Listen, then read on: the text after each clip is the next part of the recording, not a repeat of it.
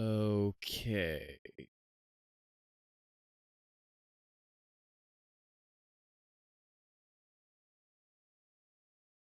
All right. I think we're live. Let me make sure.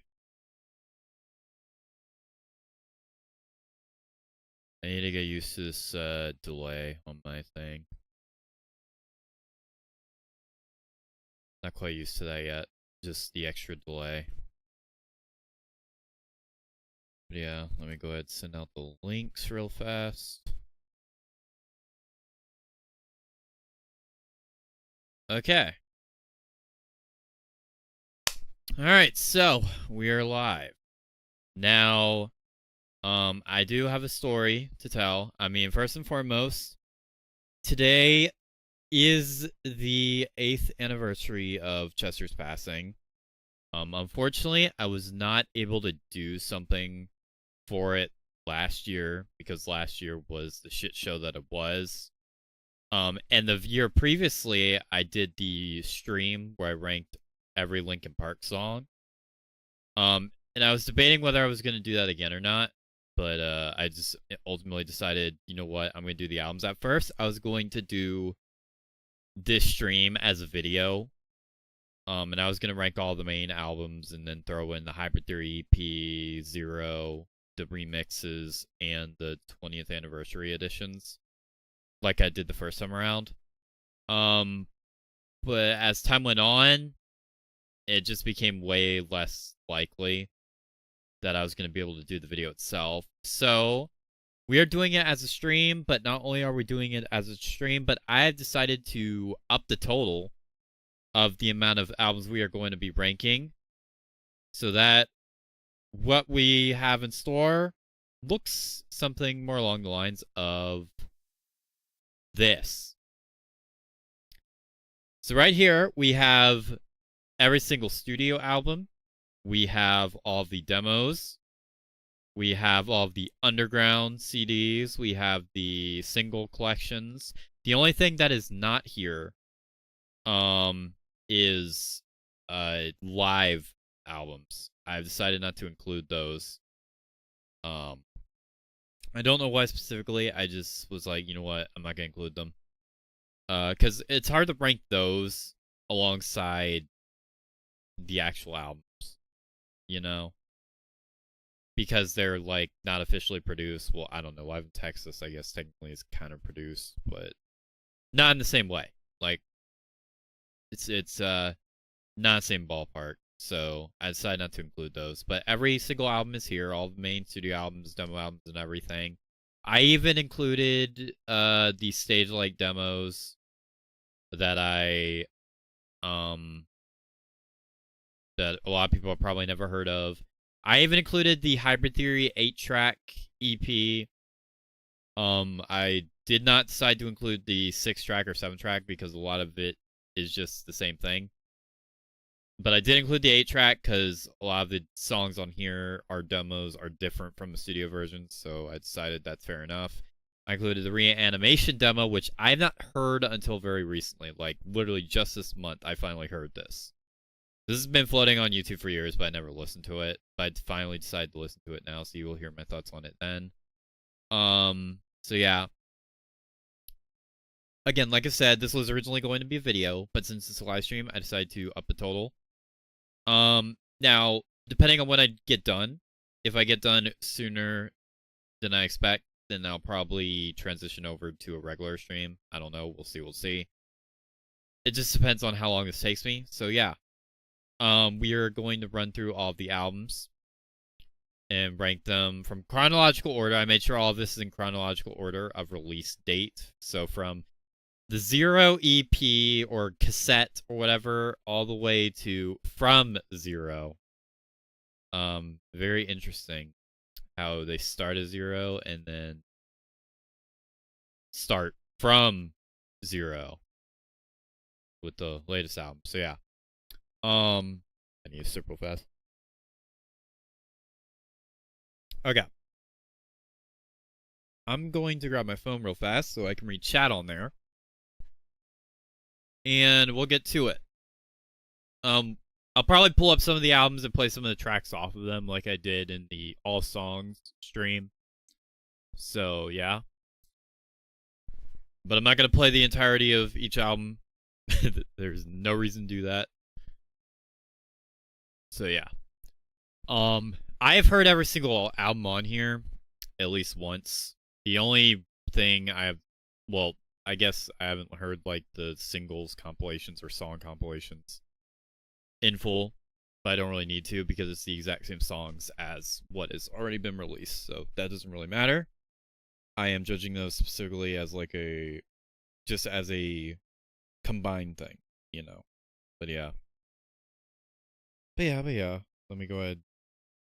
Oh, my phone's at 15% battery. Well, fuck. I guess I'm not using it then. God dang it.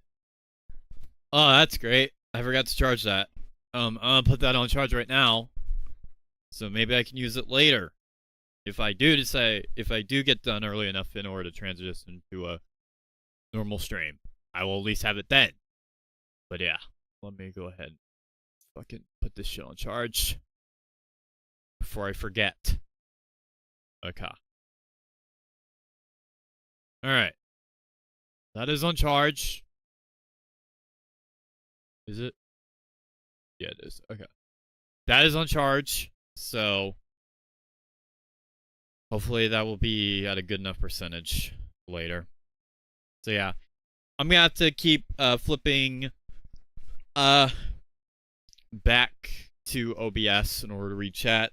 Or I guess YouTube Studio, that too. But yeah. I will read chat real fast, and then after that, we will begin. We will begin. So yeah. I'm sure you guys already remember that when I did a video ranking all the Linkin Park albums back in 2021, wherein for that one, if I could find it. Where the hell is it? It is not 2022. That is the ranking the Chester song. Here it is. Yeah, this video. I was gonna do a follow-up to this video. In this video, I ranked all the main studio albums plus the remix stuff in the 20th anniversary editions. The only thing in this video I did not rank was a Recharge because I never heard it outside of A Light That Never Comes, and I guess technically the Castle Glass remix. So yeah, that's the one thing I did not rank in this one. So I will be ranking it here, and I have opinions on it. We'll get to that when we get to that. But yeah. So yeah, this is the follow-up to that video I did a while ago. This was supposed to be a video itself, but wasn't able to make it reality. So it is what it is. But yeah, enough stalling. I'm gonna read chat, and then we'll get to it. Alright, hello Isaac, hello Solitaire, hello Marvel, hello Random, hello Corson. We got a number of people in here. Holy shit. Castle Glass remix is so... I actually don't mind the Castle Glass remix. Sup Newsbird. Breaking news! My favorite Linkin Park song is New Divide. Fair enough. From Zero is the only one I don't know where to put on my ranking. Yeah, that one is I'm not so sure. What the fuck is this XP shit? I don't know. That's been a thing for a number of weeks now. I guess it just gives it to whoever is the top commenter or on stream and whatnot. And maybe on videos too. I don't know. Good to see you streaming. Indeed. Isaac showed me songs from Recharge. Yeah, no spoilers. We'll get to it. Ugh. But yeah. That long intro aside, and when I say long, I mean it was literally just fucking 9 minutes. It wasn't that long at all. But yeah. All the preamble aside, let's get to it. We got 1, 2, 3, 4, 5, 6, 7, 8, 9, 10, 11, 12, 24, 36. 36 albums in total. So, let's get through it. So, beginning with the Zero demo, Zero cassette tape. I have heard this. I like I said, I've heard everything here. This is I heard this years ago. I don't know why I didn't include this in the original video, because I included the Hybrid Theory EP. So I don't know why I didn't include the Zero cassette. It just doesn't make any sense to me. Because this is where everything began. This is before Chester joined the band. This is when their vocalist was Mark Wakefield. This is when Mike was making demos on a fucking laptop at his parents' house. And they saved everything to a cassette, which makes everything sound very dated and bad, to say the least. So yeah. Now as for my actual thoughts on this,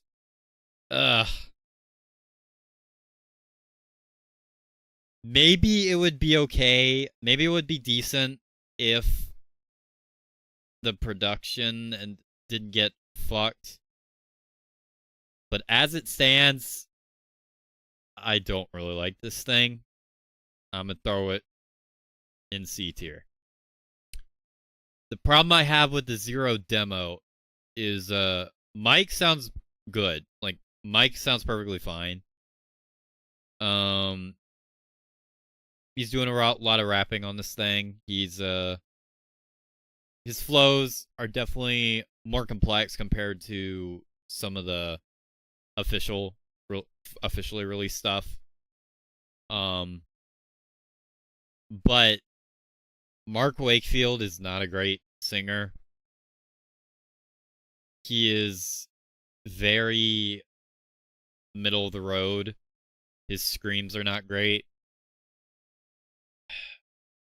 He just sounds very bland. I don't know how else to put it. Like, not awful, but he doesn't sound very good. And the production on this thing, like, God, the guitars just sound like fucking static, bro. I don't know how else to put it. I guess I'll play a snipple of this. Zero demo. I'll play what I mean, because I'm sure you guys have probably, a lot of you have never heard this. Yeah, this thing is not very good.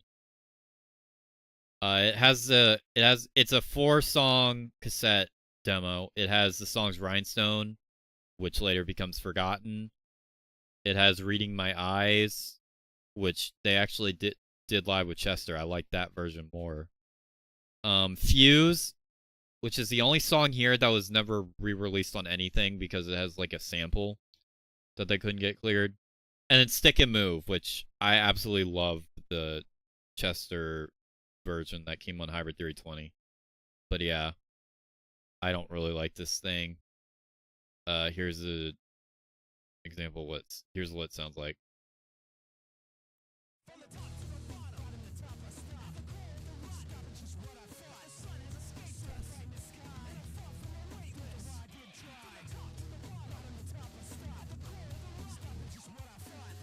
This thing just sounds bad.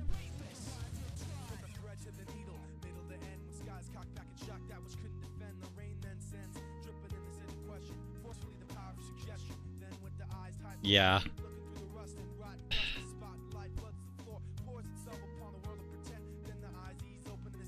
It's very clearly a demo. Like the rawest form of a demo you can have.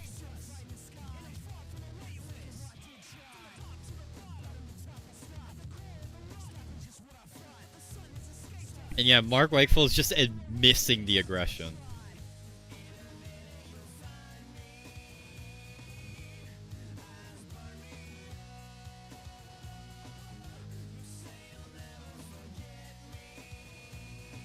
Yeah, this is so... Rhinestone, there is something I do like from it. But there's several versions of Rhinestone, however, that have Chester in them. I like those better than this. I kind of like the...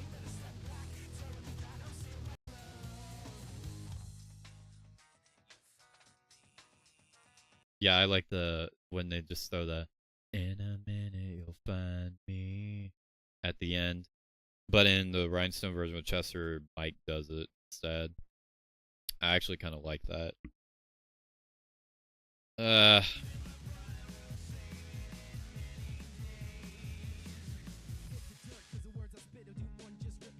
You see, The guitars just ruin this. What do you guys think?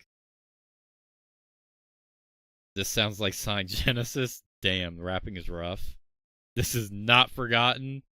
Wes Scantlin or Mark Wakefield. Damn, you guys are just fucking roasting this. Holy shit. Blows it out of the water. Yeah, I agree. 100%. It was randomly recommended to me on YouTube a week ago, just Soul Tape. It's been recommended to me many times. But damn, you guys are just roasting the fuck out of this. But yeah, between Wes Scantlin and Mark Wakefield, I think what Wes Scantlin blows him out of the water. I think it's alright. I just hate this production. It's so bad. The guitars literally sound like static. And they get buried in the fucking chorus. Reading My Eyes is not a bad song. I like the live version with Chester. I'll probably play that later because it's on one of the Underground albums.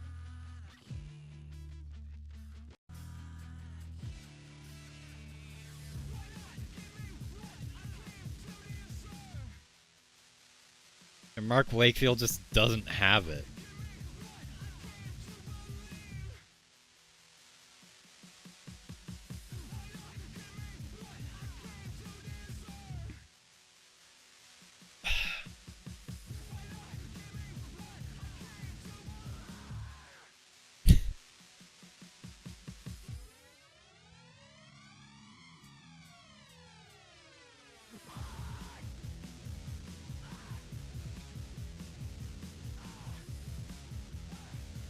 Yeah, no. And it fuses a song that they can't re-release.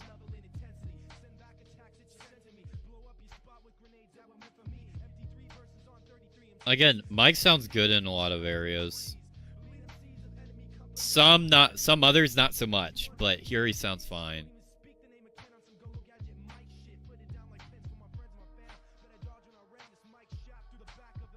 But then Mark Wakefield comes in.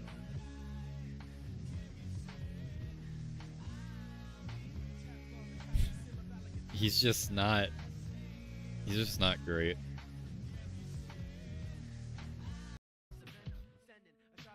And Stick and Move, I like the Hybrid Theory 20 version of it.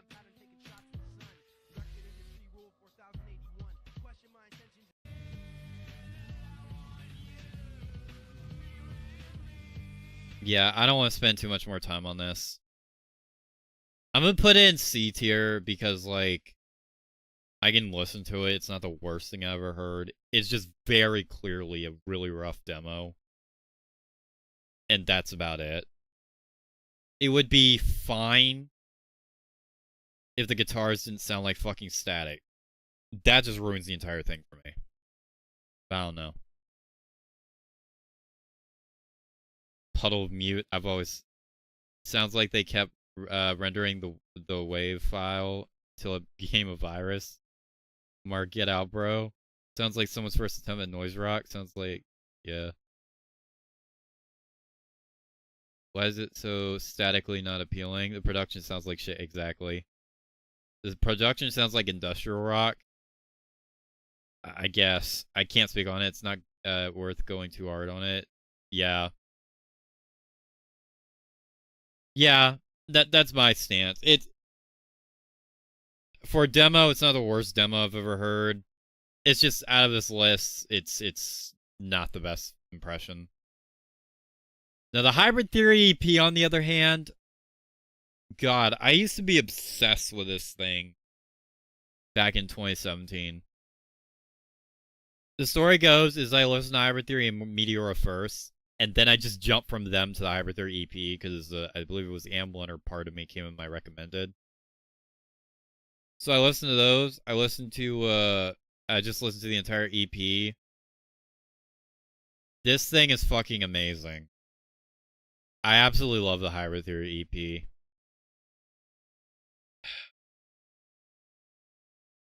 It's teetering on either S or very, very high A. The only reason I wouldn't put in S is because I don't really care for the high voltage version. But I love absolutely everything else. It's like the fucking it's so good, bro. Like, for real.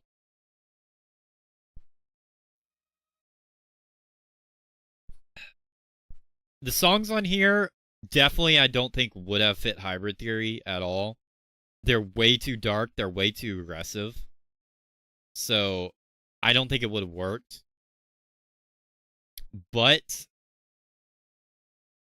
that being said, this thing is still fucking great.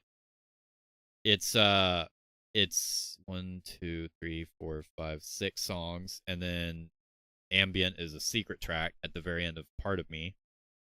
Um yeah, it's very raw. It's it's very heavy. It's like very textbook new metal. Like it's got everything there without the all the production. Actually, one of my favorite trivia facts about Hybrid Theory EP is that the songs And One, Part of Me, and Carousel are produced by the same producer of Godsmack's first two albums. So I always thought that was really cool. But yeah, everything on this EP. Again, the only song on this I don't really care for is the High Voltage. I think the Hybrid Theory bonus track version and the Reanimation version of High Voltage are better. But the rest of the tracks on here, and one I did get sick to death of because that used to play immediately after His World on my streams all the time. But still, I absolutely love that song. Step Up. It's fucking amazing. I love Carousel. Again, these are just very raw, gritty tracks. And Part of Me, you guys know I could literally just like rap both verses of Part of Me just like that. And One, it's a little tougher. But yeah, all of these songs are just fucking amazing. Like, High Voltage is keeping it out of S tier for me. Technique, there actually was a longer version of Technique that leaked years ago, a part of Hybrid. What was it?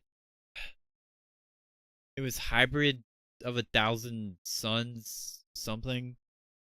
It was like this big demo leak that I don't think exists anymore because it got taken down, but a part of it was a longer version of Technique. Now, I don't know why Technique on the actual EP is short. Because it doesn't really, it's not really much of anything in the state that it is. But regardless, major upgrade.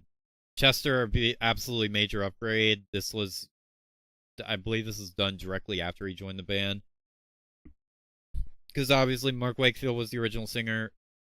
He left because he had stage fright or whatever. They got Chester, who was just coming off of his band Grey Days. He recorded some of the demos. And then the band liked him, so they flew him out to California, and then they did this EP. And that was that. That was that.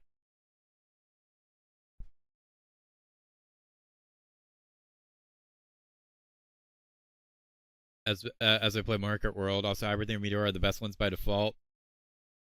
Yeah, The Walking Dead the song or The Walking Dead the show.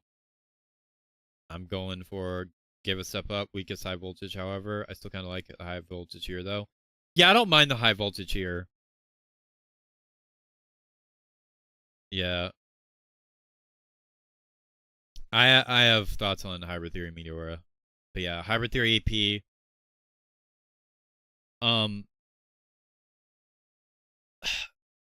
Puddle likes this more than actual Hybrid Theory. I can see where he's coming from because Mike's rapping is technically better here. Like it just is, and his lyrics are less basic here too. So I understand that. However, I just think Hybrid Theory stylistically just has a lot more to offer. And I like the production better. Well, obviously,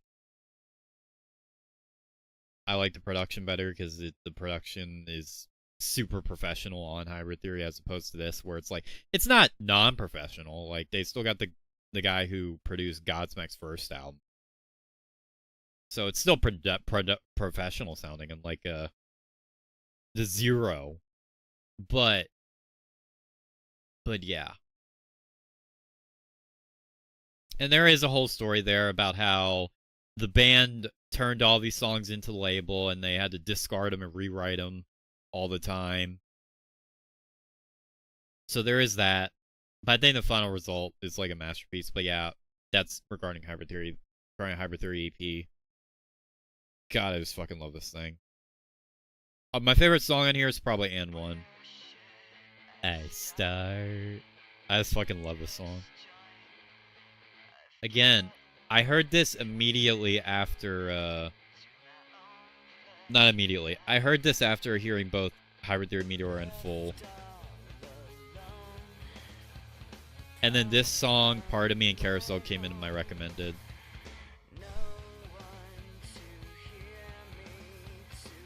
Heal my ill heart.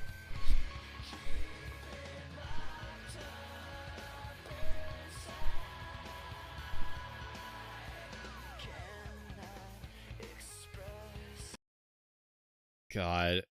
And then at the very end, it goes from this portion of the song to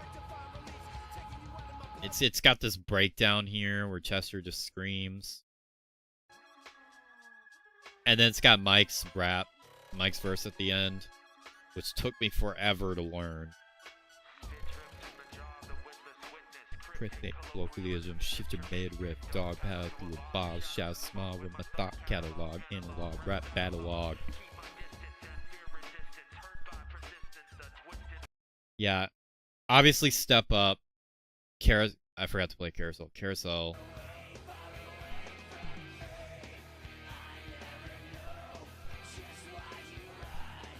What? Probably the most aggressive I've ever heard Chester's voice.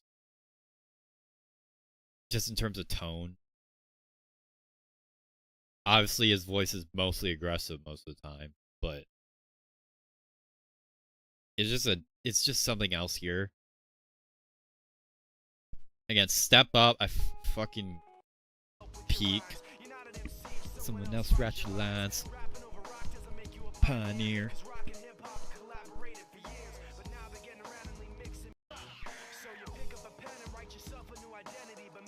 And Part of Me going in the ambient. God, this song is so fucking amazing.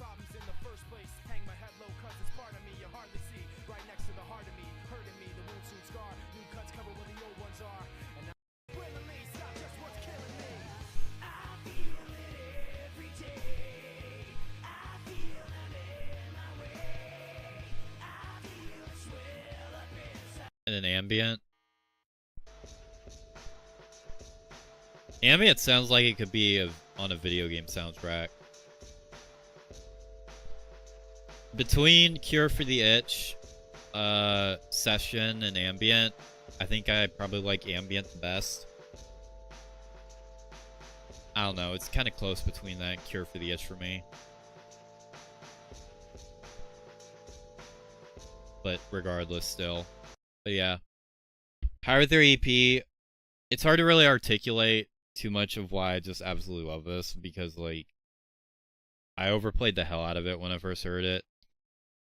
And it's just very raw, it's just very aggressive, it's just...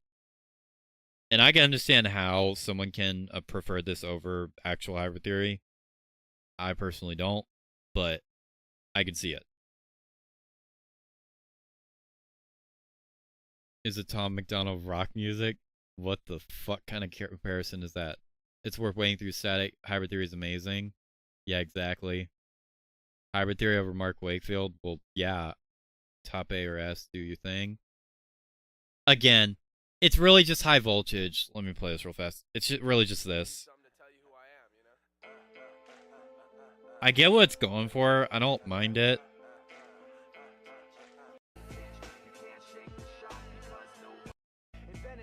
So I can start blessing it and chin checking kids to make my point like an impressionist. Many men have tried to shake us, but I get what it's going for. It's trying to be like an old school hip hop song,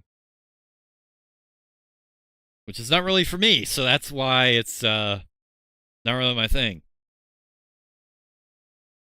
The fucking the bonus track version on the Hybrid Theory just has a sound I'm more fond of.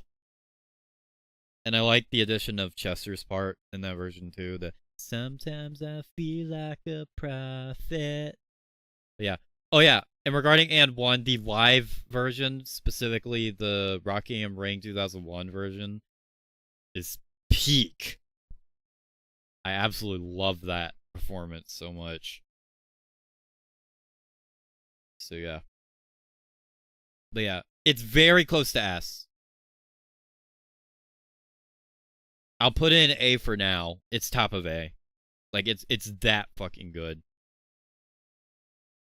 Linkin Park is one of those few bands where their demos are like amazing. They're one of the few out there where the demos actually stand up to the official releases. Not all of them, but a large chunk of them do. All right. That's Hybrid Theory EP. Now we move on to Hybrid Theory 8-track demo.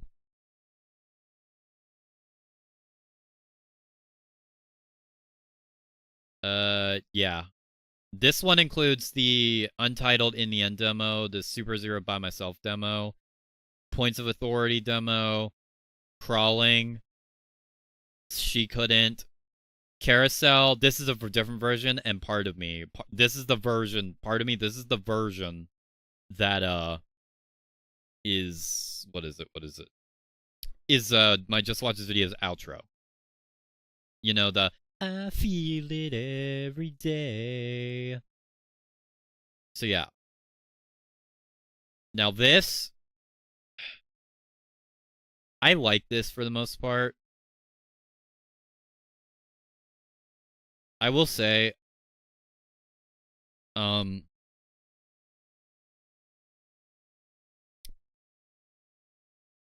here's my thing with this. Part of Me demo is S tier. I believe Part of Me, well, and AM1 is the exact same as EP version. So, yeah, but Carousel and Part of Me are different. Part of Me demo is S tier. This is a version of my outro. It's the one with Chester screaming in the bridge. Or pre-chorus, excuse me. My way, I feel it swell up inside, following me.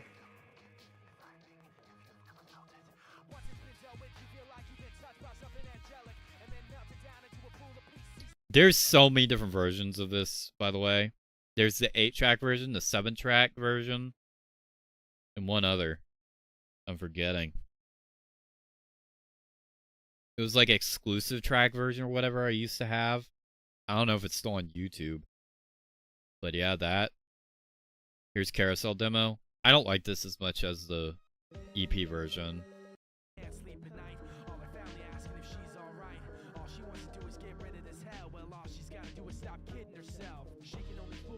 It has like a different bridge. And there's multiple versions of this too.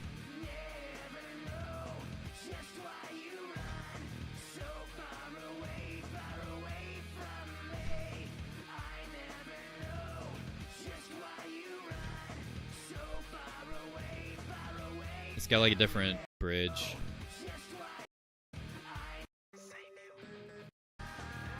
Yeah, this.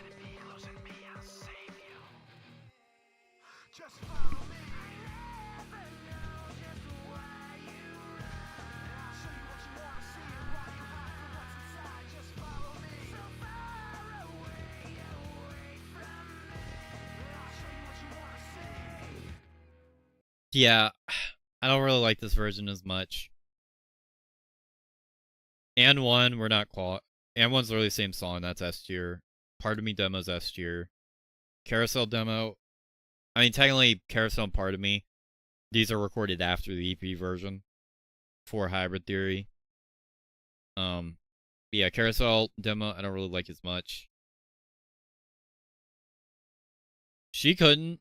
This song I heard back in 2017, directly after I filmed Mephilis's Revenge.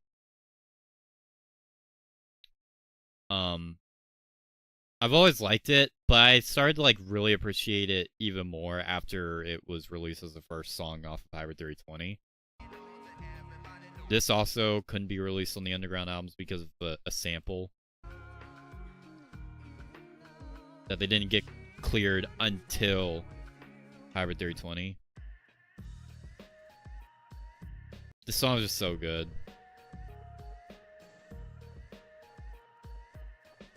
It's very experimental.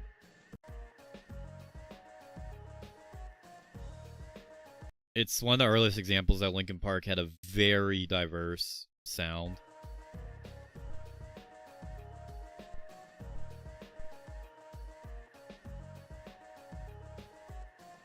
Because you just got this breakdown section, this bridge section, where it's just a bunch of like synth riffs and stuff. Crawling on here.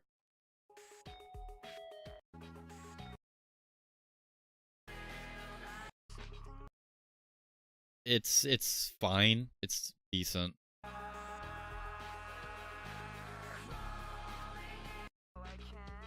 The only notable part about it for me is it's got like a rap verse from Mike.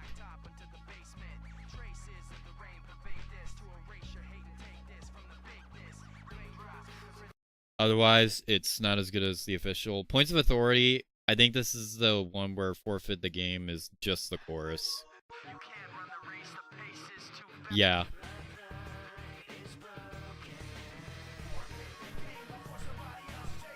I don't like this.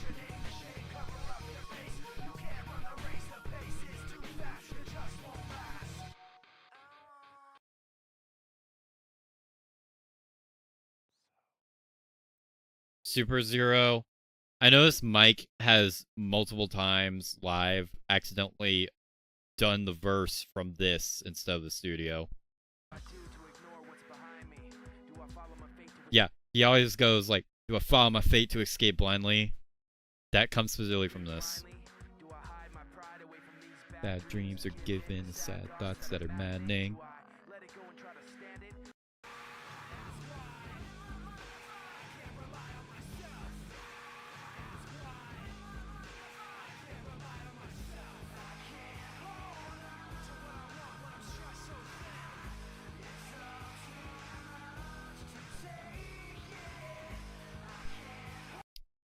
That's also pretty decent. In the end, though, it just feels weird to me. Because the verses on the studio are very simple. And this is what they used to be.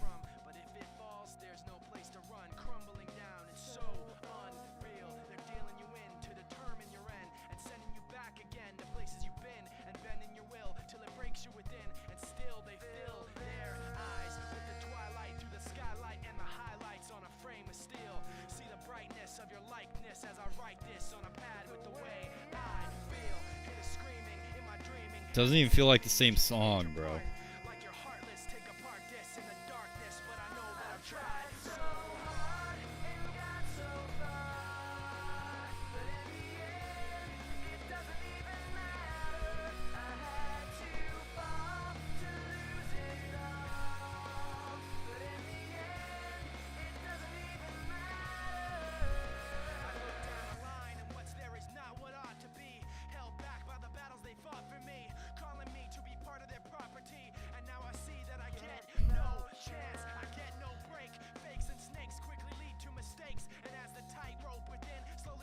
How did we go from this to what we got, bro?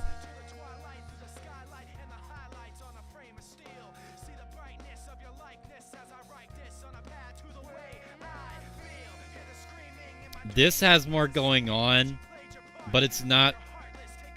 But I'm not memorizing that, bro. I'm just saying, I'm not memorizing that, dude. That's not as easy to remember. But yeah, Hybrid Theory 8-track. I'm gonna put it in B tier. I imagine it's not gonna end up super high. It's got 2 S tier songs and one in Part of Me. Carousel version, I'd give that a B tier. I don't like it as much. She Couldn't. That's an A tier song. The other demo versions, very clearly demos. I don't like the Points of Authority demo. So that'd be the only reason why I'd move it down. But otherwise, this is a solid B tier. Ugh.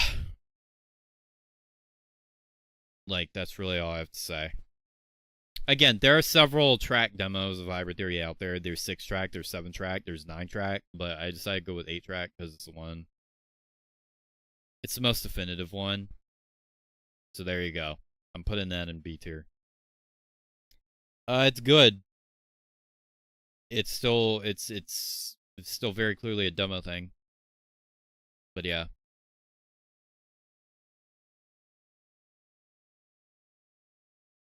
I'm glad we got the version we got. Yeah, I love Mike's more technical rapping, but there are times where simpler works better. Case in point, In the End. Yeah, exactly. Doing new stuff. Yeah, I'm doing the new stuff. I'm doing literally everything. Points is a lot weaker here. Yeah. Luigi is more a points of authority kind of guy. Boston or Boston Pizza. I've never had the latter. So I'm going with Boston. Colin Britton or Joe. What is this, bro? I went. Yeah. Okay. But yeah.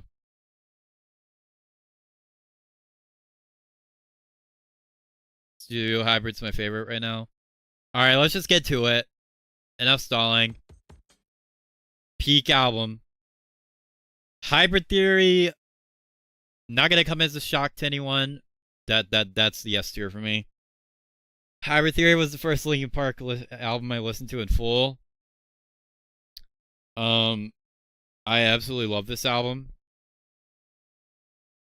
It is easily my favorite of their discography. Now let me explain why.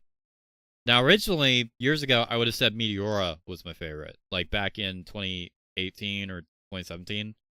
I would have said Meteora was my favorite. Now here's why Hybrid Theory over time became my favorite.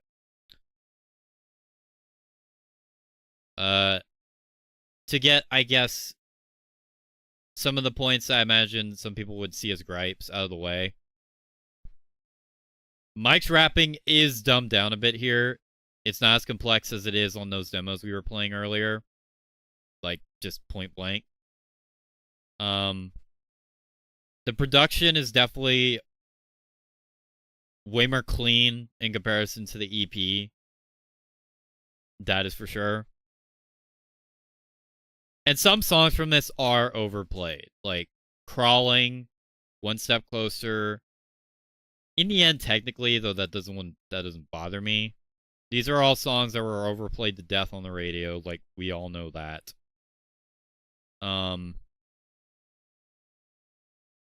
Chester's gone on record to say that he used to have In the End as his least favorite song off of this. Later turned it into Runaway. Runaway is his least favorite song. Was his least favorite song off of Hybrid Theory. I don't think he even disliked In the End. He just like thought it was too poppy for compared to the rest of the album. And he didn't like it as much for that reason, but it later grew on him. All of that out of the way. That being said, Runaway is a very simple song. A lot of people call it the weakest. I personally don't see it. In my personal opinion, the weakest on this album is either One Step Closer or Crawling. But that's just me. But yeah.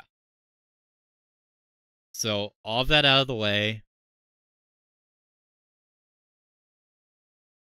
This album is just fucking peak, dude. Every song on this album is good. Every single one. Even the interlude is good.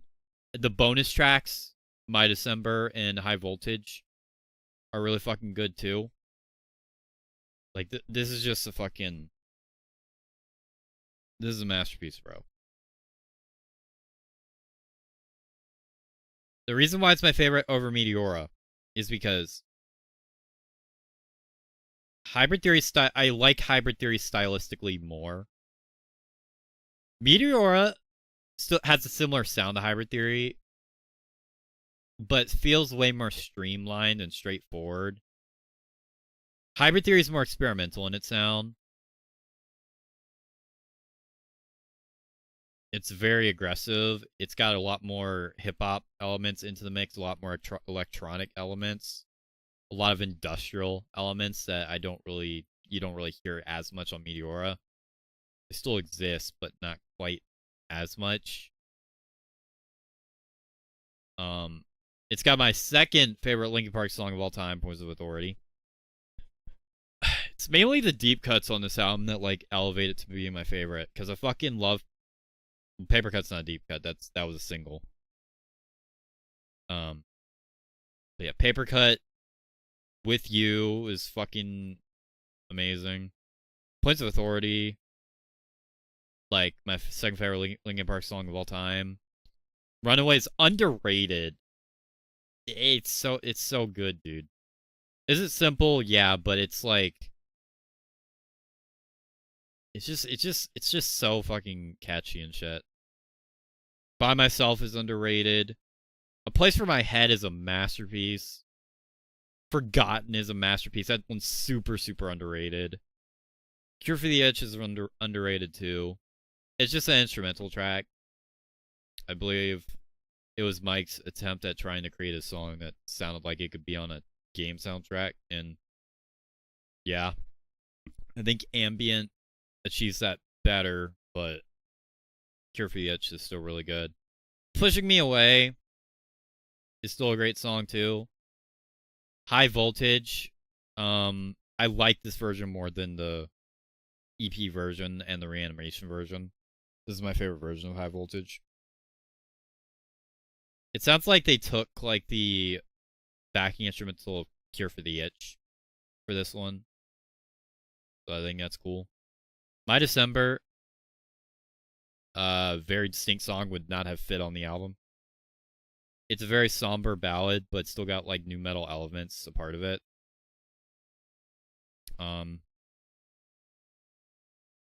It's just what more can you say? Chester sounded amazing on the EP, and he sounds good on the demos too, but man, does he just like he just comes out of the gate just sounding spectacular on this.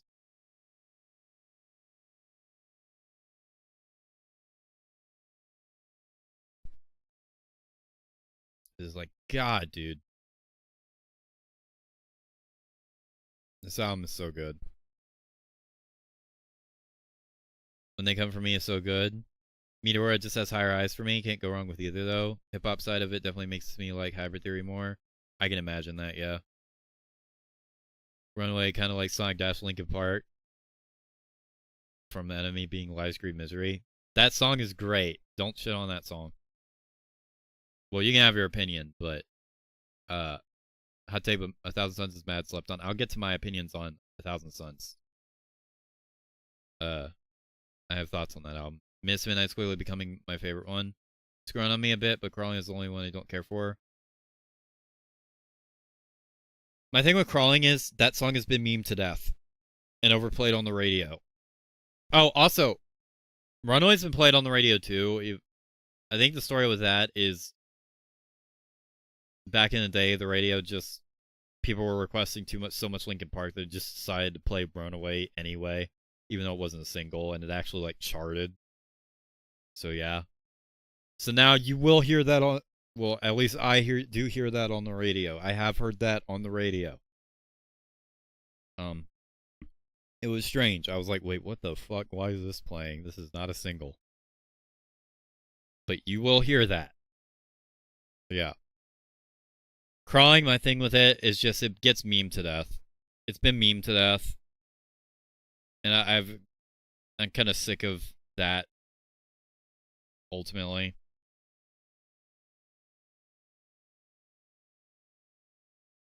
But everything else, God. With You's got such an amazing move.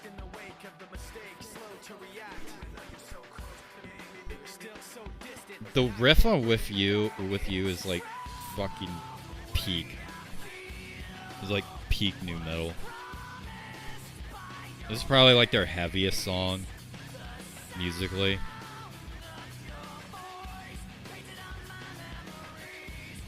Just riff alone, I think it's their heaviest. Points of Authority, masterpiece.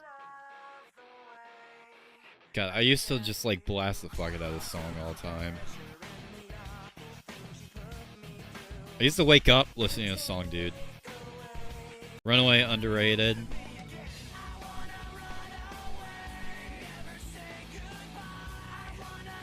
I will not play By Myself because it gets blocked. So, sorry.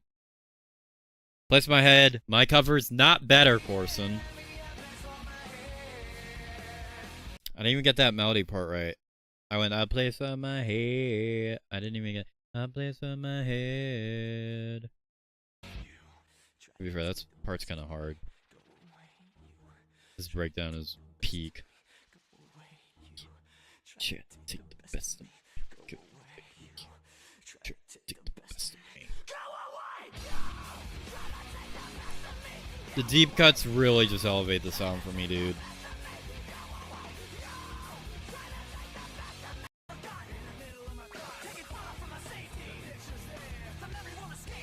Again, I can understand people preferring Meteora. That's perfectly fine. But for me personally, I'm going with Hybrid Theory. I love this chorus, dude.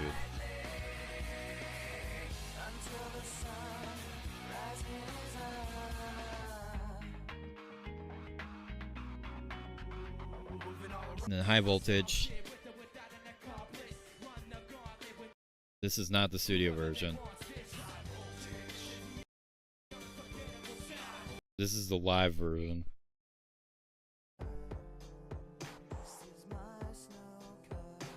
My December. I like the reanimation version of this too, but I just like this better.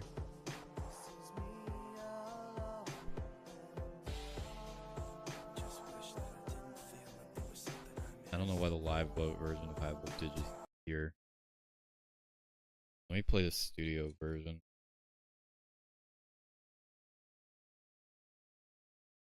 Yeah, this.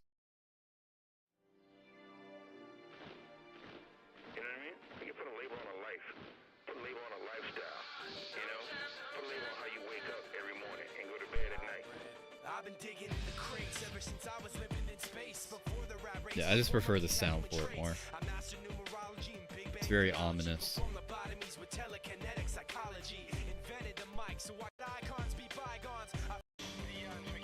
And then Chester's verse.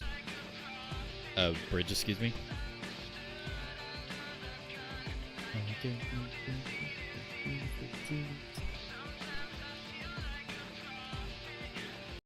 Yeah, Hybrid Theory is definitively the best one for me. Again, I can understand people picking Meteora or any of the later albums like Menace Midnight or Hunting Party. All of them are fair. But this one takes the cake. Hands down for me.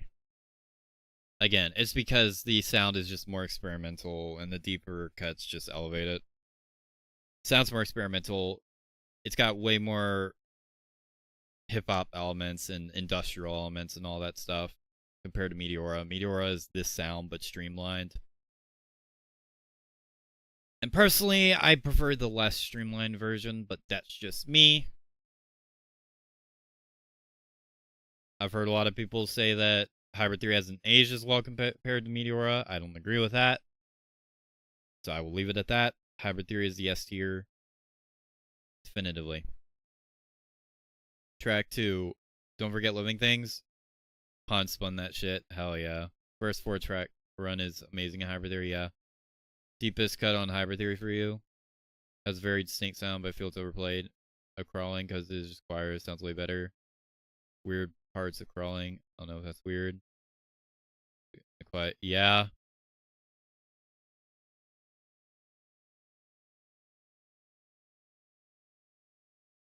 But yeah. Hybrid Theory is just not much more to say about Hybrid Theory, really. Again, it's like the top tier nu metal album. It's the top tier Linkin Park album. It's the reason I'm into a lot of the stuff I'm into today. To put it like that. So yeah. I mean, in the end, it's the reason why I got into Linkin Park in the first place. And In the End is off of this album. Which I didn't really talk much about In the End, but what is there to say? That's the most iconic song in their discography. It is easily their biggest hit, so not much else really needs to be said. But yeah. Underrates the fuck out of it. Yeah, In the End and A Place for My Head is one of the best back-to-back tracks. Yes! Highly rated as Hunting Party. I don't hear many talk about it. Hunting Party.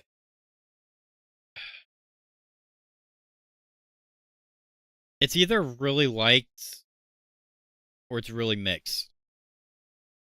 It has a very particular production style. It's way rawer in sound. And there are people who don't like that. But everyone knows how I feel about the Hunting Party, but we'll get to that. But yeah. Reanimation. I will admit, Reanimation took a while to actually... before I actually finally got it. When I first heard it, I was like, okay, this is not my thing at all. But I absolutely love the Points of not the Points of Authority. I love the Pushing Me Away remix on here. But everything else, I didn't really care for too much. And even with the Pushing Me Away remix, I still preferred the live version. I still do prefer the Live in Texas version. I can't play that because it'll get blocked. Well, maybe I can play the audio. I can't play the fucking video. I will get blocked. So fuck that. But yeah, Reanimation.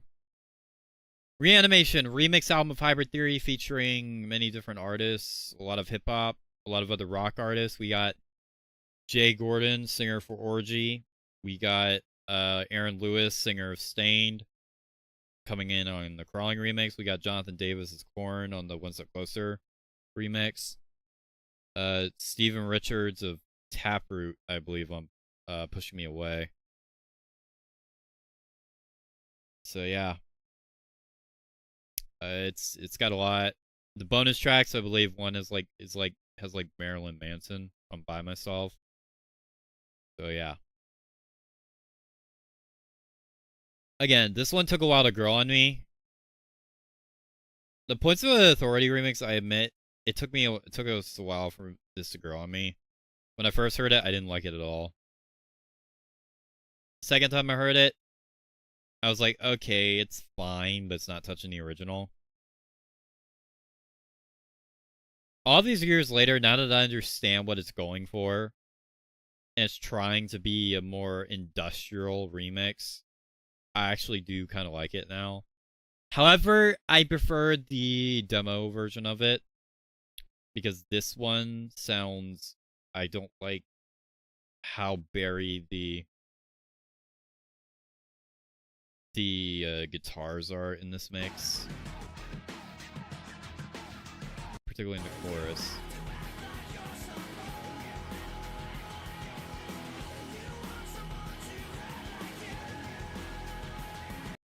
Like, I prefer the more aggressive industrial elements that are buried in the mix in this version, that said.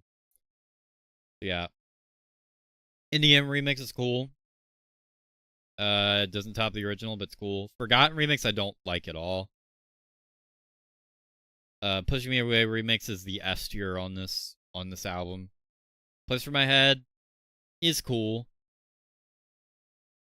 Executioner Style is whatever. High Voltage on this is cool too. I prefer it over the Hybrid Theory EP version. With You is cool. I like how they changed like the melodies and stuff in it. Paper Cut is whatever. Runaway is cool. My December is cool, but I prefer the Hybrid Theory bonus track. By Myself, cool. One Step Closer is cool. It's got a different bridge. It's way more industrial. It's way more like... sounds more like Korn in some parts. Well, not some parts. It just does.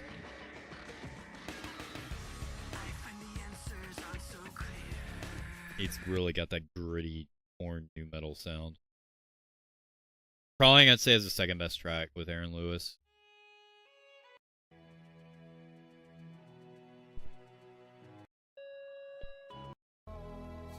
Intro's a bit long, though.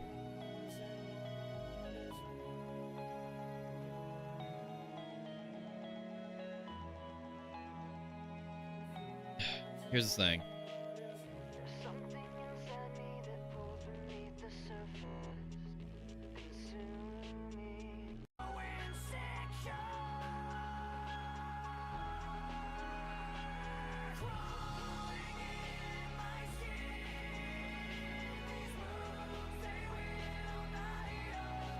I'm not sure which version I prefer.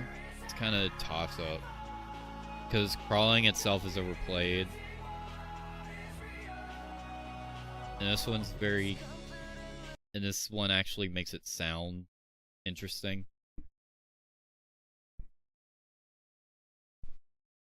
Yeah, Points Pushing Me Away remix is like the peak. I absolutely love this.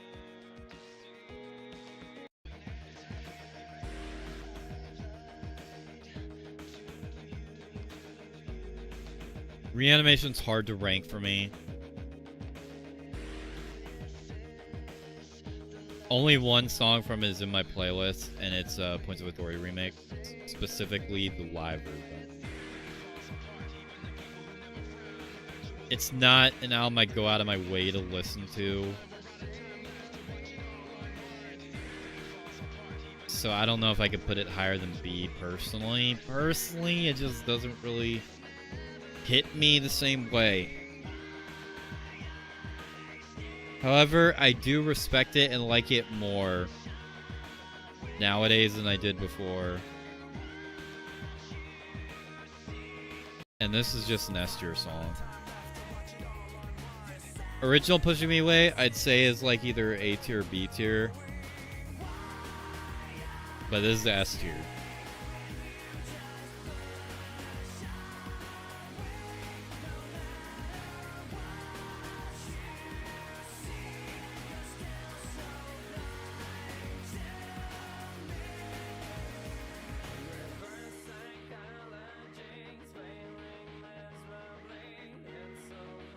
Again, I prefer the live version because I prefer Mike's vocals in the bridge better.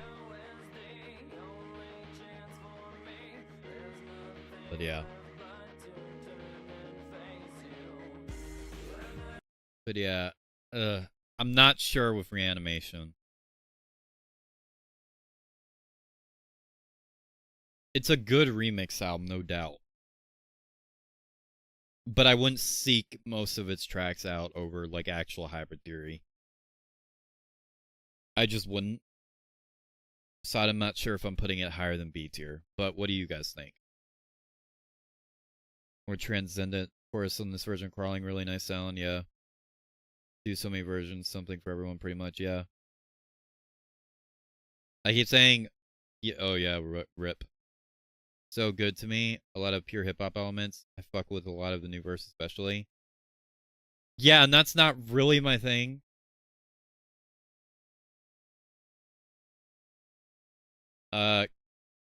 Because it does kind of like downplay a lot of the rock elements that I love about Hybrid Theory.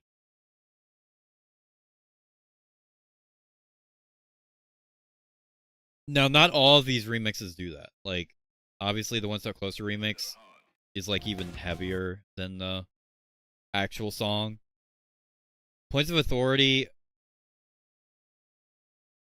is way more industrial, which obviously I really like the industrial sound, because I listen to Sins of a Divine Mother and stuff.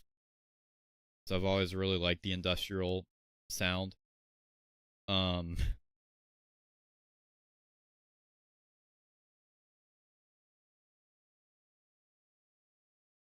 But yeah, it's not one I'd personally seek out.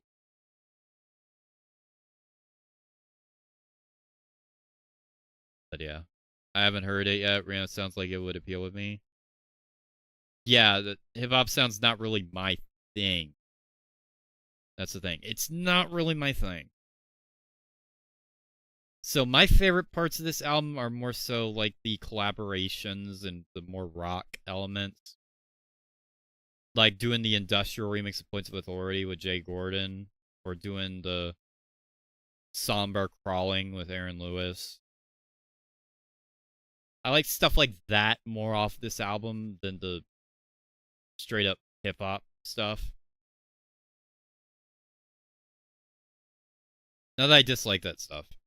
I don't. I just never seek it out compared to everything else. So that's my stance. But yeah. Personally, I'm putting Reanimation in the B tier.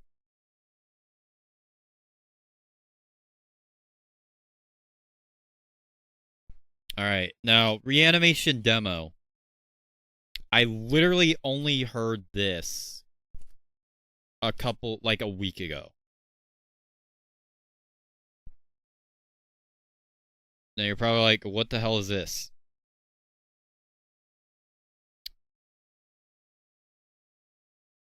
This is just a random collection of demo versions of songs off Reanimation. It's not every song. And some of these songs literally have 2 demos.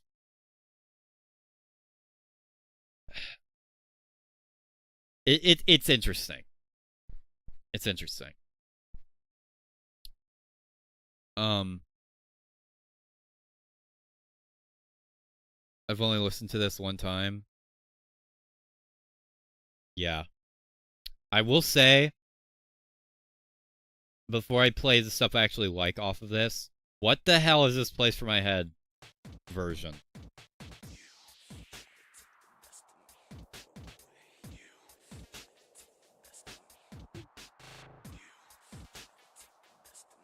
What?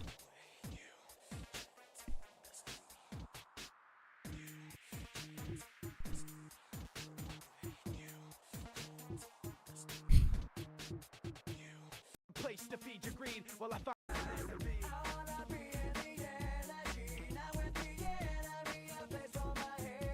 What is this?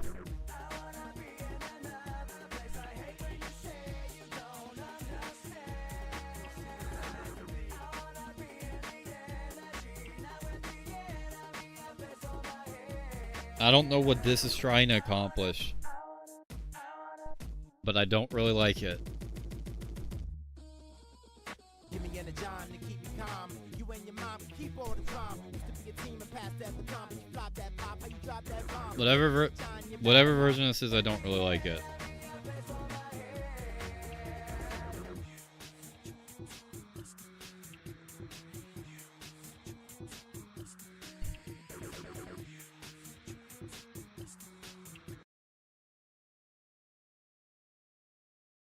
Shit, Lost All Grit. Yeah, we just cover that version. I guess that's fair. I won't argue with you on that opinion. Most songs, not all. Yeah, that. Alright. Alright, now let me play some I actually like off of this. Points of Authority Demo 2.0. I guess I will briefly touch on this. It is not 100% confirmed because Puddle has not fully got the confirmation from the actual members, but based off all the research he's done and I've done, there is a high chance that the Points of Authority remix was co-created by Sins of a Divine Mother. We've already got confirmation that John Magnus, the drummer of Sins, was one of the creators of the track. But Puddle also speculates that Wiley Beechler is definitively a part of it too, but he has not been able to get an official confirmation yet. And if he does, that's going straight in our video whenever that comes out. So yeah.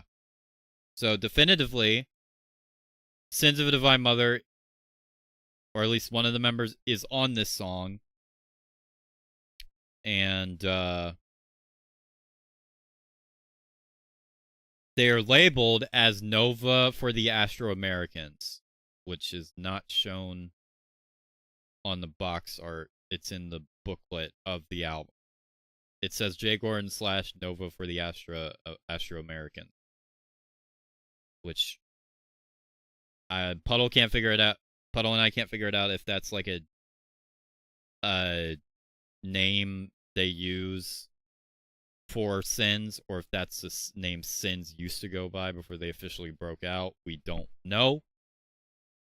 And who knows if we'll ever get confirmation on that, but yeah. Personally, both Demo 1 and 2 I like better than the official. I would have liked this version a lot more if it sounded like this.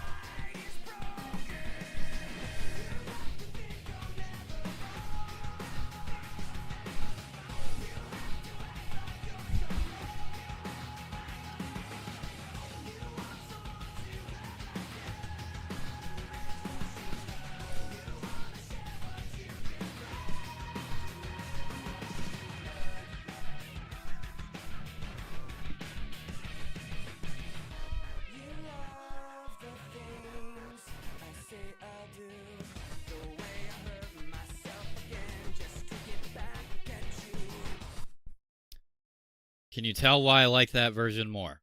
And then we'll play version 1 too.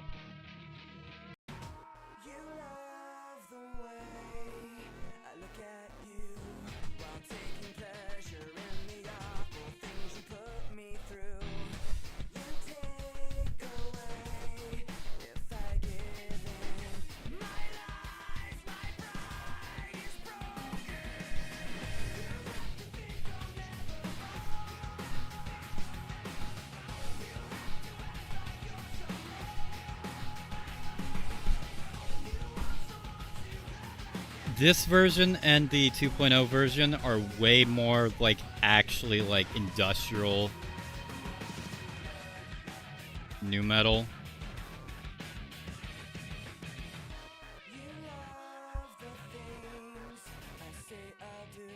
Fun fact, the idea for reanimation came after Jay Gordon suggested that he wanted to do a Points of Authority remix, and then Linkin Park later decided to do like an actual remix album. So yeah. I will say these guitar tones in the back sound exactly like something Wiley Beechler would play. So I think it's pretty much a guarantee that he's on this song. Wiley Beechler is the singer for singer/guitarist at Sins of a Divine Mother, by the way. But yeah. This version I like more. I like both of these versions more than the actual. The guitars are not buried into the mix. This sounds more Now, does it sound like Linkin Park? No, not really. It sounds like Linkin Park with the production style of Orgy and Sins of a Divine Mother, but that is why I like it more. Shocker, I know. It works so well. Yeah, it does. Hearing that, I understand the Points of Authority remix now, and I like it a lot more than I did.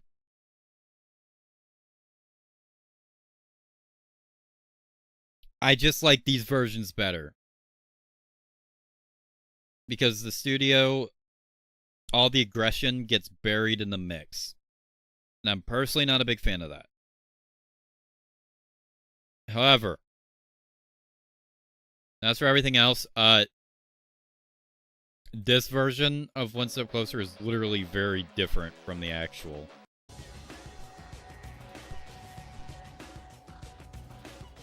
And it doesn't have Jonathan Davis either.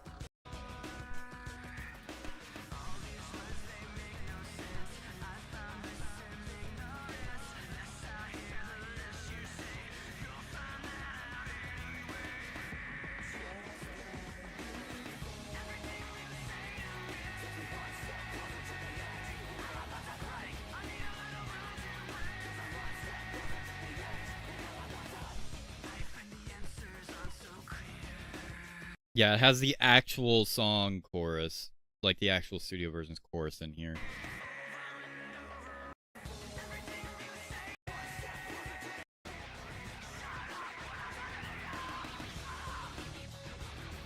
It has like the actual bridge.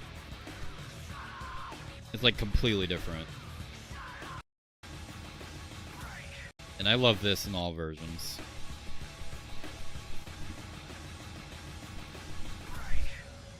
That is so cool. But yeah. Again, it's just a bunch of different demo versions. Some of them don't sound that different from the studio. Some of them do, and I'd argue are better for it.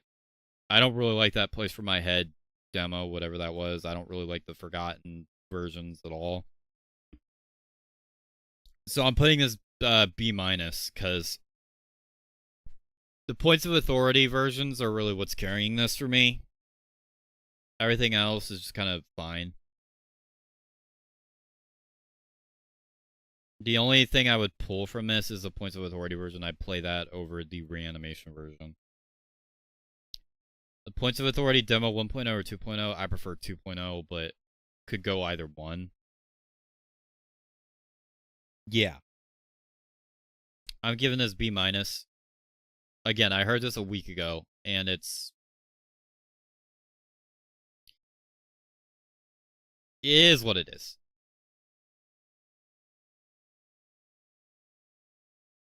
I'm heading out later, Rangers. Later, Marvel. That's great. But yeah. Put that in your... You know what? I am. Don't... Where is it? Where is it? Where is it? What's it called? Points of Authority Demo 2.0. You know what? I'm copying this link. I'm fucking throwing this in the... I'm literally fucking downloading that right now, and I'm throwing it in the playlist. Well, I'm not gonna throw it in the playlist right now, but I'm downloading that shit. I'm fucking opening a stream with that, bro. The fact that that Sins of a Divine Mother is involved with it, yeah, bro, it's going in there.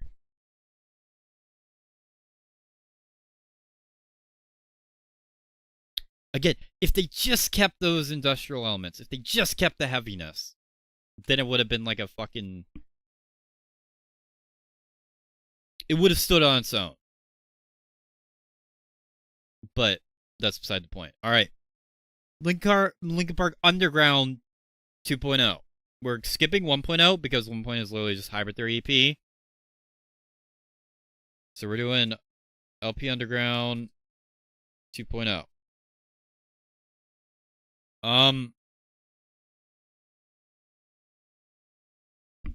We got 7 tracks. We have My December, we have Dedicated, and AO6. Everything else is live or remix. I don't really like this Points of Authority Crystal Method thing.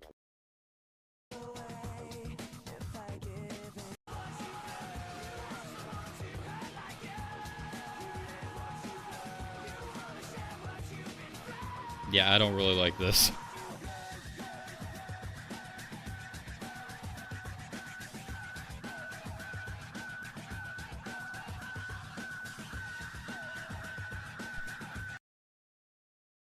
Yeah, I don't really like that. AO6. There's been several versions of this released. It's just instrumental.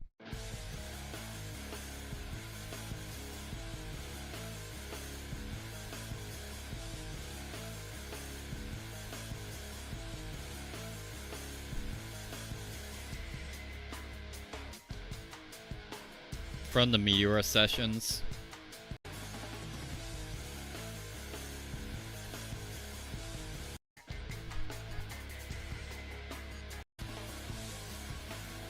There's only a handful of these, like, only instrumental. These aren't even, like, straight instrumentals. These are songs without vocals. That's the best way to put it. There's a number of those I do like. This is not one of them I particularly care for. So besides not My December, the only thing carrying this for me is Dedicated. This song is great.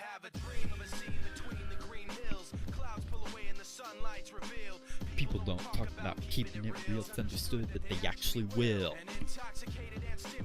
MC's staring in dreams, paranoid, gone in the breeze. Let's take a walk with me.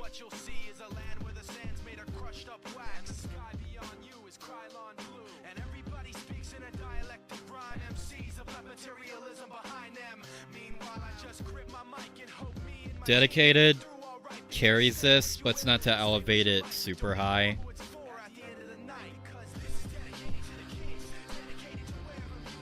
It is a collection of live stuff, a remix I don't like,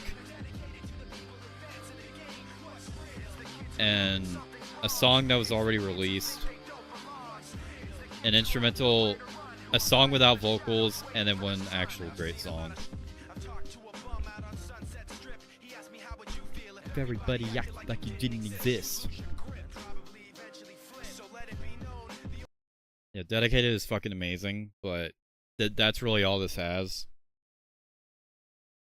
going for it. LPU doesn't really get going until we reach, like, 9 or 10, frankly. Not that the earlier ones didn't have anything good in them, but it doesn't really get to where it should be until later on. I forgot about the Crystal Method remix. I love Dedicated. Me too. Dedicated is so fucking good. Alright.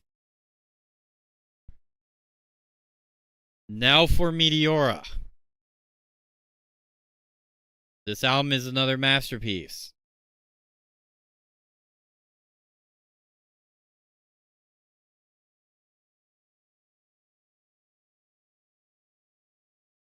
I only want the album. I don't want the 20th anniversary. This album has the best opening. It's fucking glass breaking, bro. This is peak opening.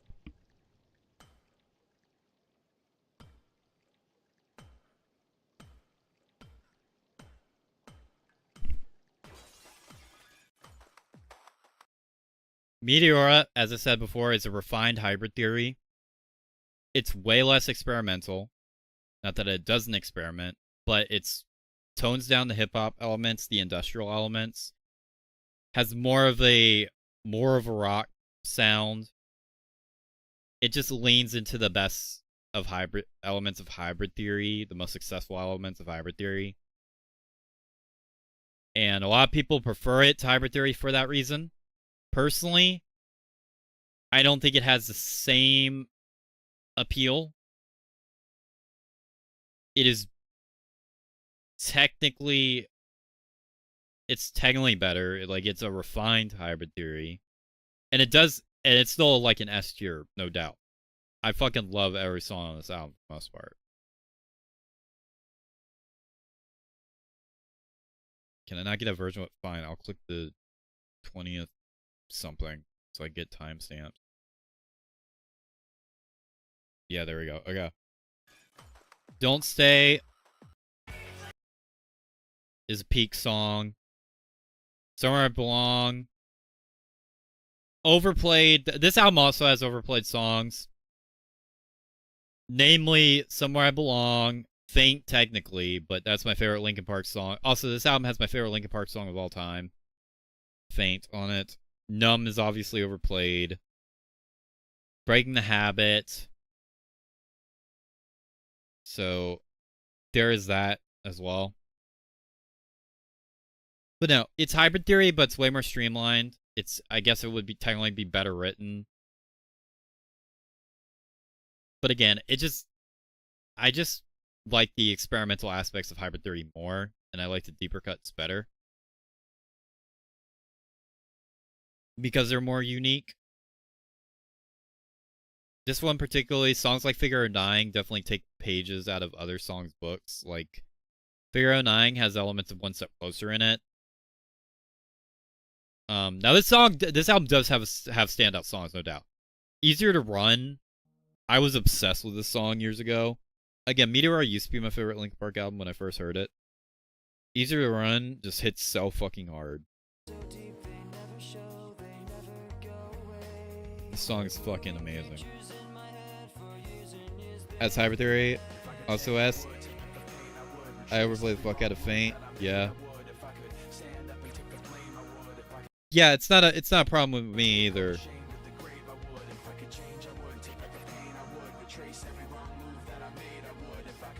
It is technically Hybrid Theory 2.0, but it's more refined than Hybrid Theory.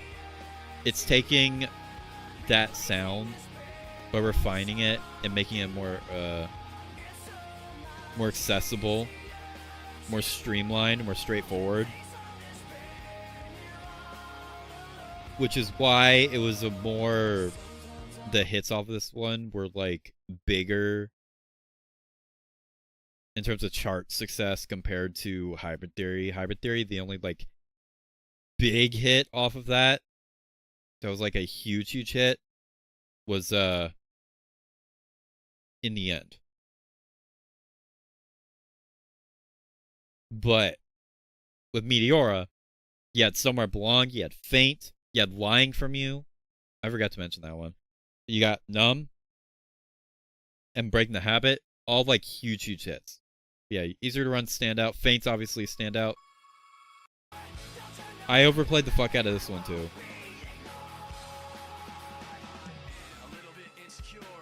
This one I never seek out really. However, but it's because it's my favorite Linkin Park song. It's my favorite Linkin Park song because I've got the most memories with it. It was the first favorite Linkin Park song I ever had. So, it's got that honor. So I don't really ever seek it out, but that doesn't mean it's not my favorite.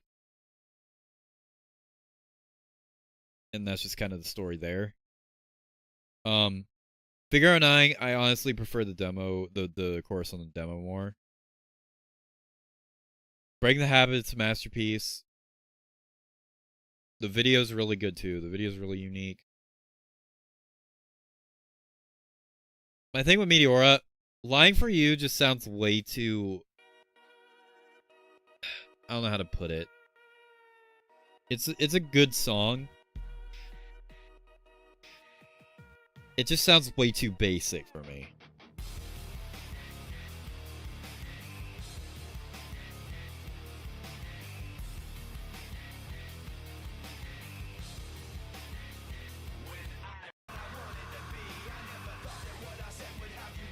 It just feels way too basic. The riffs are very basic. Everything about it is just too basic. And that's not necessarily a bad thing, because Numb's very basic too. But Numb is unique, and Numb stands out. Lying for You just doesn't really get that. Hit the Floor is underrated. I really like the song.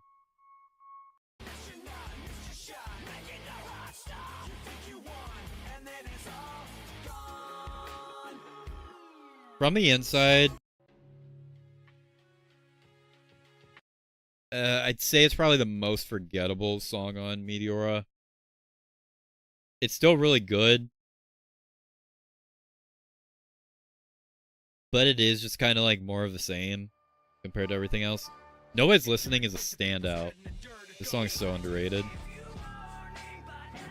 Session, another instrumental song similar to Cure for the Itch and Ambient.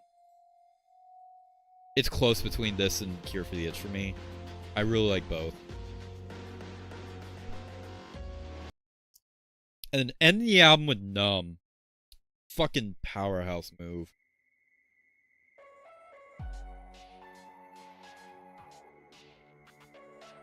Ending the album with one of their biggest songs ever is crazy. But yeah. All of those reasons are why I can't put Meteora above Hybrid Theory personally, but again, that aside, this album's a fucking masterpiece. And it was my favorite Linkin Park album for a while. And it does have my favorite Linkin Park song of all time. Again, it's just like the deeper cuts elevate Hybrid Theory more, and I prefer the experimental aspects of Hybrid Theory more. But Meteor is still a masterpiece. I'm still wondering why they never... Don't Say was my original favorite Linkin Park song. Yeah. Yeah. So it'd feel wrong to pick another album. Yeah, again, I can understand why people have Meteor as their favorites. You do, I don't think Isaac does, but he has it above Hybrid Theory, and Puddle has it as his favorite Linkin Park album. Again, I understand all of that.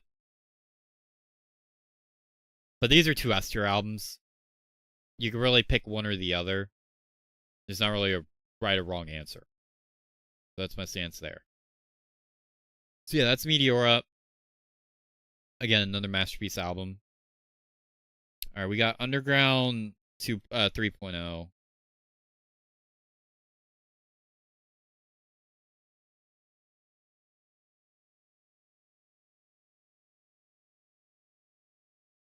$18 minutes. What's on this?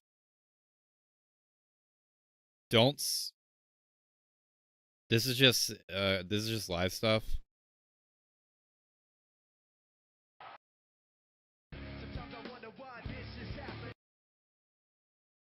Okay, well, this can't be ranked then. No opinion. All right, Linkin Park Underground 4.0. Is there actual songs on this?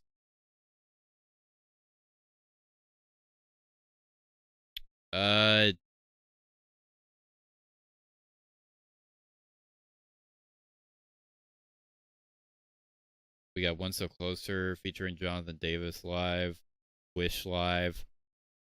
The Wish cover is sick. I forgot what.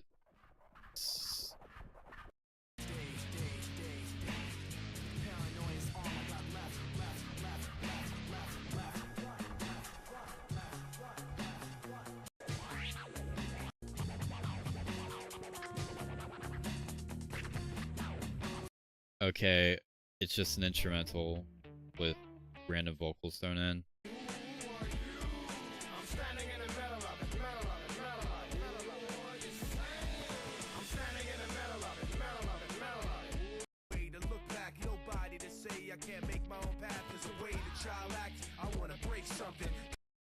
I forgot this existed. Is this the... Hey, I don't know if you guys know or not, but you guys did a really great thing by purchasing these tickets, because $5 off of Project Revolution. Okay, it's not Rock AM Ring version. Rock AM Ring version of this is really sick.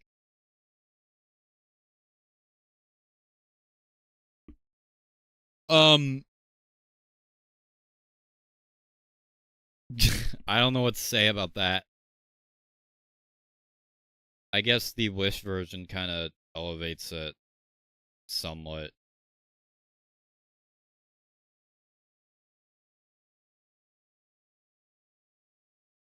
That's not really anything. Nah, that's going C tier with 0.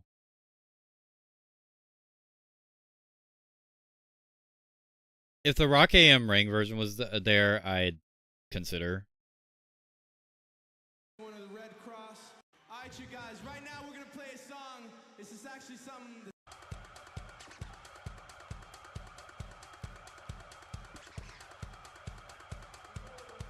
I mean, this version's good too, but I like the Rock AM Ring version better.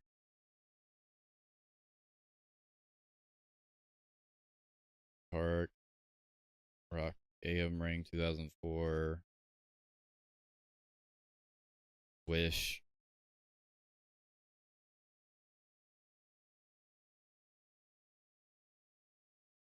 Rock AM Ring is a peak performance, but this Wish cover is so fucking good. Right now we're gonna do something we don't do very often. Actually, I think we've only done it once. I don't think I've ever done like a actual studio recording. How many of you guys have heard of a band called 9 Inch Nails? Also, I like this version better than the original. Well, then here it fucking goes. Probably because I don't really like the production on the original. Yeah, this is fucking peak. Now, if this version was on Underground 3, I would have like put it higher.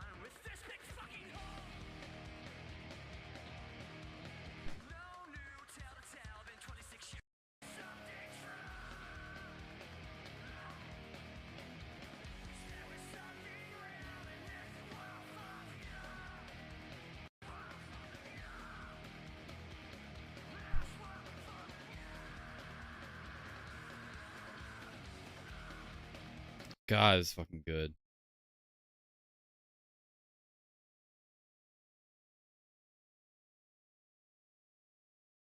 I like how Avril's just in the audience too.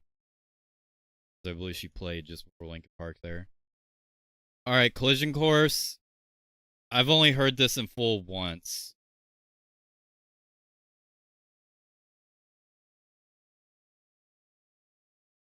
It's fine.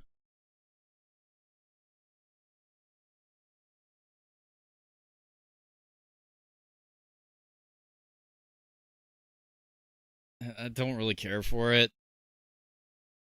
The best song on here is Numb Encore, I guess.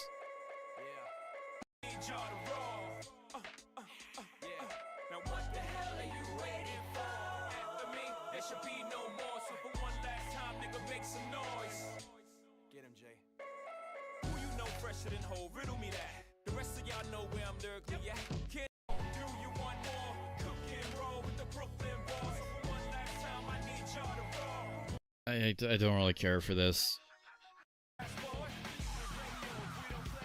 Hi, Avril. Yeah.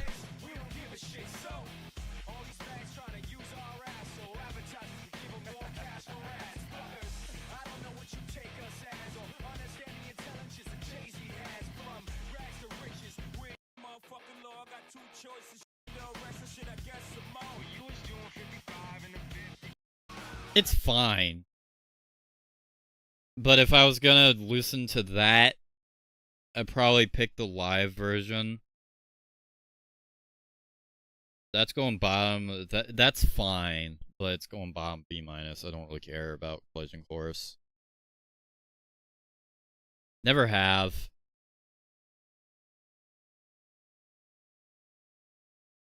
It's just not my thing. And if I'm gonna listen to that, I think it's better used in live setting, and that's the only opinion. Yeah, exactly. That's what I'll say. I think it's better in a live setting. I think it's fine in a studio setting, but I would never seek it out. And that's all I'll say. It's whatever. LP Underground underground. Is this 5?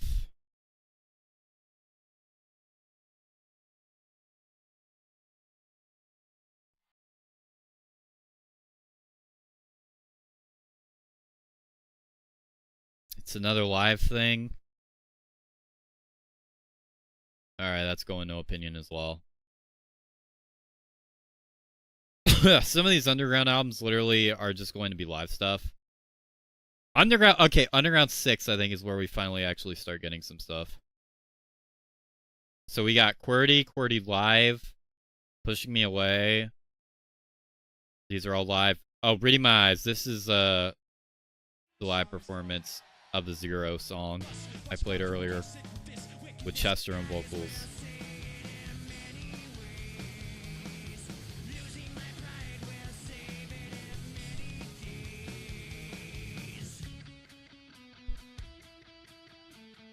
Least shocking take in the world. I like this better than the Zero version.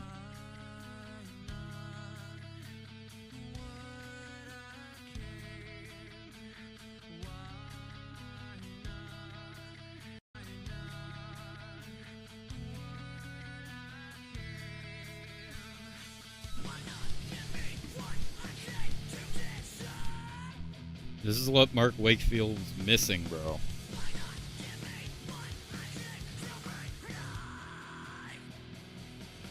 To be fair, I don't know if he could have pulled this off.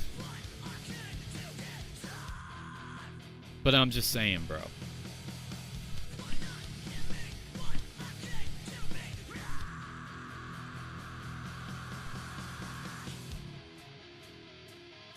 So this gives it a few points.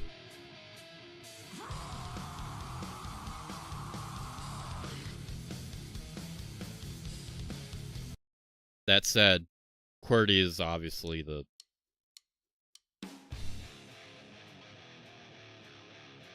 A lot of people like the live version better. I can see that. I still fucking love this version, though.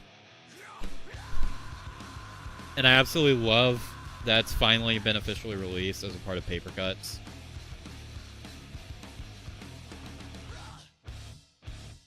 That's elevating it to the best one on here.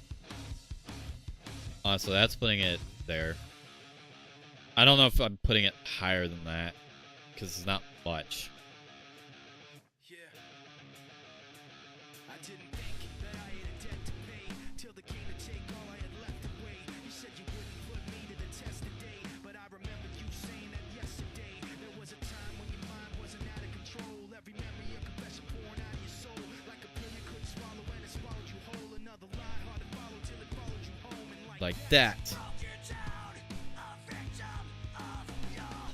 Lies.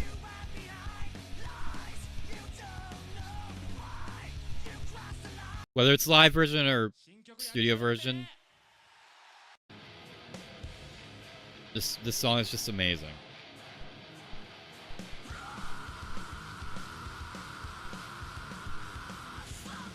Every time I hear that clip, I just think of Puddle's videos using it.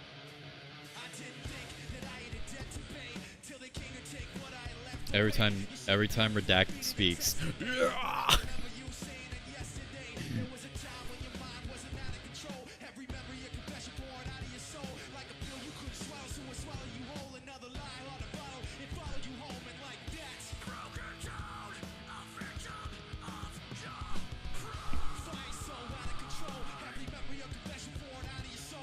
Like that.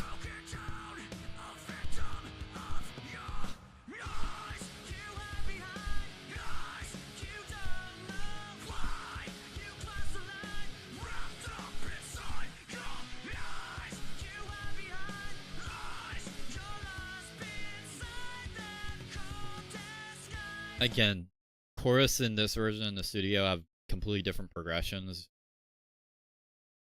And some prefer the live version. I can understand that. I'm not sure which I prefer. I just know that both QWERTYs, it doesn't matter which one you pick. Masterpieces. I don't know if they're enough to elevate it. I don't know if it's enough to go up here, though. But we'll see. Alright. Now for the next studio album, Minutes to Midnight. This album did not get the respect that it deserves. This album is fucking great, dude. Now, this album is a departure from the nu metal style of Hybrid Theory Meteora. Undeniably. However, I think it is very underrated. It's got some of my all-time favorite songs. Of course, it does have songs I don't really care for, too. That's a given. But yeah. Minutes to Midnight.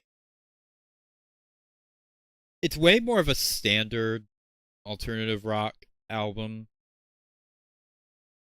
With some metal elements and stuff in there, too. And some electronic elements and stuff. It's definitely way more on the radio-friendly side. Not that Hybrid Theory Meteora weren't, but this one definitely leans more into that direction.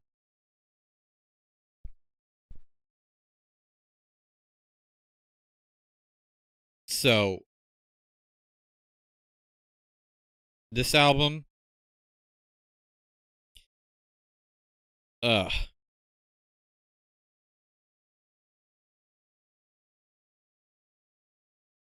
it's so close. Similar to Hybrid Theory EP, it's so close. I so want to put it up here. But I can't get behind In Between. It's not a bad song. It's just kind of nothing to me. And Hands Held High isn't really my thing either. I don't dislike that song either. But I'd still rank that song as like my second least favorite. So I'd still give that song like a 7 or 6 out of 10.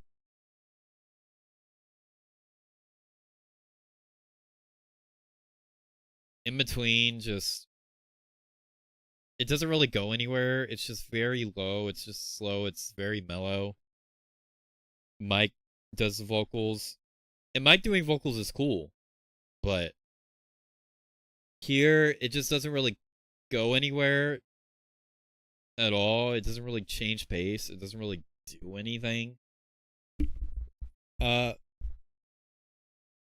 It Out, also. Bleed It Out's a good song. I do like Bleed It Out. It's one of the hits off of this. The hits being What I've Done, Bleed It Out, Shout of the Day, Leave Out All the Rest, and Given Up.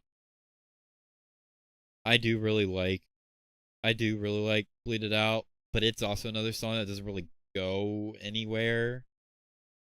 It just kind of stays at the same pace and tempo the entire time.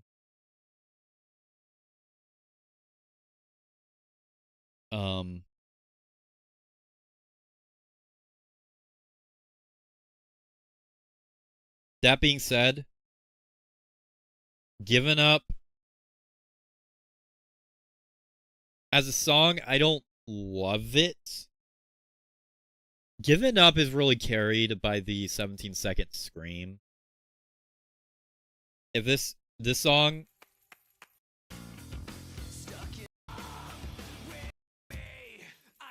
is kind of just a standard like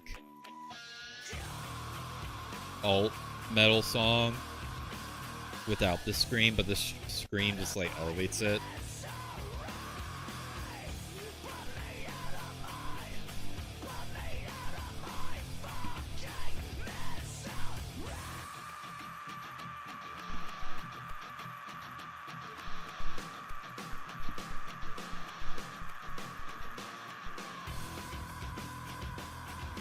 I would not love this song nearly as much as I do if this did not exist. I don't think most people would. That just carries it. No Words Left played on the radio one time. Oh yeah, I fucking love this album. It's so underrated. True. Yeah, Minutes to Midnight. Yeah. Leave Out All the Rest. God, this is a song I play all the time when I'm not feeling great. Same with Valentine's Day and Shadow of the Day. What I've Done is an overplayed song. Extremely overplayed. But it's still very good. No More Sorrow. As a song, I think it's probably better than Giving Up. Valentine's Day is such a fucking masterpiece, bro. It's also very somber, like In Between, but it actually goes somewhere and explodes at the end.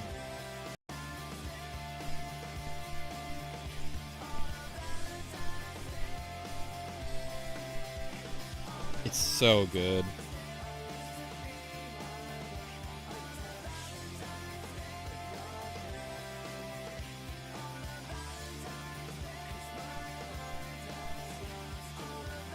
Very depressing song, too. That's why I play it whenever I'm not feeling good. In Pieces is such a mess. Underrated. I love this song. It's so unique. It's got its own sound, its own vibe going on.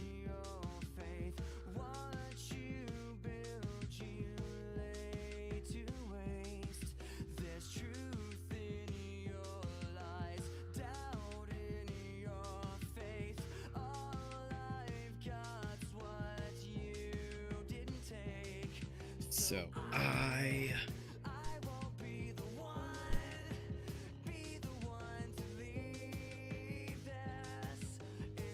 sounds so good, dude.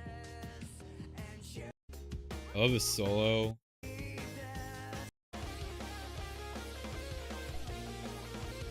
This album also has solos on like Hybrid Theory and Meteora, which makes it stand out too.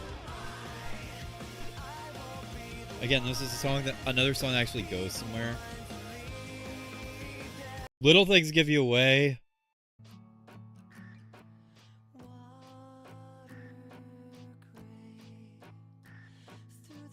This song's so underrated too.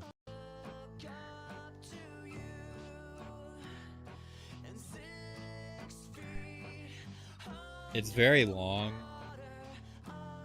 It just builds and builds.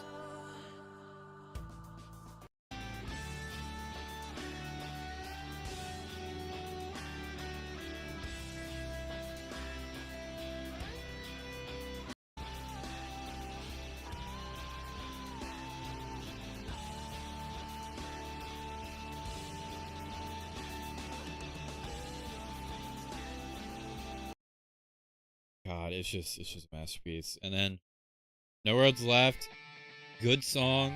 Mike does vocals here. It's still, I don't really seek this out, but it's still very good. And Across the Line, I love the song. She somehow more bro. It's also got another quite long scream in it.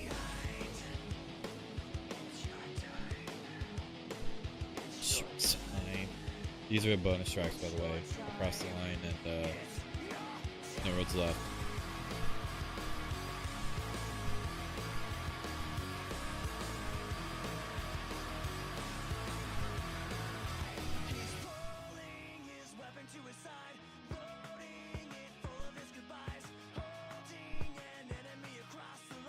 That said, I'm sorry for putting this fucking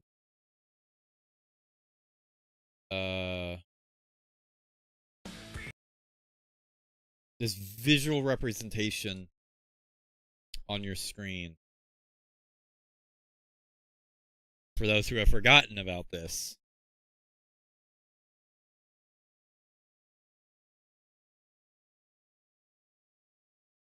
But sometimes I think of this when I hear Across the Line.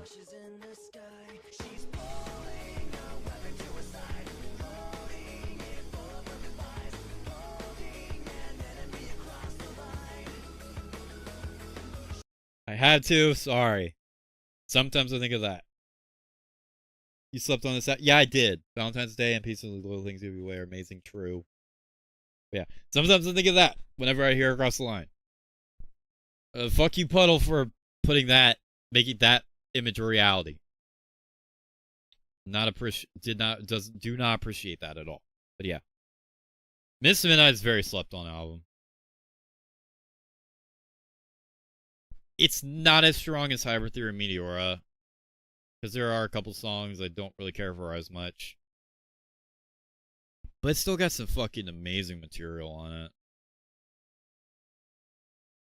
Highly underrated album.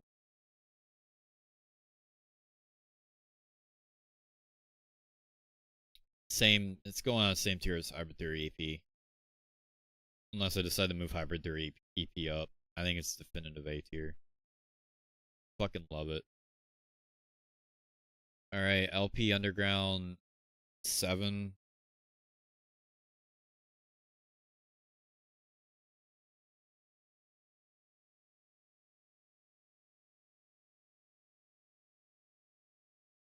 This one's a lot longer. Alright, what's on here? Just a bunch of live versions? Alright, well in that case, I know where I'm putting that. Songs from the Underground.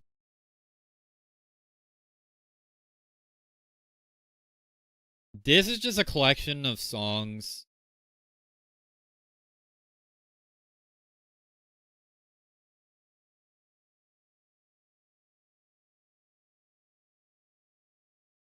So it includes QWERTY and One, Dedicated,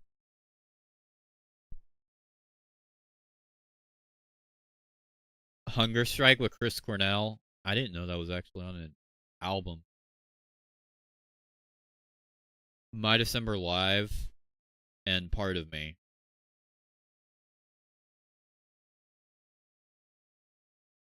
I've seen the video of Hunger Strike Live. Is this the same version?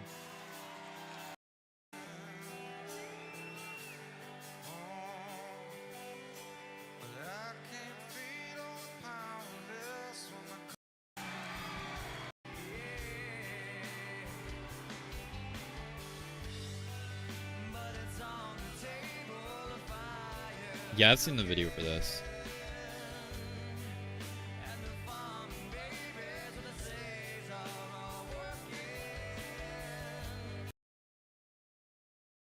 I will say I would have removed Sold My Soul and put Carousel in here. I don't know why Carousel's not here, but you've got QWERTY, you got And One, you got Dedicated, you got this, you got Part of Me.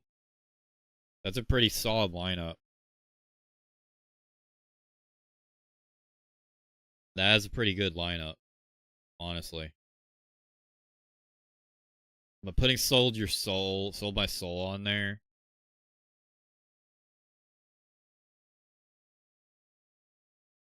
I don't know about that. So that is going to go to B tier above the 8-track.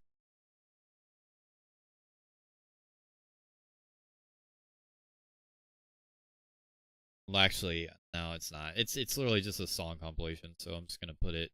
It's still going B tier, but that was on an album. Yeah, I didn't know this. I sung this album's praises long before you did. Glad you've come around it over the years. Yeah.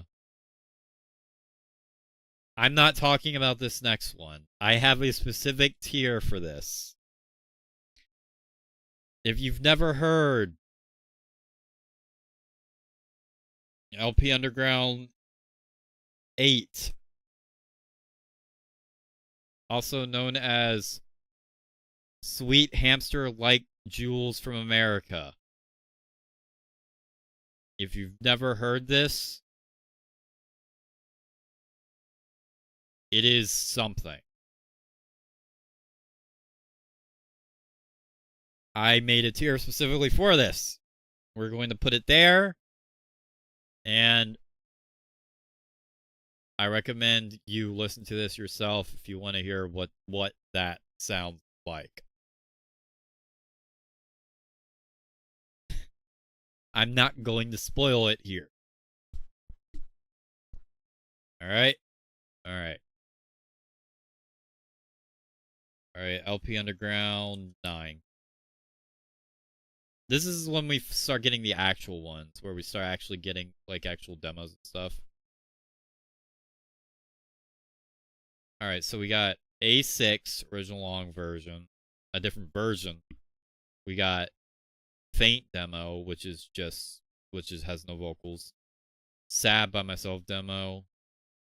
I think it's just like a I think it's just the synth portion of the song. I don't know. Leave All the Rest demo. I believe Mike does vocals here. I don't know. Figure 09 demo. I love it. It doesn't have verses. It only has the chorus and the bridge. It's different from a studio. We'll play it. I mean, I've played it on stream before. Stick and Move, Runaway demo. Across the Line is on here too. Drawing, Breaking the Habit demo. And Drum Song, Little Things to Give You Away.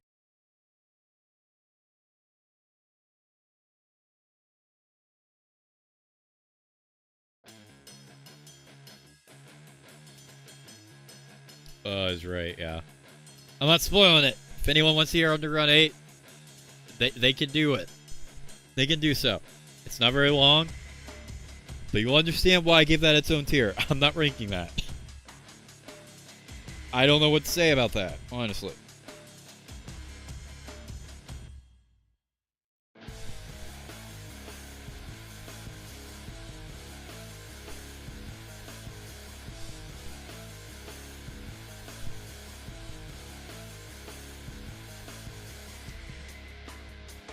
Again.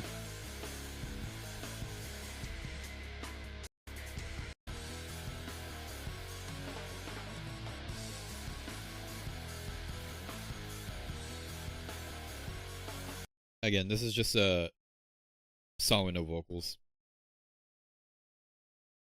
Any refresher on what this sounds like? Yeah, I was right.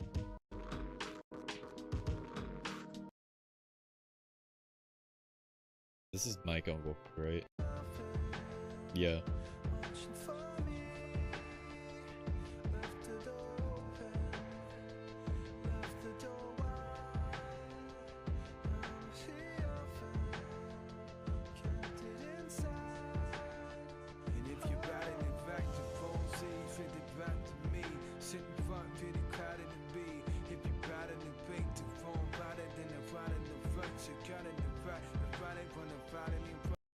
Originally, I guess there was supposed to be a rap verse in it.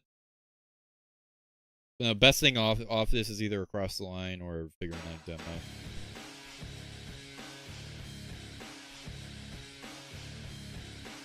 That goes top of decent. It doesn't have enough to like go up higher than that. I would never sit through and listen to this all the way through. If I can't sit and listen to an album, at least mostly or all the way through, then I can't put it higher than B-.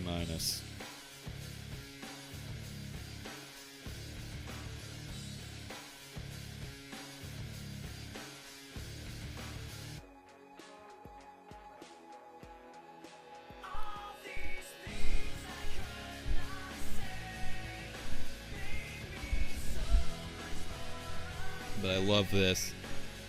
I have a version that puts the studio version's verses on top of this, so you get a complete song.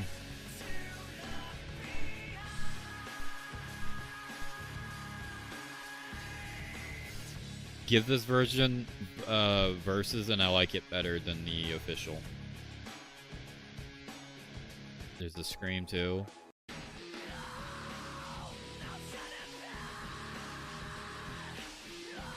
Did I recognize the covers up? Yeah, this is where we start. Yeah, I prefer this.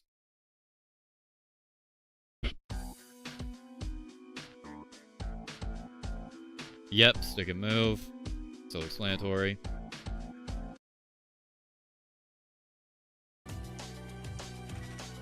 There's no vocals on this either.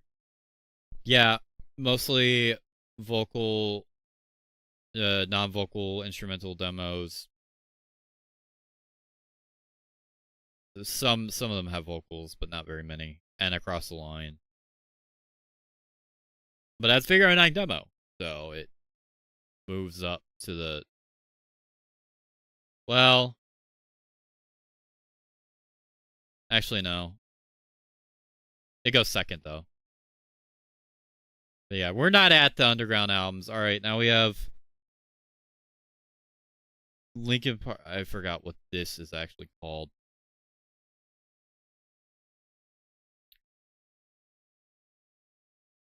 A Decade Underground. Okay. A Decade Underground. This is another underground compilation album. I don't know what's on here though.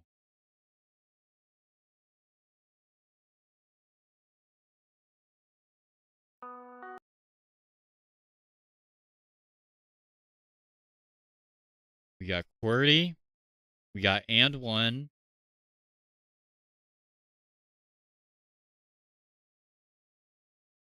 Part of Me. We got Across the Line. Pretend to Be. It seems to just have the same stuff.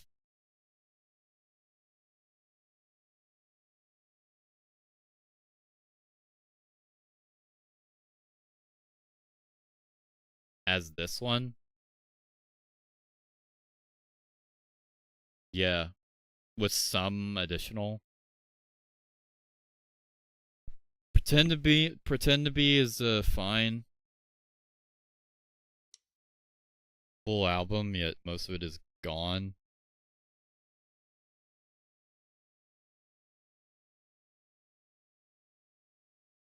I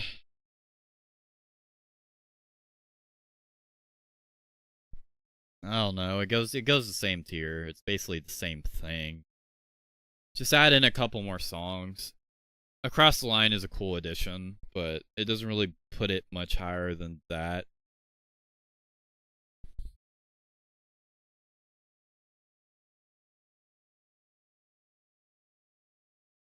All right. 1,000 Suns.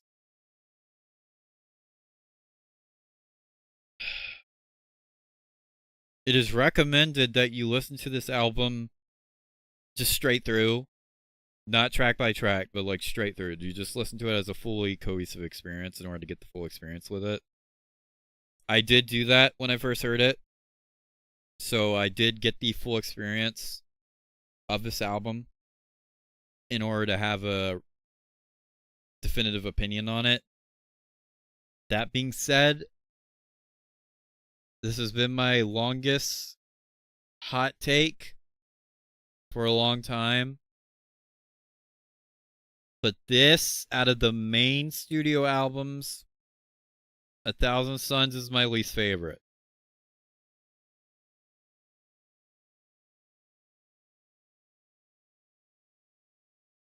However, I would listen to the entirety of that over all of these, so I'm putting it top of B-. Here's the thing with 1,000 Suns for me. I get what it's going for. It's a concept album about nuclear war and stuff. The problem is I don't really care for the interludes. There are a couple songs on here I don't think are all that great. It's a noticeable departure from not just Cyber Theory Meteora, but just their hard rock sound in general.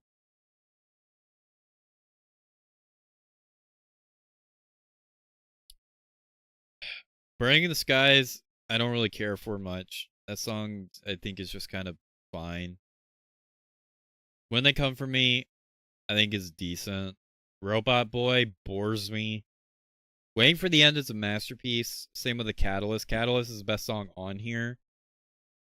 Blackout, I used to hate years ago. Now I think it's one of the better tracks. Wretches and Kings is also decent. Iridescent is underrated. That one's very good. And The Messenger, Blackbirds on the fucking bonus track is cool. The Messenger, not a fan of. I don't feel like the vocals fit the vibe of the song, they feel a bit overkill. So yeah. I listened to this album front to back like I was recommended.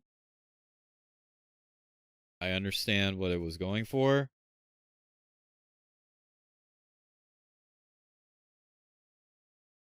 But I don't really but it's my least favorite of the main studio albums. No, I'd obviously pick listening to it because it's still got masterpiece songs on it over like Zero or any of these underground demo albums down here. But I can't put it higher. Robot Boy drags it down for me. I think that song's really boring. The interludes drag it down. I will never choose to listen to those. The Messenger drags it down. I don't think that song really works. Burning in the Skies drags it down. I think this song is just too bland.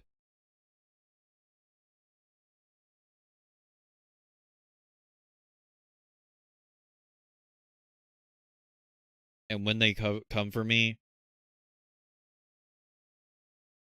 barely gets up to a 7. And outside of the main 3 tracks I love, like Waiting for the End, Iridescent, The Catalyst, Blackout is like the runner-up, and that's not anywhere close to those 3. So, yeah. In good conscience, I can't really put this one too high. That said, Catalyst is a masterpiece of the song. It has an amazing build-up. It's a shame that the rest of the album isn't of this quality. I want to like 1,000 Suns more than I do. I really do. But I've given it so many chances. It's just not. It's just not it for me.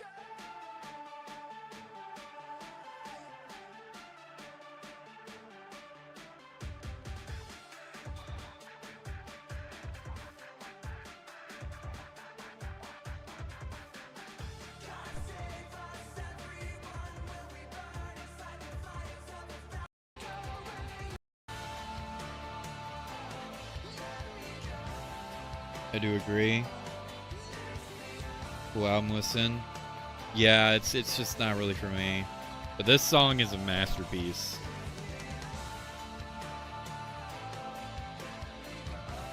And obviously Waiting for the End too.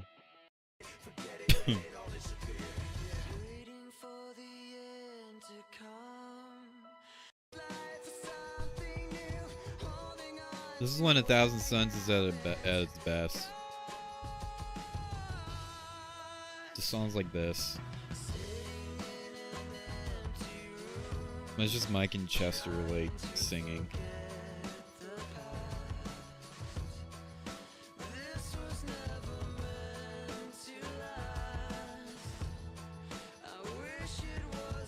And Iridescent when the full band sings is so fucking good.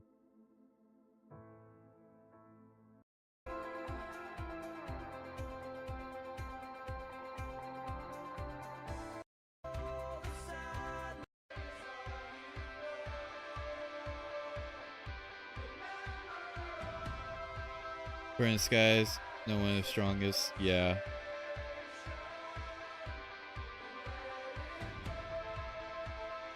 I get why a lot of people would like this album. And I know it was very polarizing when it first came out. But out of the entire discography, it just doesn't grab me.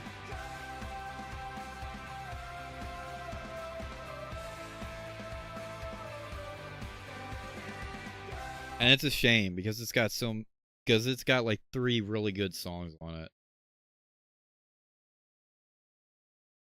But nothing else compares to those 3, and that's the problem.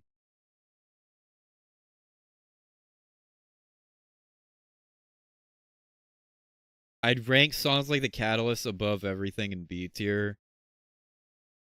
But as a cohesive listen, I'd rather listen to Reanimation in full or 8-track EP in full than 1,000 Suns. I just would.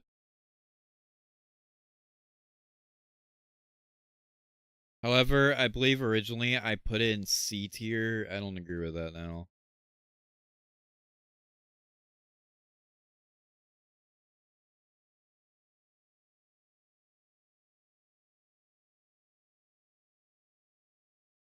I believe I placed it in C tier.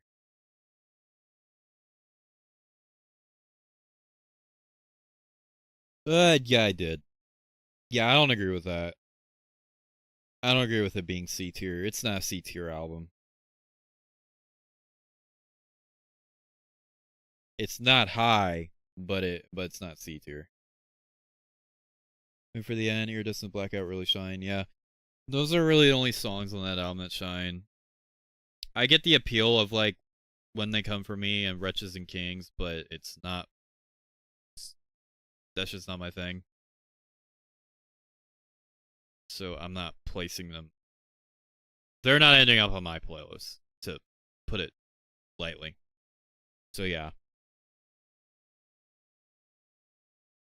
And I know people like that album, and I like songs off of it, but yeah, it's my least favorite of the main studio albums. Not out of everything, but out of the main studio albums. And it's a shame because The Catalyst, Waiting for the End, and Iridescent are all masterpieces, and Blackout is pretty good too.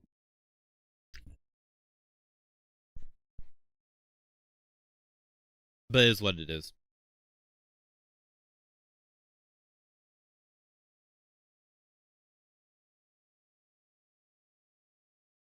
It is what it is. But yeah, before we get into Underground, I want to say that's 9 or 10. Yeah, it's 10 because the one after it is 11. So before we get into Underground 10, I'm be right back. Riff Course and Isaac. Sorry to them, but don't really care about. Not really into Wretches and Kings or When They Come For Me. Just me though. But yeah, I'm gonna be right back.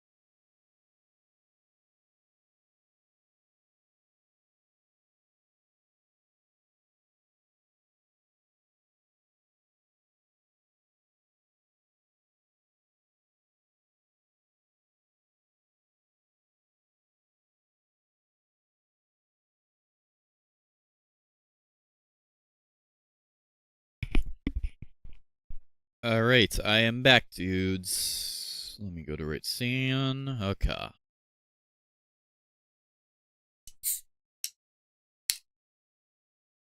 Yeah. I'm not gonna spend too much time on 1,000 Suns because I made my point clear on that album over the years.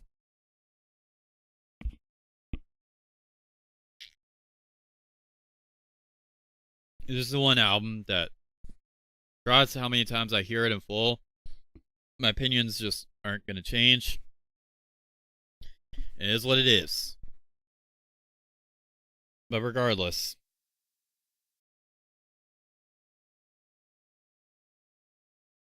we got LP Underground 10. I can't tell you what is on this on top of my head. I just know what we don't know is on here.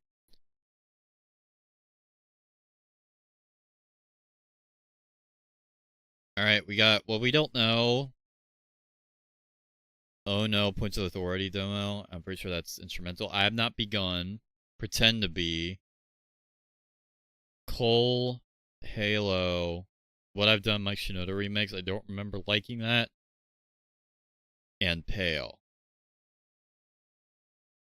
What we don't know is a good song.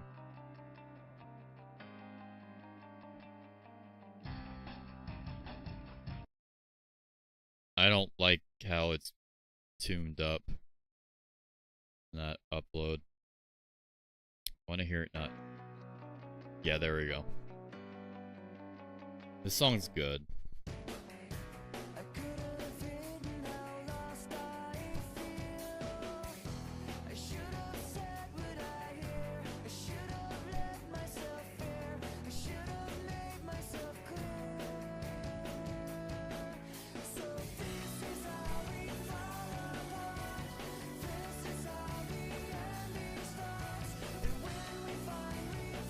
I'm not sure where this one ranks. I need to hear more. But this song is actually very good. Or like what we don't know, yeah. Of being the most underrated. Yeah. If people think that, fair enough, but I don't. And that's all I'll say. Yeah, that song's very good.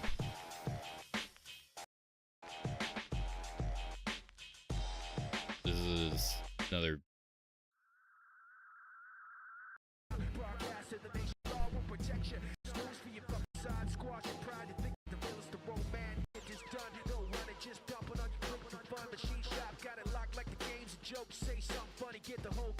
It's just Mike rapping.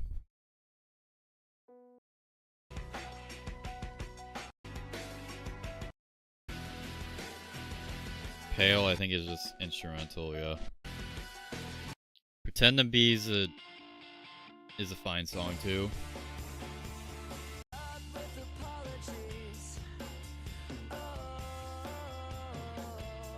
I don't like this one as much as What We Don't Know.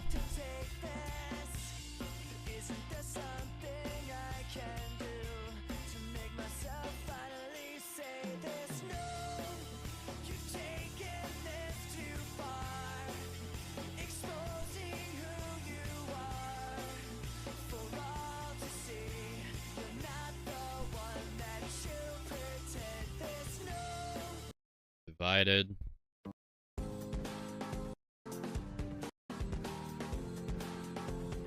Just instrumental.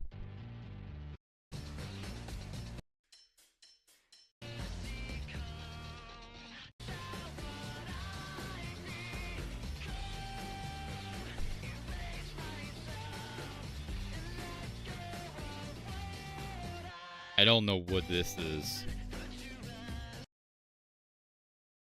Whatever they were trying to do with that song in that demo did not work.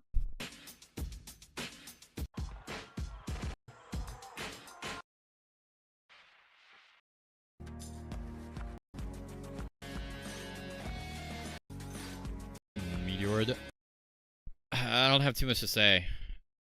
Pretend to Be and What We Don't Know.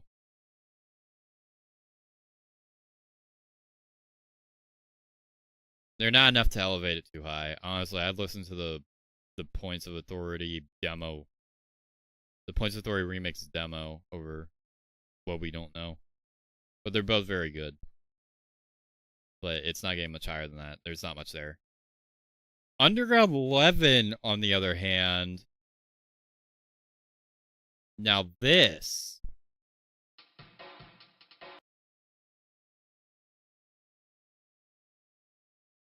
We got Yo, which is not much. We got Slip.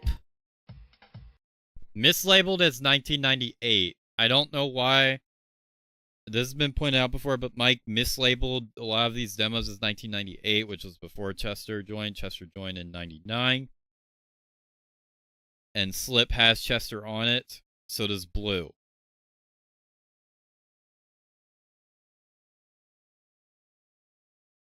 Here's what we got with this. So we got Slip. Puddle loves this song.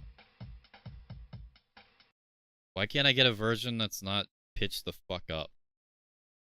I guess I'll do it separately.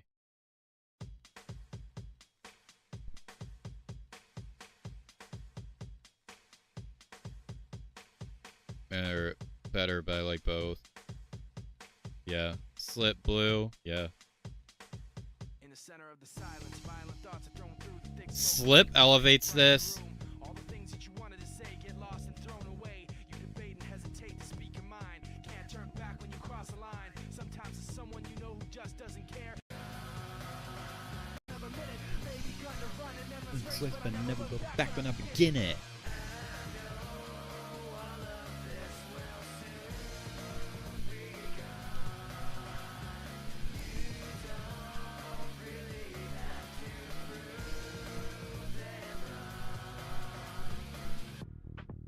Yeah, Slip fucking amazing. This song's super underrated. Chester's voice in the chorus is definitely trying to get the same feel and sound of Mark Wakefield. Granted, this was probably one of the first demos he did, so it makes sense. But it's really good. Heavily underrated song. I don't love it as much as Puddle does. He thinks it's like top 10 material. I don't. That's not me, but if he thinks it's top 10 material, fair enough, but that's not personally me. Soundtrack, I don't know why. I fucking love this. I actually love this. And it's literally just like an instrumental demo with elements of So Far Away, a song we will hear later, put in. Like it's got all the samples and riffs and stuff from So Far Away just repurposed for a Meteora demo. And there's several repurposed So Far Away demos too. They're like really trying to make this song work. And it just never did.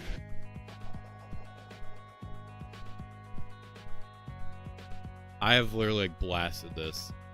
I blasted this a lot last year, dude. I don't know why. That elevates it.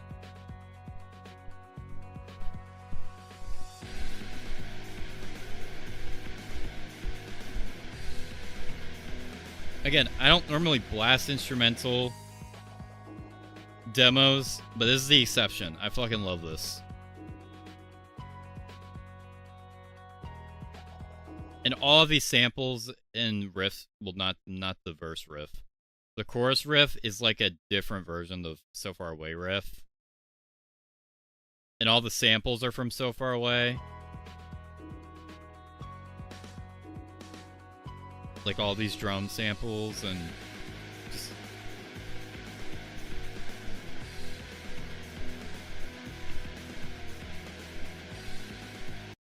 I want someone to make it like a version of this with So Far Away on with So Far Away. The vocals from So Far Away.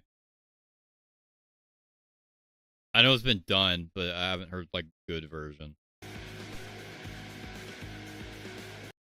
In the End demo, we already heard this. Mike's verses are technically better here, but I just They're not as iconic. We got another.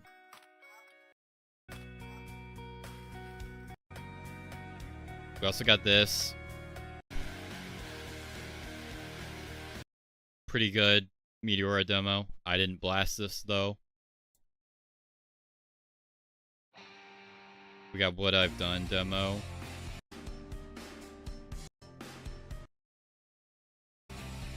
Just instrumental, Robot Boy.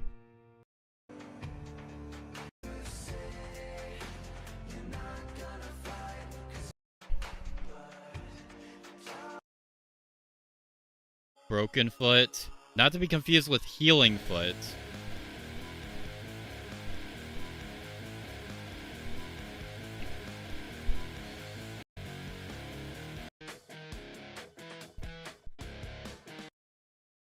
Easel.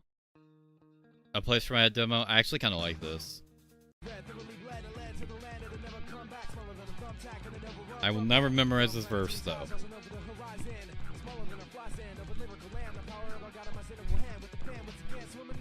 There are so many versions of this too. Kill him with a flick of a wrist. I wanna live in another place. No one can say that I live for them. Keep the energy, love me, both on my head. Nuclear bomb.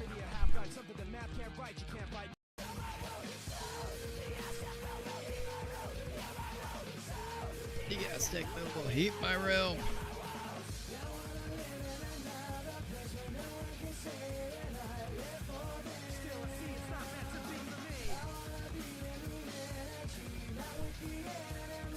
Just in my head.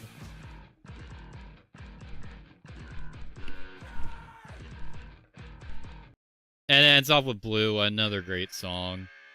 The chorus, the chorus, the outro of the song became the chorus for Crawling.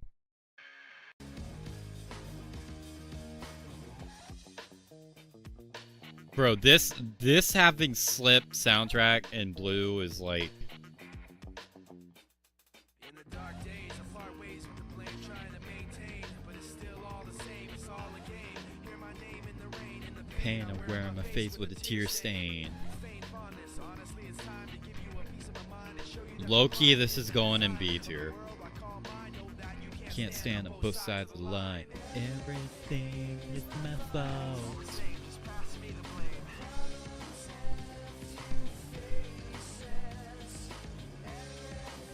This song definitely has more of a grunge sound to it.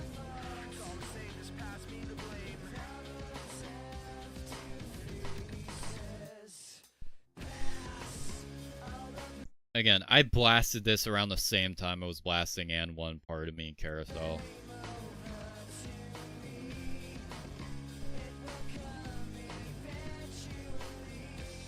And then at the end, who is to blame?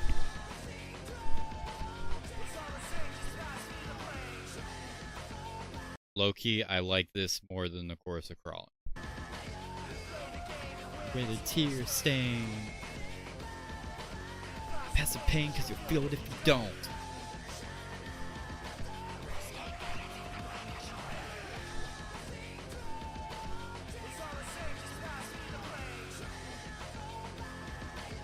I would low-key listen to the entirety of this. The only downside here is that it has Robot Boy on here. If that wasn't there, damn it. It's a different version, but it's still Robot Boy. I don't really care for that song. But it having Slip, Blue, soundtrack, Easel, in the end demo, that's a pretty stacked lineup. That's a pretty good lineup. So it barely scrapes in the B tier for that reason. It might be the only one from the only Underground album to scrape in the B tier. We will see. It's the one I'm the most familiar with. I'm the most familiar with this cover out of all of them. So yeah. I'm just saying. That said, I do remember 12 having a lot of stuff I really liked too, but we'll get to that when we get to that. If you memorize this. Oh yeah, Easol versus that ain't fucking singing again to myself. A net electric neck twix, hungry for a head full of hectics. Everything's the wrong place, wrong time. Added to the panic of my confine. There's also like 5 different verses of that version of that song with different verses, so ain't no fucking way. I'm sticking with Place for My Head, thank you. But I like Esol too. Alright, but yeah. Now on to our next actual album, Living Things. This album is fucking great. This album is also underrated. This album is like taking... This album is essentially taking,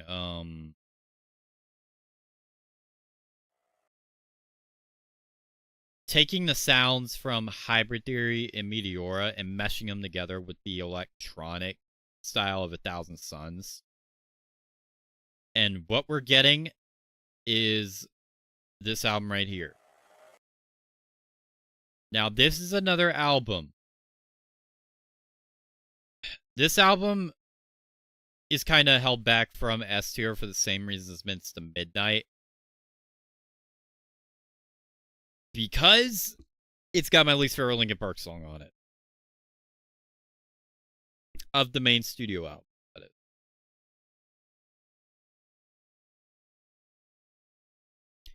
It's got my least favorite Linkin Park song on here. So, because of that, I kind of have to put it on the same tier as Minutes to Midnight, which is still very good.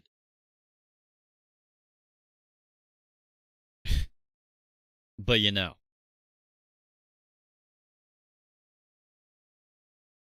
That being said, Living Things, again, it's like the electronic version of their Hybrid Theory Meteora sound. With obviously elements of Minutes to Midnight. I literally like every other song on here besides Until It Breaks. Until It Breaks is the only thing holding this album back from being higher. Lost in the Echoes is a fucking great song. In My Remains is literally one of my top... I don't know if it's still in the top 10, but it was for a while in the top 10. Burn It Down, overplayed as fuck, but still a very, very good song. Lies Agree Misery, underrated. Acquired Taste, I know. And I know Corson doesn't like it, but I fucking love that song. I will not play it here because the stream will get blocked, but just trust my word on it. I'll Be Gone, another underrated masterpiece of a song. Castle of Glass, very good song. A little overrated. I think it's a bit... I think there's songs on here I like better. Victimized, a bit short, but very good. Roads Untraveled, masterpiece. Skin to Bone. Skin to Bone's probably my second least favorite, but even still, I like it. I still give it a 7 out of 10. I still like that song. It just doesn't really have anything that elevates it higher. And then Powerless. Powerless is another fucking amazing S tier song. Like, come on, bro. Living Things takes what 1,000 Suns did and meshes it with past albums, and I just like it a lot more because of that. Between this and Minutes to Midnight, I have to go Minutes to Midnight because Until It Breaks is my least favorite of all the main studio albums. The least favorite song on all the main studio albums. So, I can't... It's gotta go lower for that reason. It still stays in the A tier because everything else is fucking great. But, Until It Breaks puts it below Minutes to Midnight. In between, I don't dislike. I think it's fine. Whereas Until It Breaks, I don't think it works. It's like 3 different. It literally is 3 different demos stitched together, and I don't think it works. I do not like it. It is a mess to me. But yeah. The rest of this album, though, is fucking amazing. Second favorite Linkin Park song? Yeah. Living Things is better than 1,000 Suns.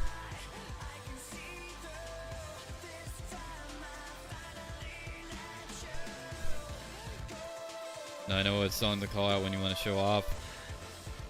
Oof. Test my heart. Let me tell you how the yacht's gonna stack up. In My Remains.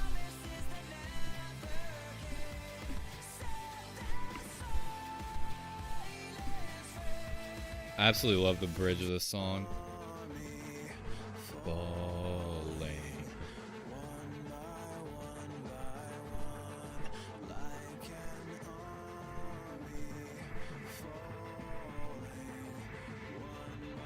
I've mentioned it before, but the later albums after Hybrid Theory Meteora, I didn't listen to until like a year after.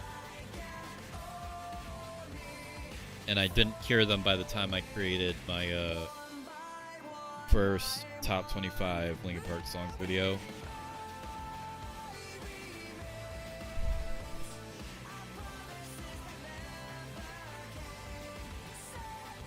Burn It Down.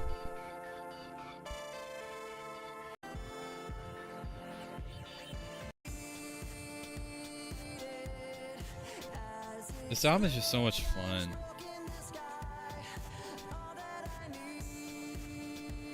It's very electronic, but it just does it right. There's a way to do this sound wrong, and we'll get to it. But this is not wrong. Actually, while I'm at it, I'm just throwing stage-like demos and no opinion because I don't care.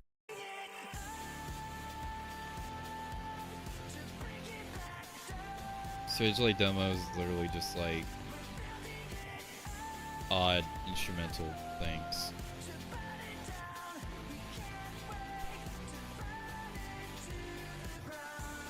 Actually, it's not very long. I'll probably throw it. I'm not going over it. It's not much of anything.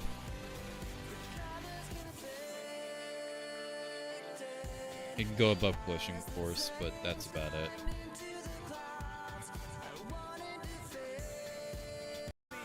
I can only play like a small snippet of... Oh, I can't play it at all because this video doesn't even have it. Bro, I'd skip over it for the same reasons I always have to.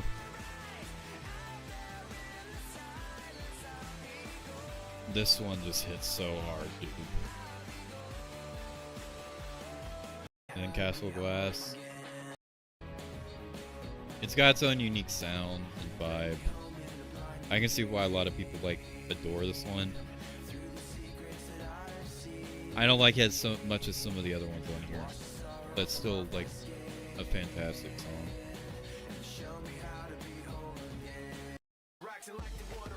Victimize, I think it's just too short, but it's so fucking good. Presidents Traveled, I fucking love this song. I have like overplayed the shit out of it.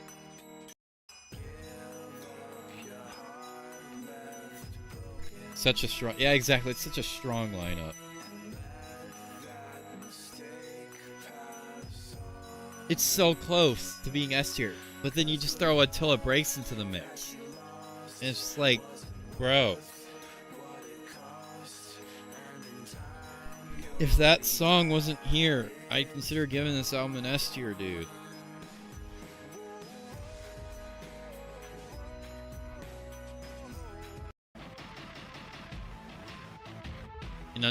And Skin to Bone's very good too.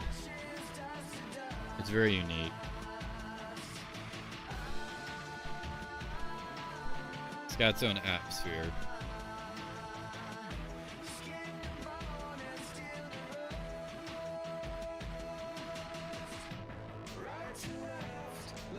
And then you just got this.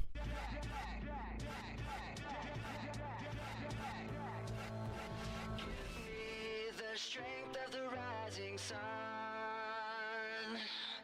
2 years ago. The truth of the I need to add it to my playlist eventually. I haven't done that.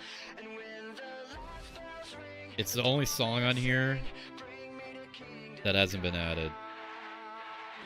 Well, besides until it breaks, but I don't like this song, so I'm never adding it.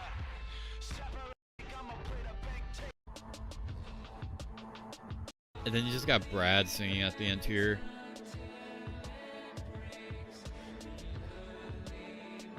It just doesn't work, bro. Final track, however, does work. I love fucking Powerless. I overplayed the shit out of this one too.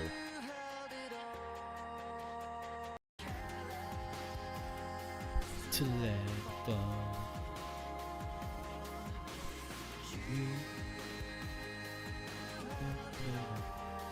Skin to bone, not until it breaks. Yeah.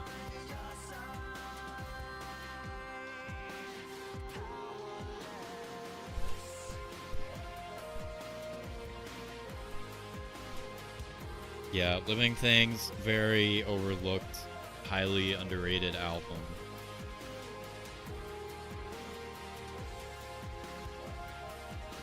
It's like a streamlined, more energetic, more familiar version of 1,000 Suns, and that's why I like it a lot more than 1,000 Suns.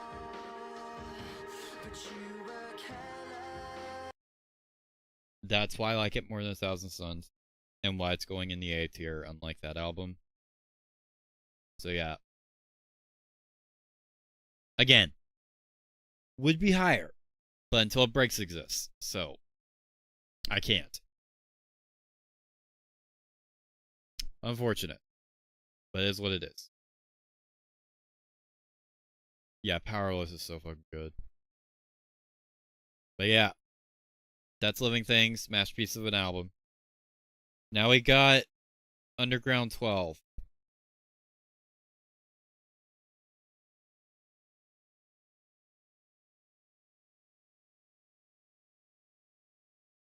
This one,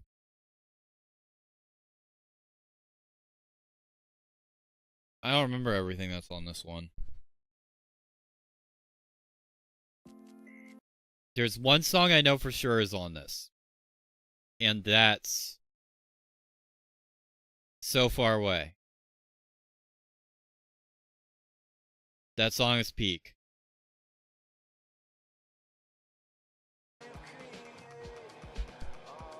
It's got Mike on vocals.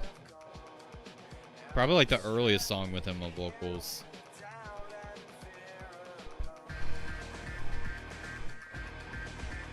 I'm sure a lot of people also recognize it as the Just Watch This Video's intro song.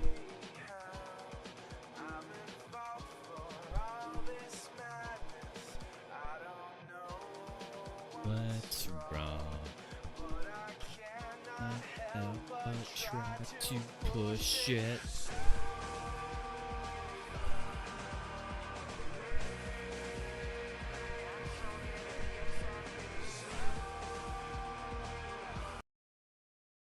That one is doing heavy lifting, but I need to hear all of this others. We got Homecoming.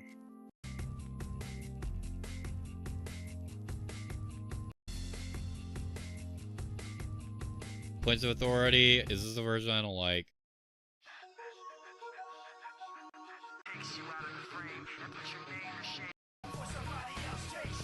Ah, of course we gotta have this version on here. Clarity.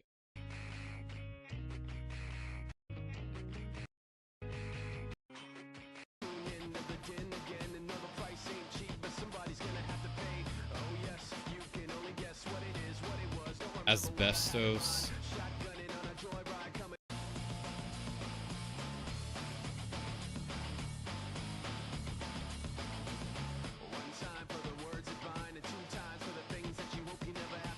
We got Mike on here, but not Chester.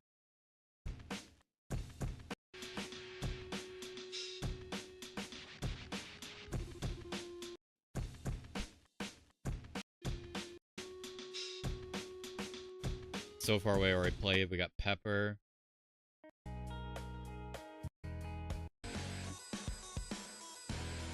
Another pretty good Meteor demo. Thoughts again and again.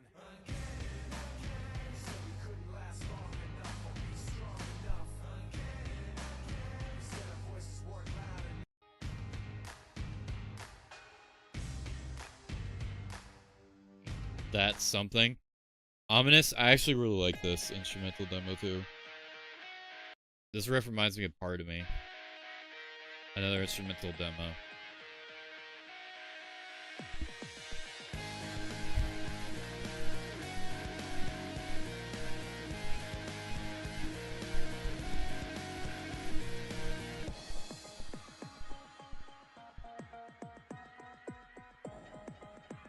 This is really good.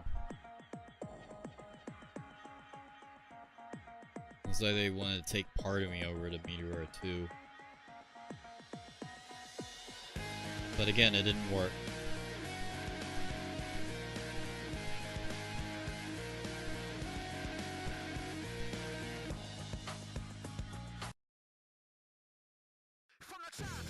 And we got the Chester version of Rhinestone.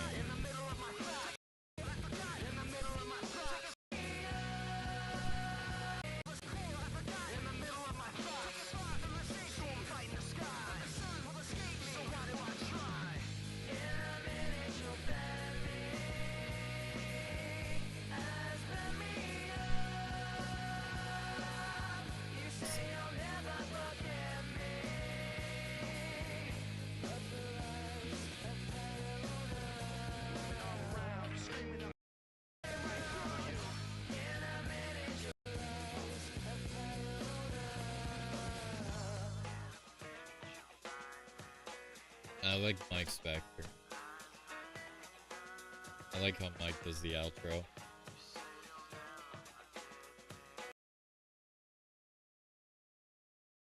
So we got one great song, So Far Away. An instrumental I really like, Ominous. Rhinestone with Chester, which is pretty good. But then you got the Points of Authority demo in here. The one where forfeit the game is the chorus over and over and over.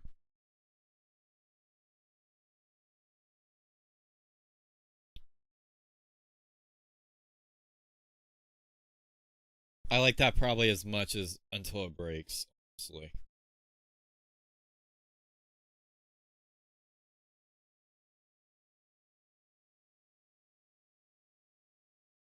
Yeah, I can't in good conscience put this higher than that. It goes underneath number 6.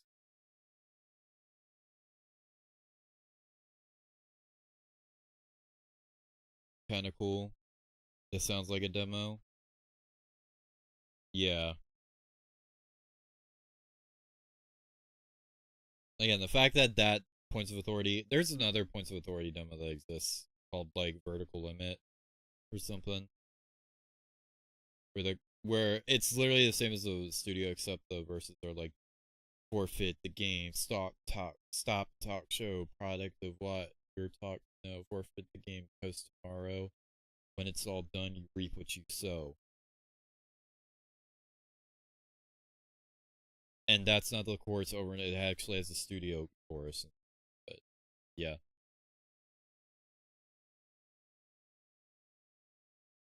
Again, So Far Away and Ominous elevated. So that's why it goes there, but not any.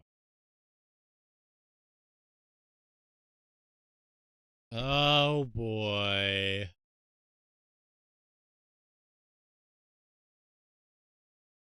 That brings us to the second remix album, Recharged.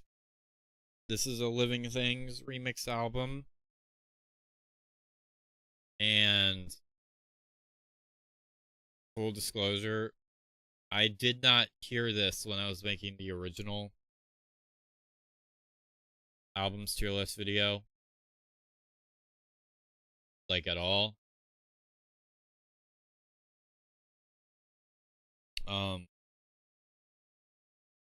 Yeah, I didn't hear it. The only song I knew off of it was Light That Never Comes and partially the Castle Glass remix. Because they played that live.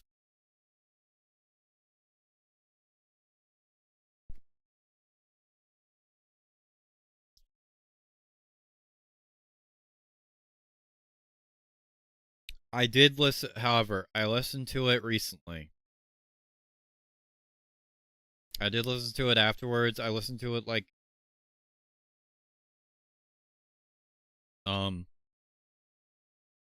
a few years ago, completely forgot about it. Listened to it again recently because I heard Isaac say it was really bad. And after hearing it again, let me get the positives out of the way.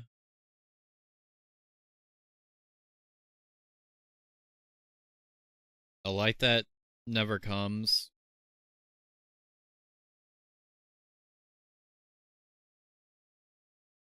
is a good song.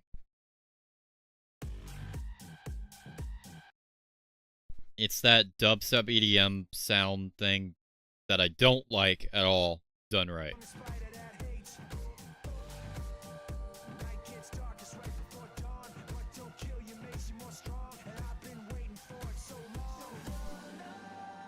This song is good.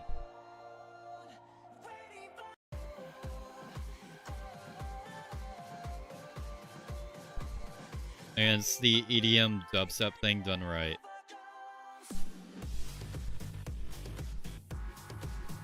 Again, I don't like this sound at all, but I like this song. The Castle Glass remix.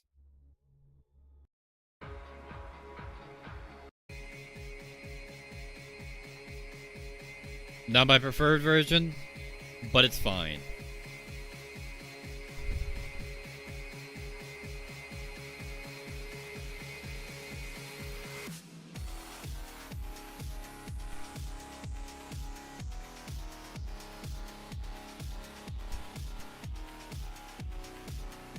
Again, not my preferred version, but it's fine.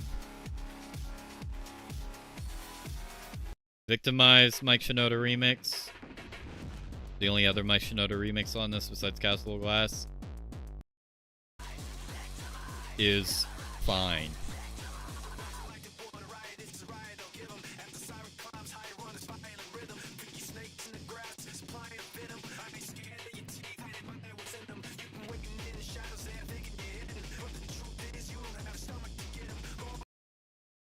None of these are better than the original songs, but they're fine.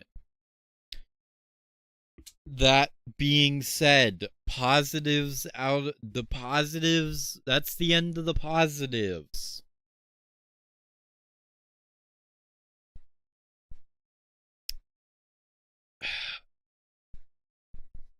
This album, while it's not unlistenable,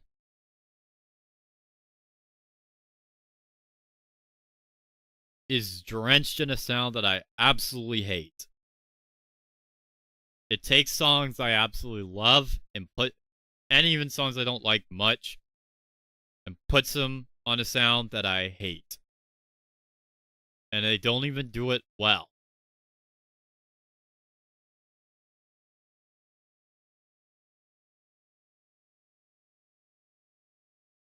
Yeah.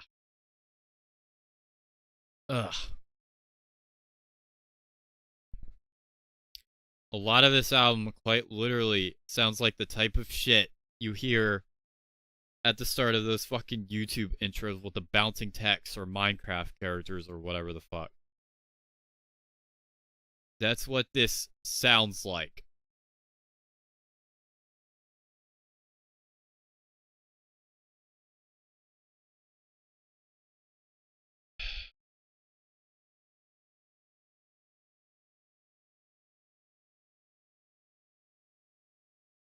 It is. Oh, God.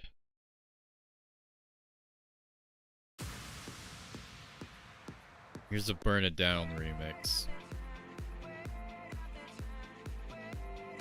Mike should have done more remixes. This probably would have been passable if he did.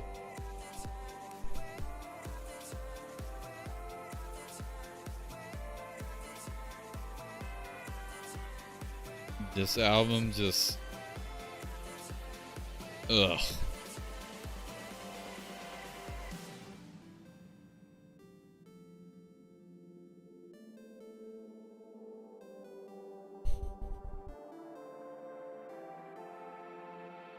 Ugh.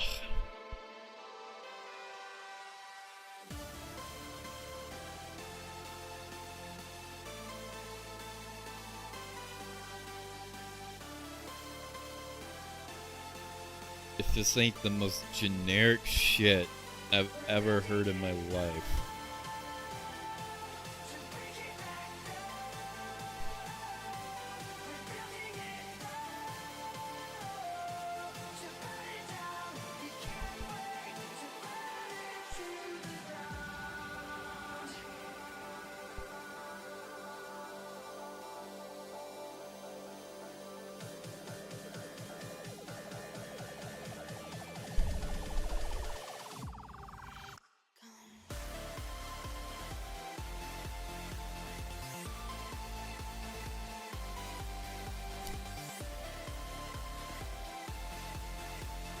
Oh my god.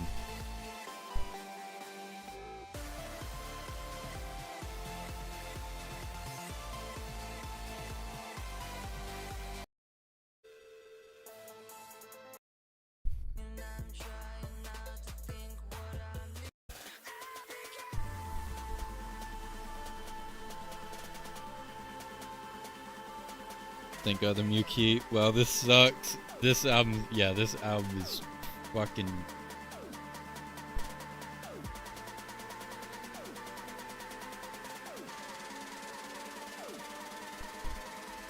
Welcome Cole to stream, by the way. Sorry you had to come at this part.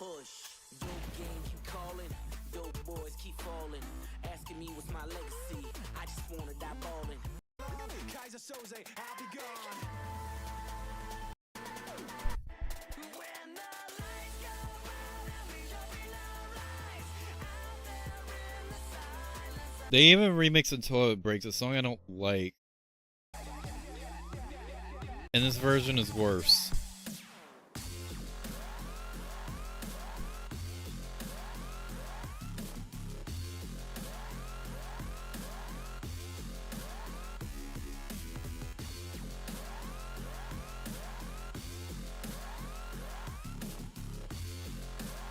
Yeah, this sucks.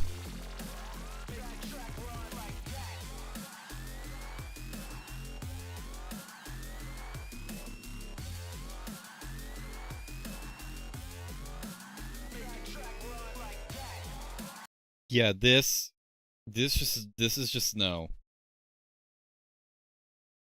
Nothing about this is good. They literally got 2 Until It Breaks and I'll Be Gone remixes.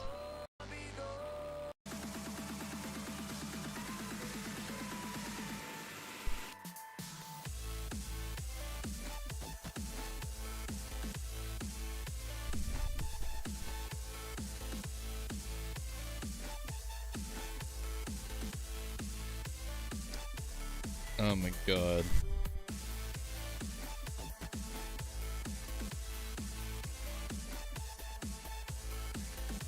The good news about Recharge is it's not one of the main studio albums.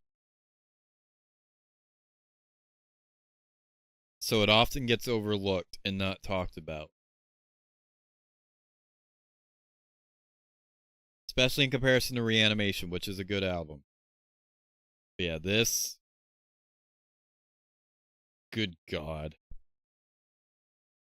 You take amazing songs and you put them on a sound that doesn't work.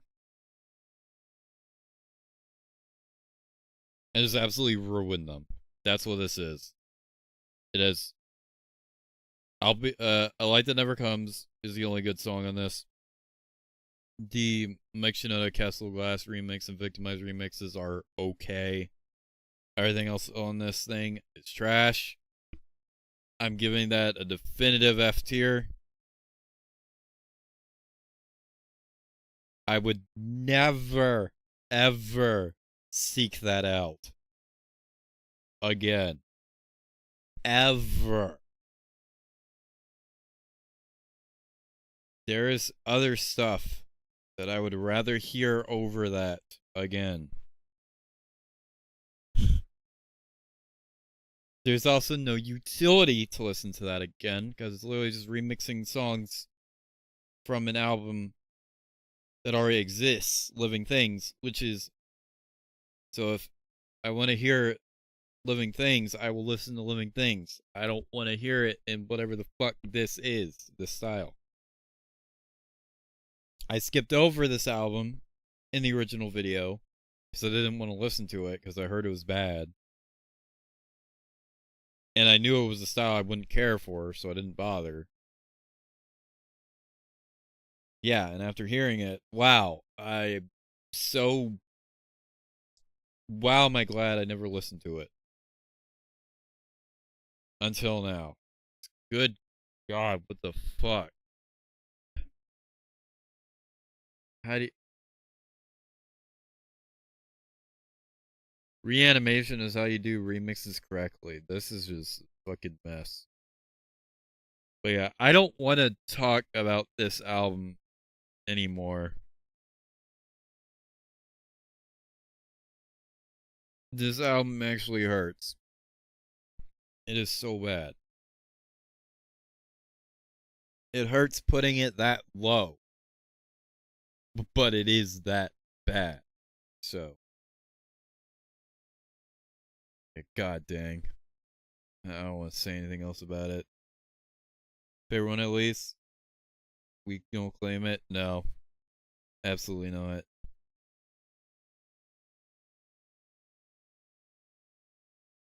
Yeah, they didn't even remix every song, but good thing they didn't, because what we did get, fucking garbage. Alright. Underground 13.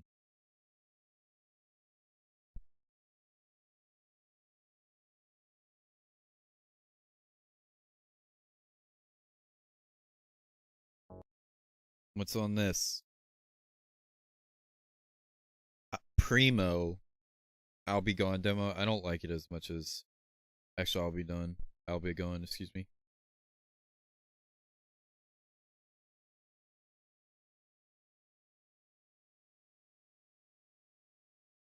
Until It Breaks demos. Definitely don't care about those.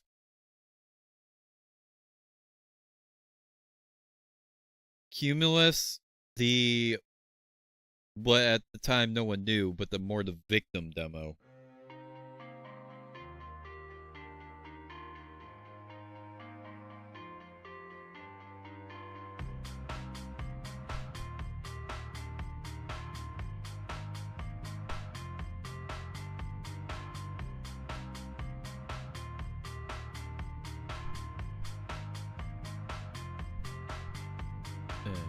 Used to be as innocent as you. Fear will always find a way to show.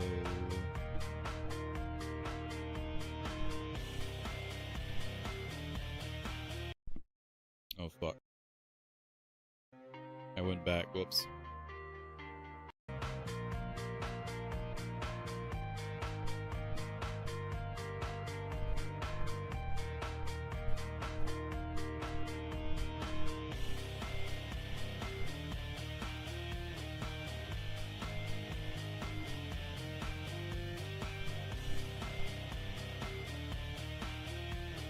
Say you're more the victim.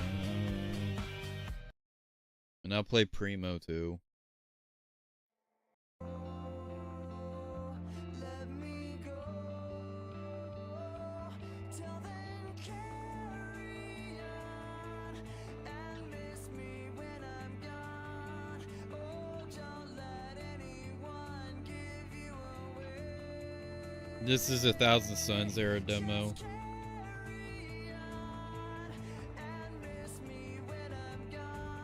I don't like it as much as the original, as the Living Things version.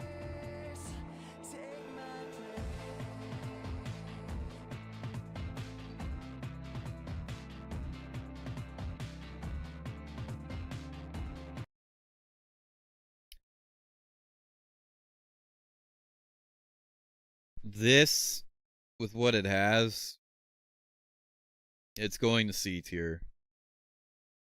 It doesn't have enough that, like, really sticks out. It's got a bunch of instrumentals, a version of I'll Be Gone that's fine, but I don't really care for it. Cumulus, which is just an instrumental demo for More the Victim before that song came out.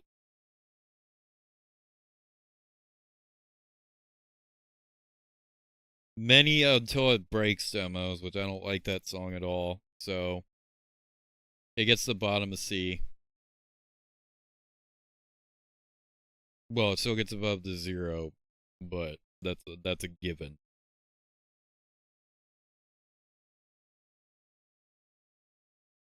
All right.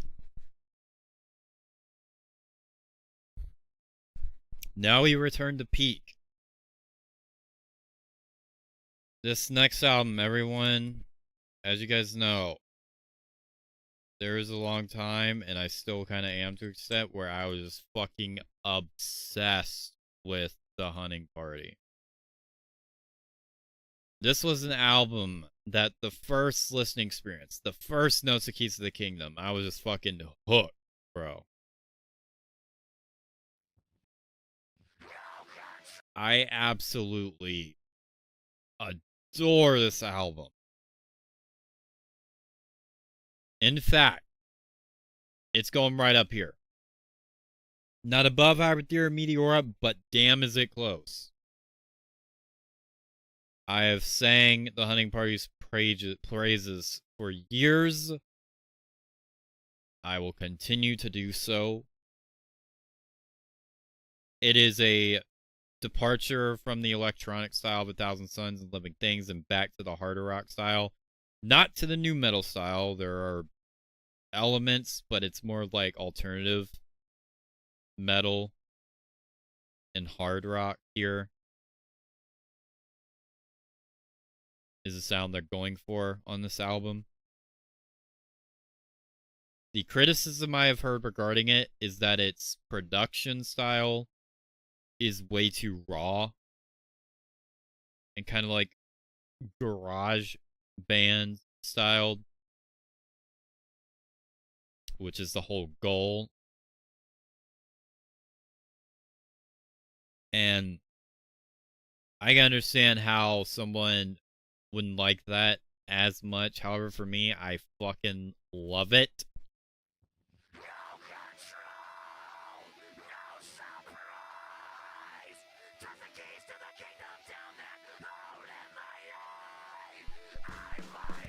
Keys to the Kingdom.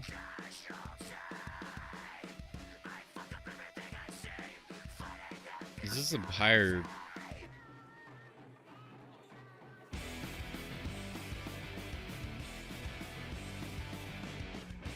Yeah, this is faster than the actual album. Why can't I get a fucking upload that's not incorrect speed? Whatever.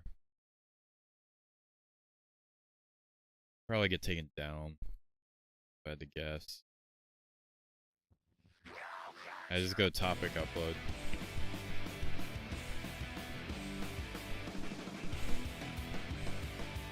Keys of the Kingdom, S tier fucking song. All for Nothing, featuring Paige Hamilton of Helmet.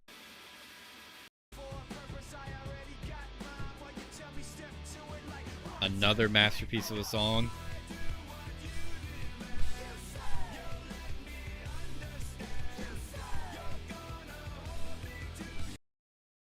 God dang, dude. Guilty all same, I can't play this song because it gets blocked.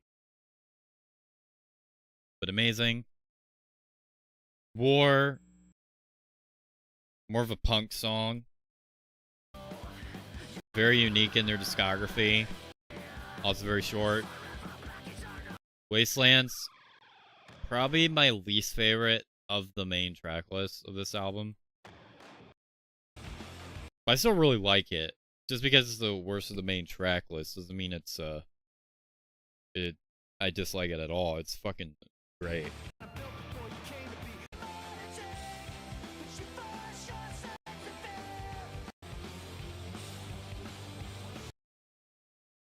Until It's Gone, top, probably my number 5 favorite Linkin Park song of all time. Keys of the Kingdom takes place number 3, and this takes number 5, I think.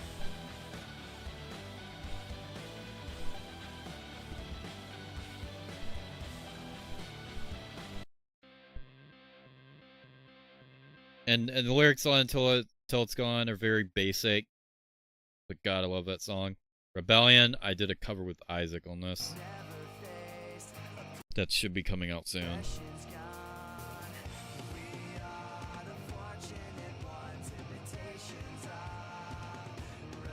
Rebellion.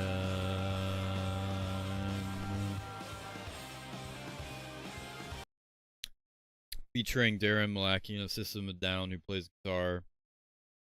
Guitar riff kind of has that System of a Down sound to it. Mark the Graves. Yeah, heavily underrated song. This song's fucking amazing. I blast the shit out of this one. It's quite long, but it's got so many parts to it.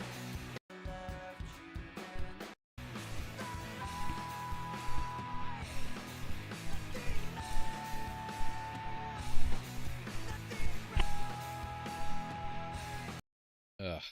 Final Masquerade, another masterpiece. Just outside the top 5, this song is. Another one I blast the fuck out of when I'm not feeling well.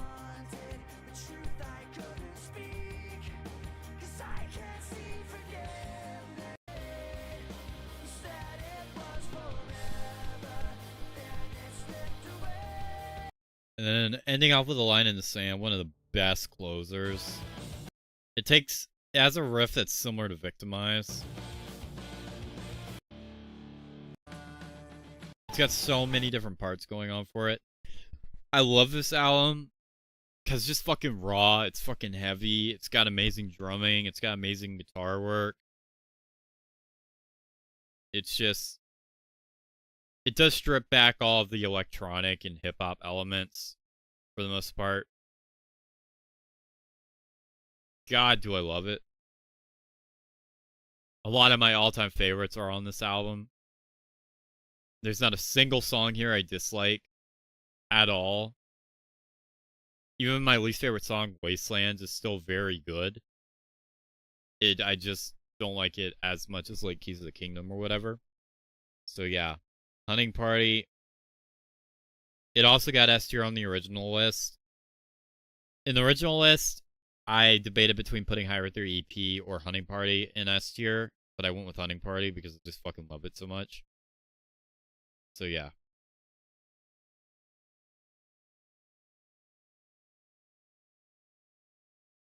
Drawbar into Final Masquerade is just fantastic, yeah. This has my favorite Linkin Park song, yeah. But yeah, this is fucking amazing. Again, I can understand why other people might not like it as much as I do. But that's about it. I think it's fantastic.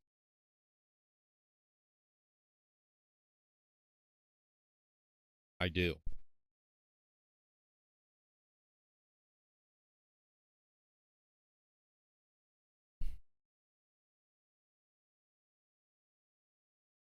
Yeah, and it's probably one of the albums I blasted the most in full.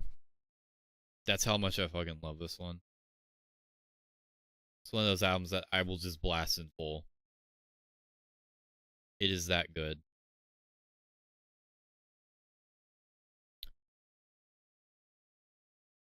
And it's crazy how we went from this to the next album, which we won't be getting to right away. Because we got 3 underground albums before we get to it. But, yeah. Yeah, Hunting Party. I've talked to death about how much I love this album. So, you all know at this point how much I love it. So I will put it there. Just Underneath Meteora in S tier. It is my 3rd favorite of the discography, hands down. Alright, Underground, was it 14?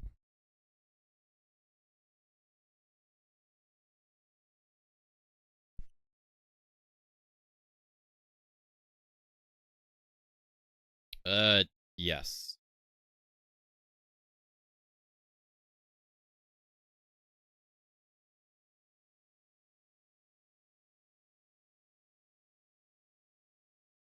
The only kind of cool thing on here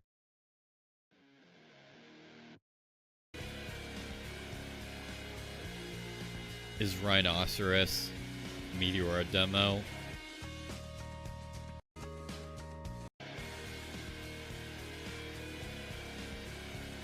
This is getting dragged to C tier because it's got this. I can say that you're the one the battles always choose. And sometimes I realize that I'm the one confused. I don't know what we're fighting for, or why we have to scream. I don't know why I instigate and say what I don't mean. I don't know how we got this way. I know it's not alright, so I'm breaking the habit. I would rather listen to Zero over this, so.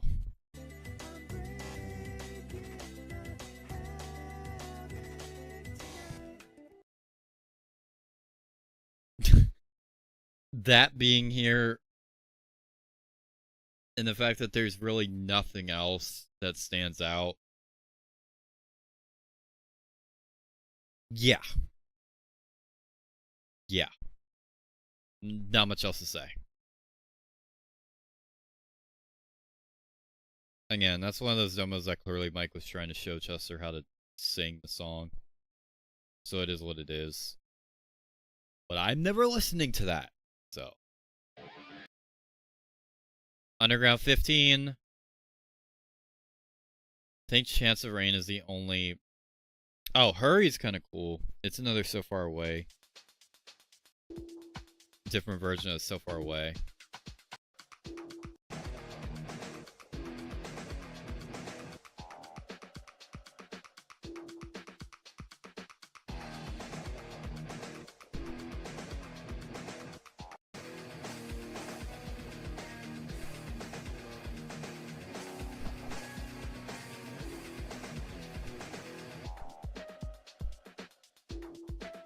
They really tried to make So Far Away work. The fuck, yeah. Yeah. I know. Again, that's clearly Mike trying to show Chester how to sing. But hearing it on its own, good God. Props to Mike for being willing to release that.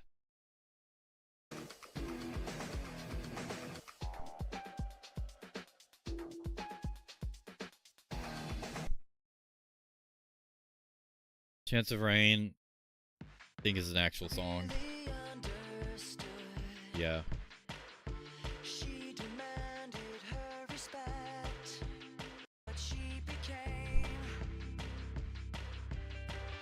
She would tell you what you couldn't be, and why you had yourself voice without a sound, voice that tears you down. You're trying not to fear, saying this is in your head, but it whispers in your ear, saying this is what you Mike doesn't like that demo. I'd imagine no. She was ready with your Attached, I think it's just another instrumental Meteor demo.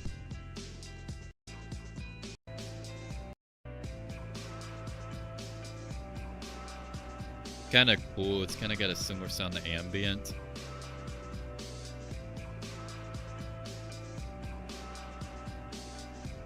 Wow, they were really trying to make these songs work. But none of those compared to the peak demo. Chair.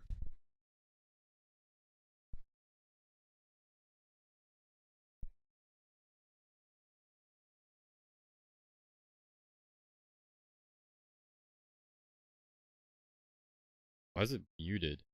Is it muted?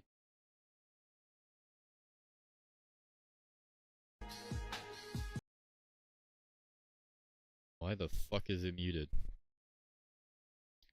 I want to hear chair, bro. Linkin Park.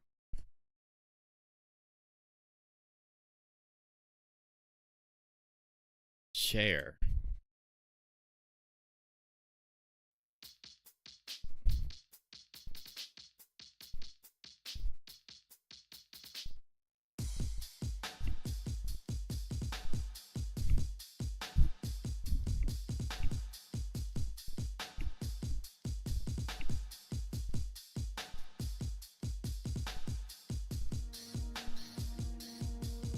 Bro, chair, this goes up to S. Top of S, bro. Chair fucking owns this shit.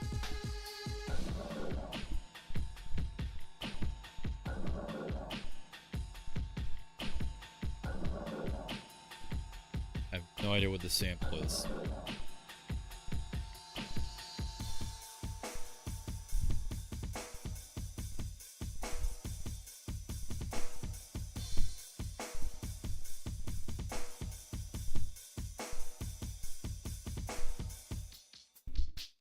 Chair is a instrumental demo part of me that's liking the guitars and all the instruments aside from, like, I don't know, the drums and the samples and the beats. I don't know why it's called chair. Don't ask me.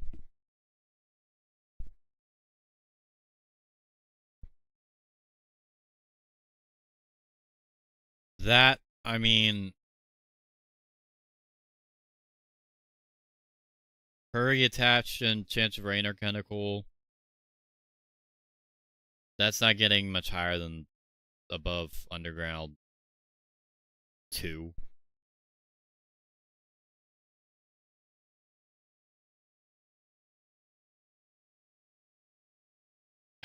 Not to disrespect the masterpiece that is Chair, but I'm just saying.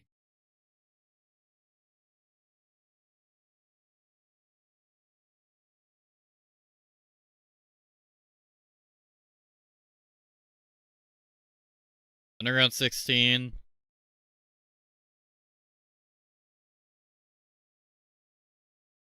I forget this one exists.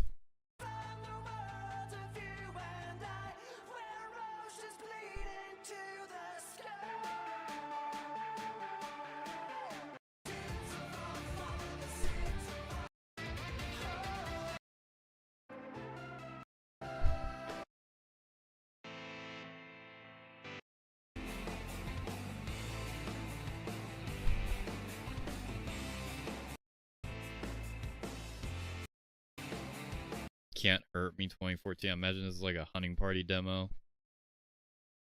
Obviously didn't make it on the album because it's not raw enough.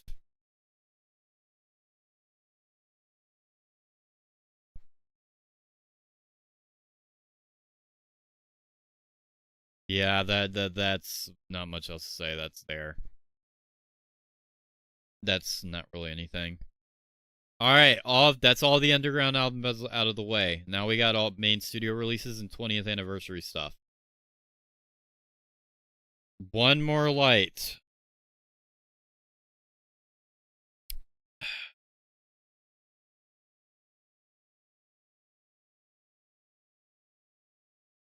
I have such a weird opinion on this album, dude.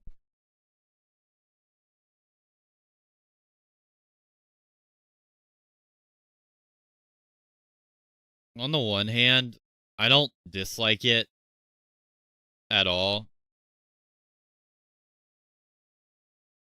Even when it came out, a lot of people hated this album.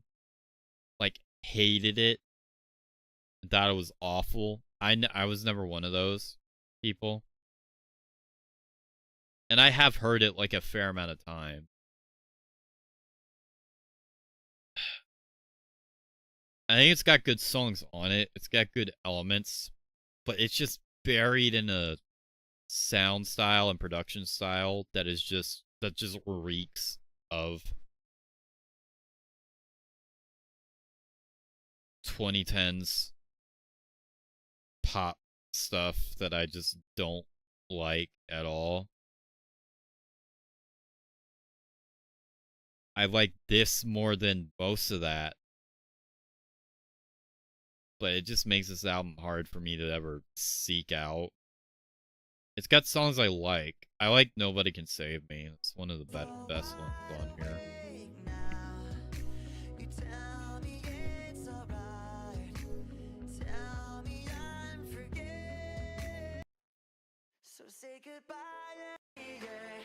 I like Good Goodbye too.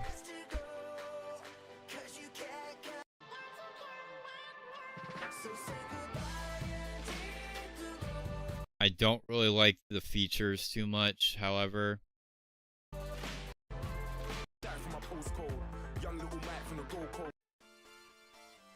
I love Talking to Myself. This is my favorite song on the album. It's the most rock song on the album. An album that's mostly not. And it's very fun. What I don't like is that the music video for this song released on the day Chester passed away. So I can't. It's hard thinking of this song without thinking of that.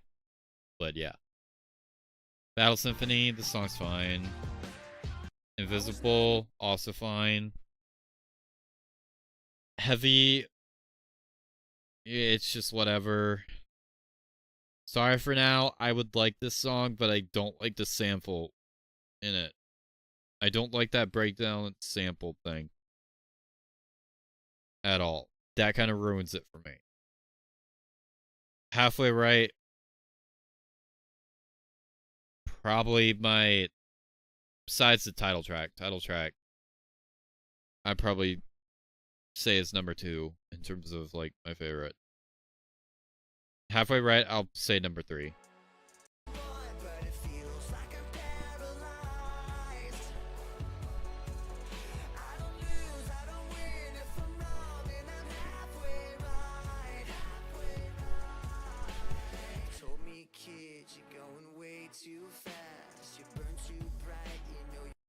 Yeah, I really like this song.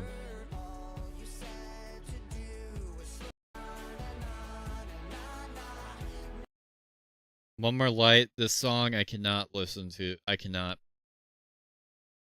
not seek this one out. Because this is just for depressing.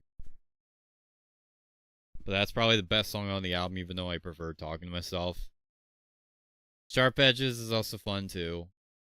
But yeah. I respect this album. I don't hate it like other people do. But it's complicated.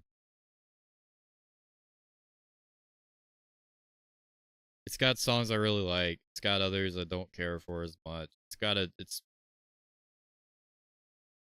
It's housing a sound that I don't really like at all. It's not the worst version of that sound I've heard.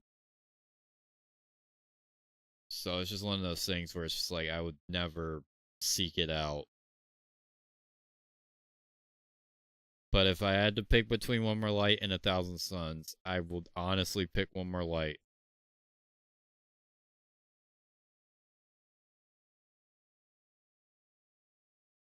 Overall. But they're virtually on the same tier for me.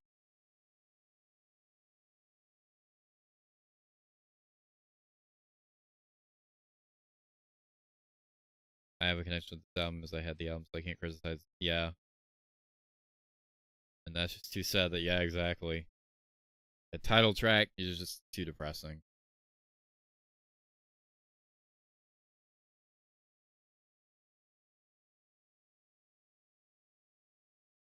Yeah, man, it's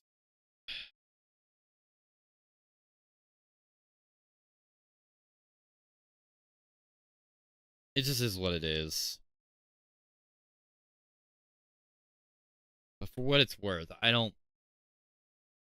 I don't hate it. I don't dislike it. I would just never seek it out. Of all the Linkin Park albums out there, that's the one I'm just.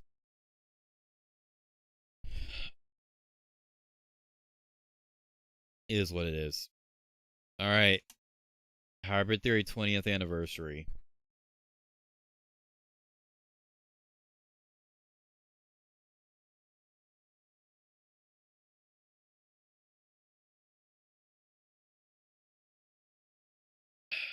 This includes the entire package of. Includes all the demos. It includes a lot of new demos too. I'm just basing the ranking off of not the inclusions of Reanimation and Hybrid Theory as a whole, but all the demos it includes, particularly the new ones, which is the Lost Demo CD, which includes Dilate.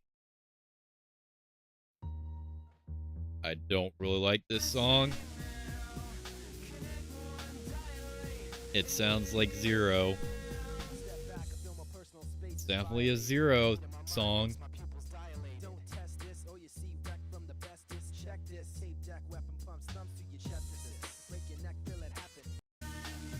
Mike carries a song. Picture Board, I really like this song. There's also a version with Mark Wakefield, but it was never officially released.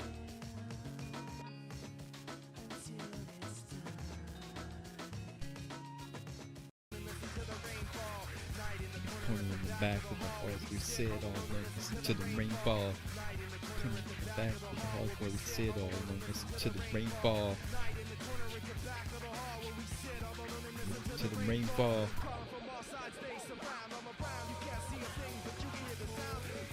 We also got She Couldn't, which was released as the first song off of Hybrid Theory 20, which is where I started to recognize that it's actually really good. Could Have Been, another great song. It's got like a bass solo at the very end that's really cool. Rema is just Zero song, I'm not playing that. Rhinestone Zero's demo, this is a different version. It's actually like good production.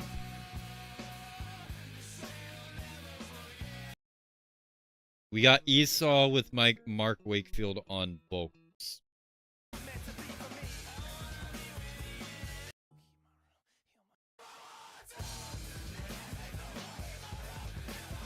He is no Chester.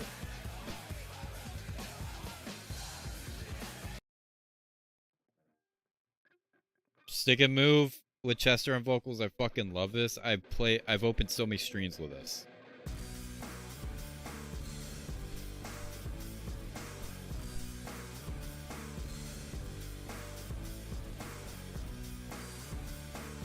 Hybrid Theory 20th anniversary goes up to A tier because it's just got everything. Everything you say sounds forced and fake. How long will it take before you make everything break down around you? Everything that you do reminds me why it is I can't stand you. Everything I thought was real was not. Everything I But I would definitely pick Minutes to Midnight, Living Things, or the Hybrid Theory EP over it. Pull me through, cause everything that goes up must come down. And everything you do hurts worse when it comes back around.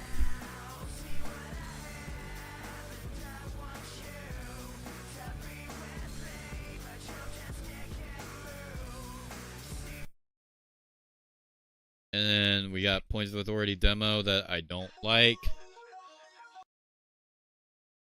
Carousel demo that I don't like as much as the studio, but it's still good. And other demos I've already played earlier. I mean, yeah. It's also got Slip. It's got the entirety of the Hybrid Theory EP. It's got Blue. It's got So Far Away. It's got all those. It's got Soundtrack. Well, no, it doesn't.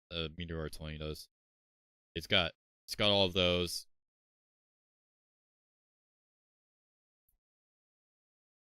So, it goes in the A tier. Now, Meteor 20.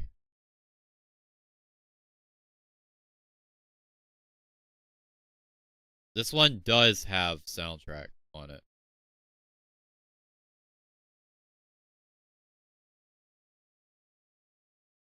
This was obviously the first single introduced from this one was Lost, which was actually pushed as like a single, and it was like huge when it came out. Lost, a song cut in favor of Numb on Meteora, which was a better choice. Numb was definitely the better choice. But this song's still really fucking good.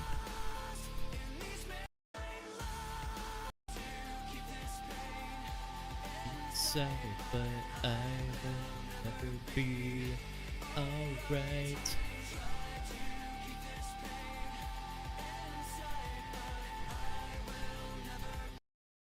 By Myself was released the second song. Also really good. I didn't want you to think I'm worn out so easily. I wish I'd held it in so you never knew it built up inside of me. More the Victim. This leaked on some radio show weeks or like a month before the album came out. I downloaded it from that early because I fucking love this song so much. I played the shit out of it, dude. Where the Victim is so fucking good. Oh, you're really hungry for it. I love picking the word, yeah. Beat you down, baby. Still born, won't just get up off the ground.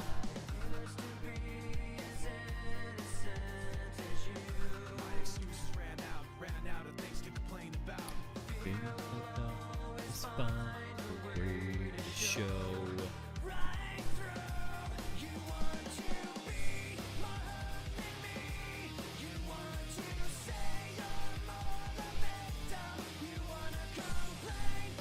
Yeah, I was obsessed with this song.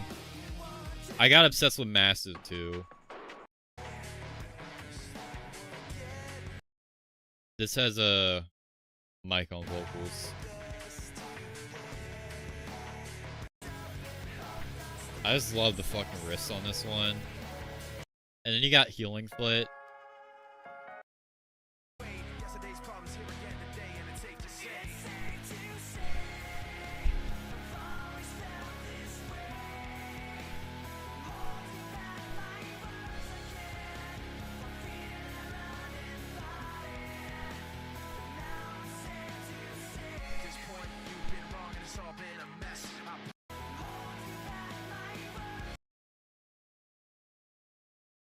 Puddles said that this reminds him of Puddle of Mud, this song. I can hear where he's getting that. It still very much sounds like Linkin Park. But it does sound like closer to that than the other songs on here. We got A6 that has mic on verse, finally has vocals, but doesn't have a chorus with Chester. More demos. Again, I love the fucking Figure 09 demo. Give that shit verses and its peak.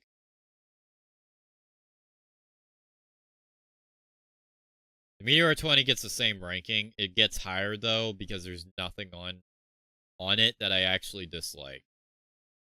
Whereas with the Hybrid 320, there's zero stuff that I obviously don't care for. So yeah.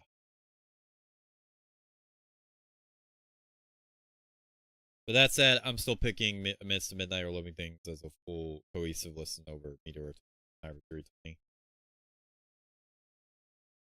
But they both just have a load of instrumental demos that I would never seek out. And Hybrid 320 has the zero stuff, as I said before. But yeah, that's that. That's that. We got two more left. So we'll get this one out of the way first.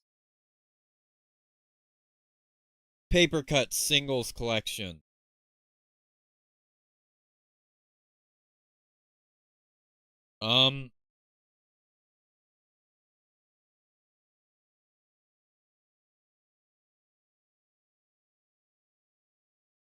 Yeah, it's just a singles collection. It's got Crawling, Faint, Numb, Encore, Paper Cut. Breaking the habit. In the end, bleed it out somewhere I belong. Waiting for the end. Castle glass. One more light. Burn it down. What I've done. Birdie. One step closer. New divide. Leave out all the rest. Lost. Numb. Friendly fire. Friendly fire is the new song off of this from the One More Light era. If it was on One More Light, it would have been one of the better songs on there.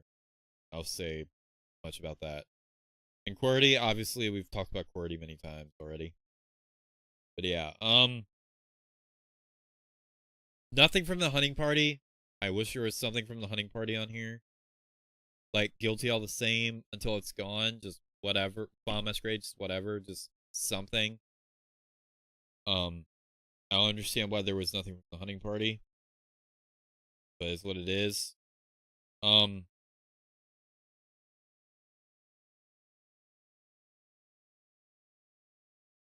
And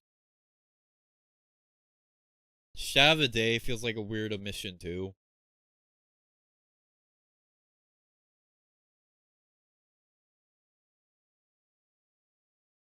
I feel like that should be here.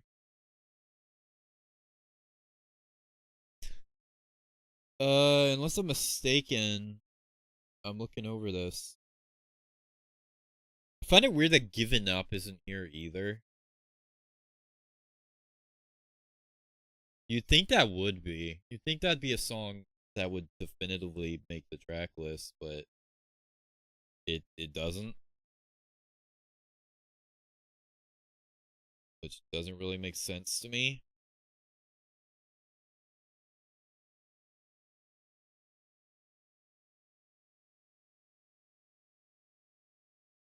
Lying from You, I guess maybe, but I don't really. Doesn't really bother me that it didn't make the track list. It's a singles collection. It is what it is.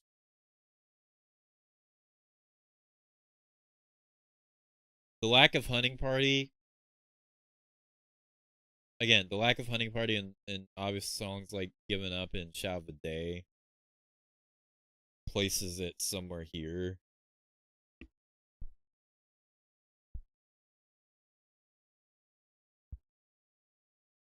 I'm not ranking it above Reanimation because it's just a singles collection. But it can go squarely in the middle of B tier. I think that's fair.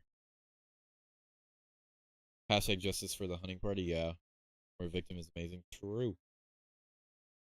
Alright, that leads us to our final entry.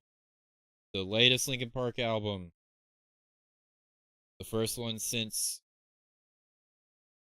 the first Main City album since Chester passed, with new vocalist Emily Armstrong on vocals.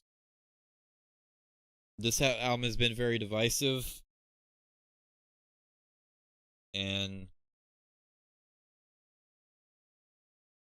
this album is the main reason why I decided to do this ranking and wanted to do it as a video. I've listened to this album a number of times since it came out, and if I'm being honest,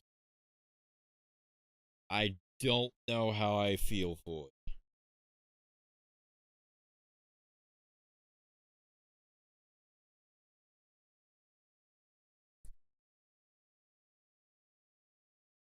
Honestly, like,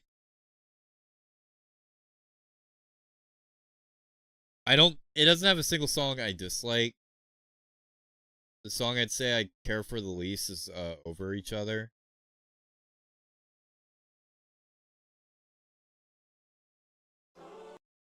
That one doesn't really appeal to me too much. The Emptiest Machine is great. Cut the Bridge is good. Heavy as the Crown is good.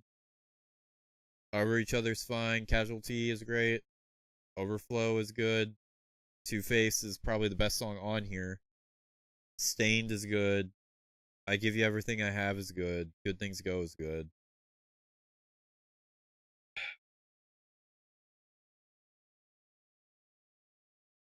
I don't know.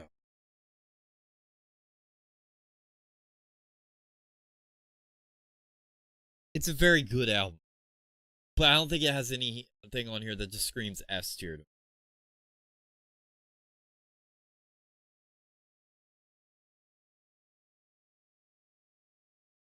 It's very tough. I generally don't know.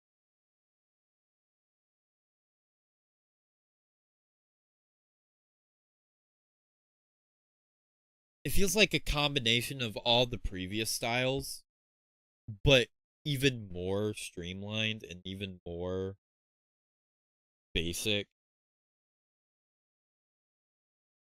It's got a lot of cool elements, but it's like Two-Face, even though that's the best song on here, sounds like the most. It sounds like a replica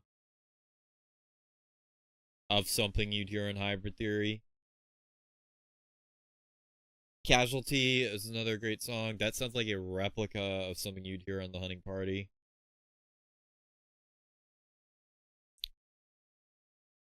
I Give You Everything I Have.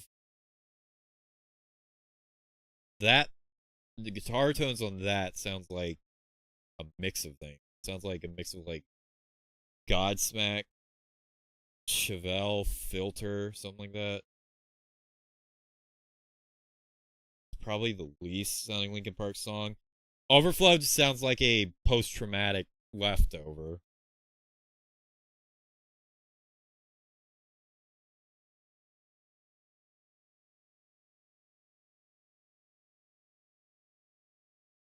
Emptiest Machine sounds like a typical single from like Mints to Midnight, Thousand Suns, Living Things era.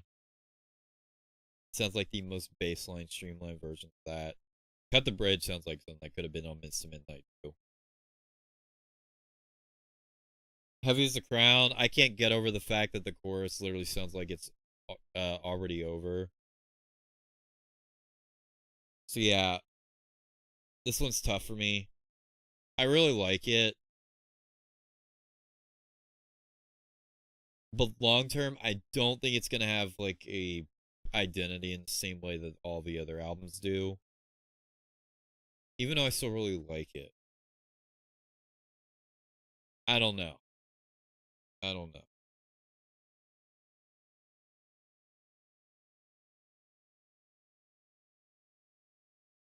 It's tough.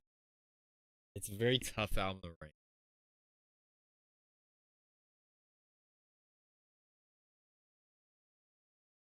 Because it's the first one after a long time.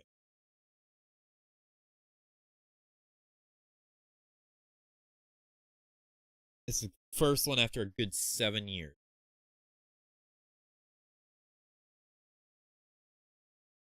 It's got a lot of. It's meant to be like a starting from scratch type deal.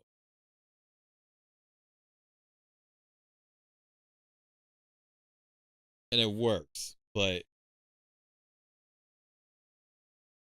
I probably need to spend more time with it. Because as of right now,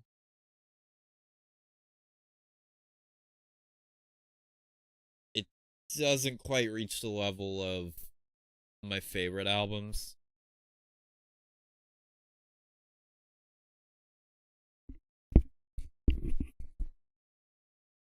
And again, it's still very good. Empty Machine's a very good song.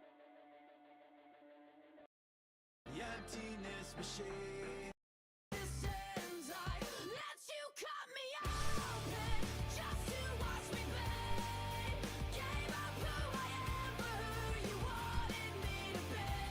Yes, it's a very good song. Cut the Bridge is very good.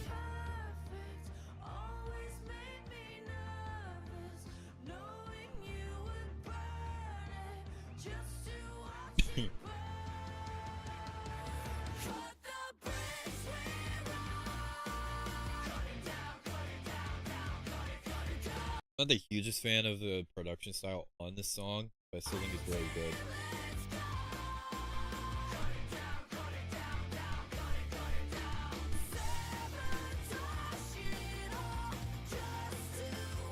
Heavy as a Crown.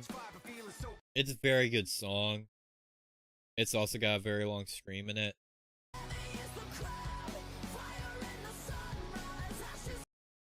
But the chorus, Again, it just sounds like it already over. It's like, it's already over. I don't even know. Try to find a window that already closed. No matter how much I back tried, nothing there goes. Yeah, it just sounds like that song to me. Over each other, like I said, is fine. Casualty.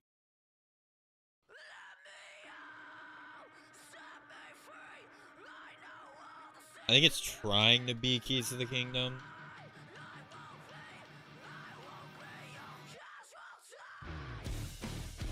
Although Mike in the verses doing the gritty vocals reminds me of Chester and Condemned.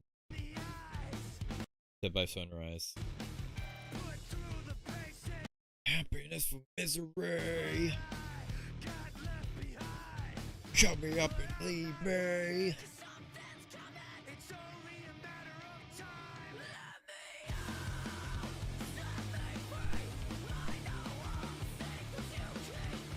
Yeah, this song's very clearly trying to be something off the Hunting Party.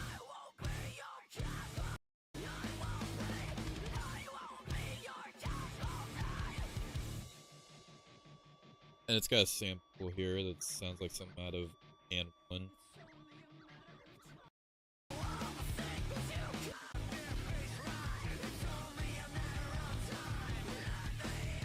I like this.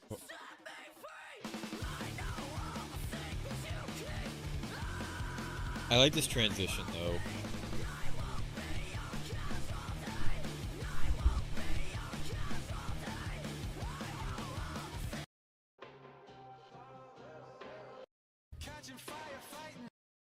Again, Overflow sounds like something off Post Traumatic, but I really like Post Traumatic, so that's cool.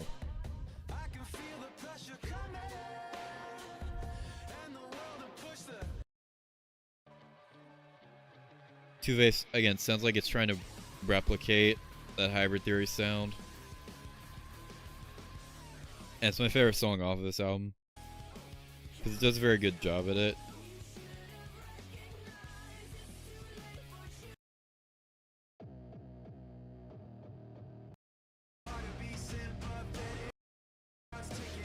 Stained, also very good.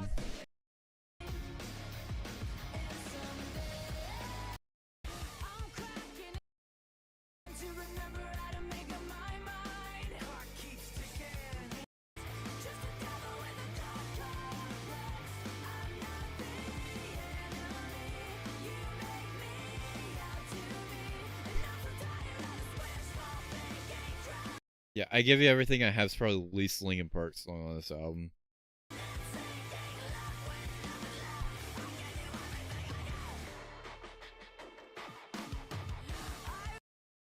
Good Things Go is a really good song.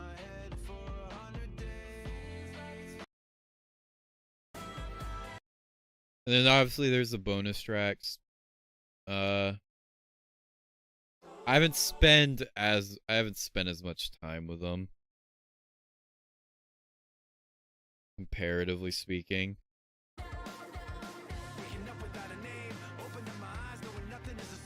Up From the Bottom is good. They're all good, but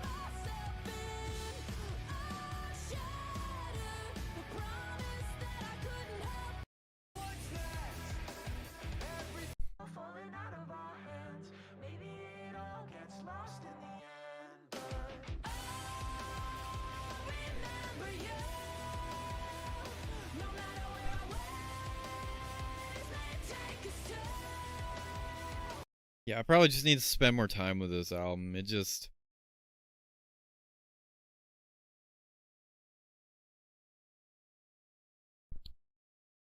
sits across the board as good and has some great stuff on it. But I don't think it's got a single S tier in the same way that like Hybrid Theory, Meteora, Hunting Party, Minutes to Midnight, and Living Things were just full of them.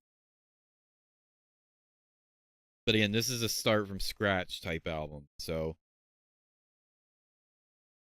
It's more of like it works for what it is.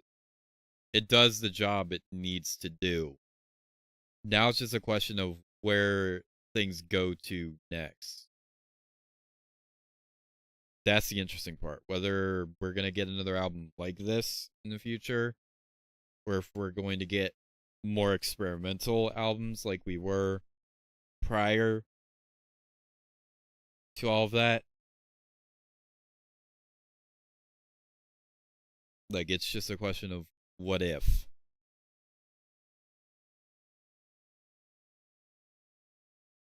So I think it's fair putting it there with Reanimation. Maybe my opinions will change at a later date. I don't know.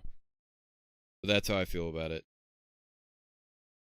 It's a very good album. But it just barely misses the A tier. For now.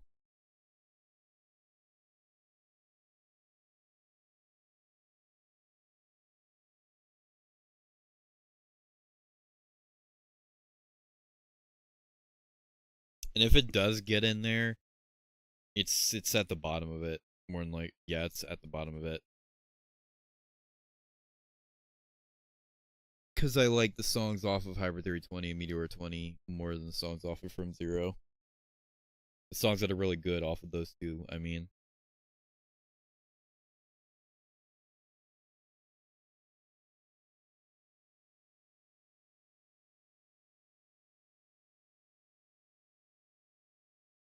I mean, it's even if I do it like this.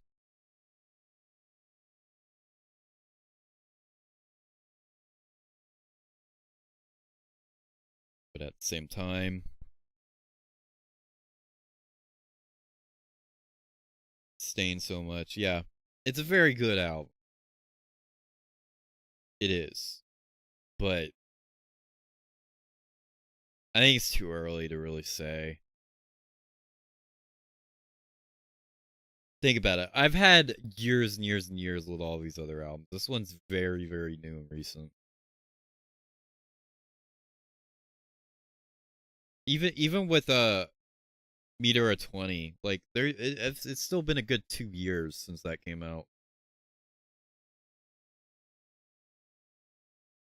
From Zero, we're not even a full year yet. So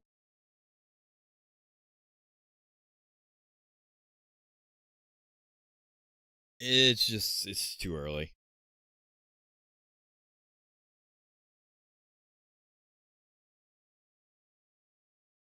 And again, I kind of want to see what happens after, because this is the start from scratch album, to see if they like go in a different sonic direction, or if they continue with the same sound, or if they try to revert back to some older sound. It's just a question of what if. I think it's fair being there for now, though. I'll place it above Reanimation because, like, the great songs off of this I do like more than the ones off of Reanimation. With the exception of Pushing Me Away, that's like an S tier song.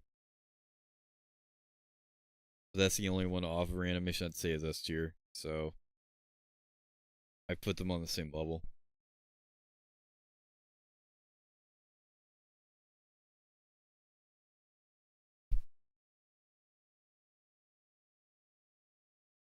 And and I guess with that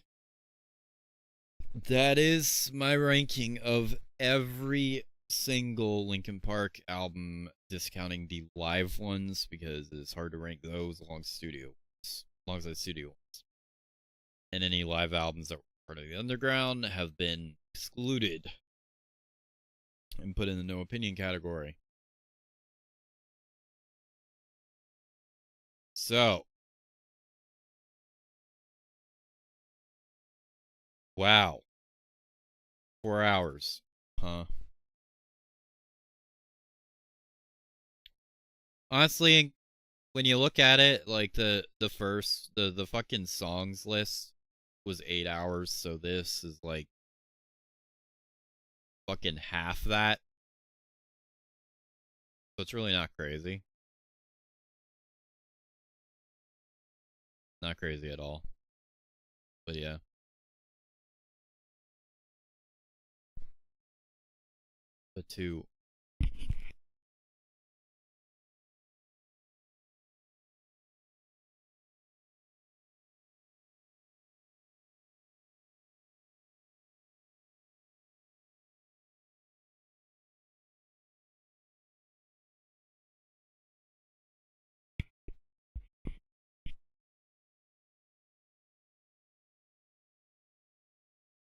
But yeah, I'm gonna get off soon.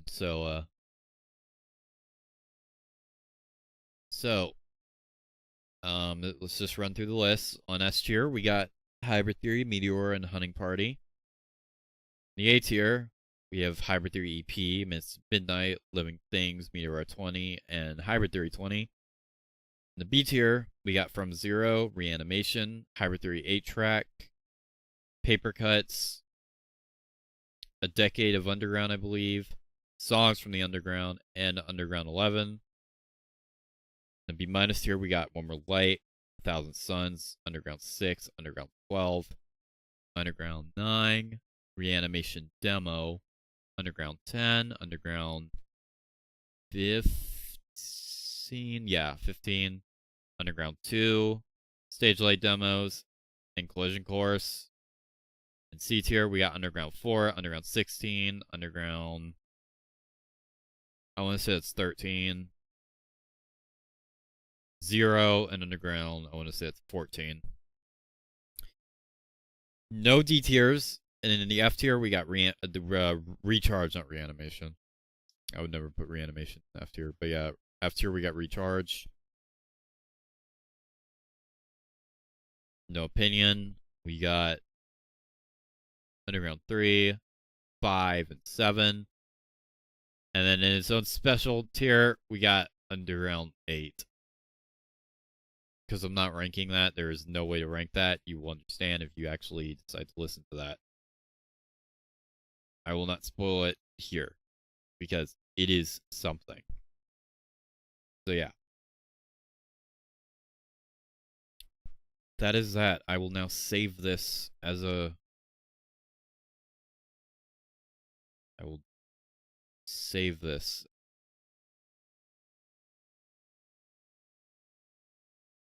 to the website. This is our official ranking, and I'll probably post it to Twitter. We'll see. So yeah, this is what we came up with after 4 hours. I think this is good enough. Not noticing anything that I want to change. So yeah. What is it? 36 albums? Not bad.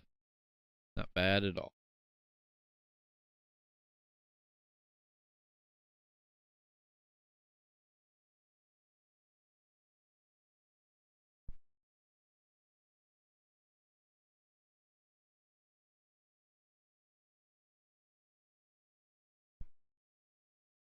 There you go.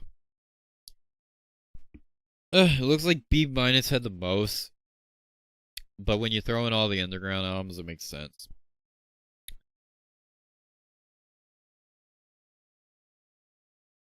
It makes sense. I mean, if we just kept it the studio albums, it'd look a lot different.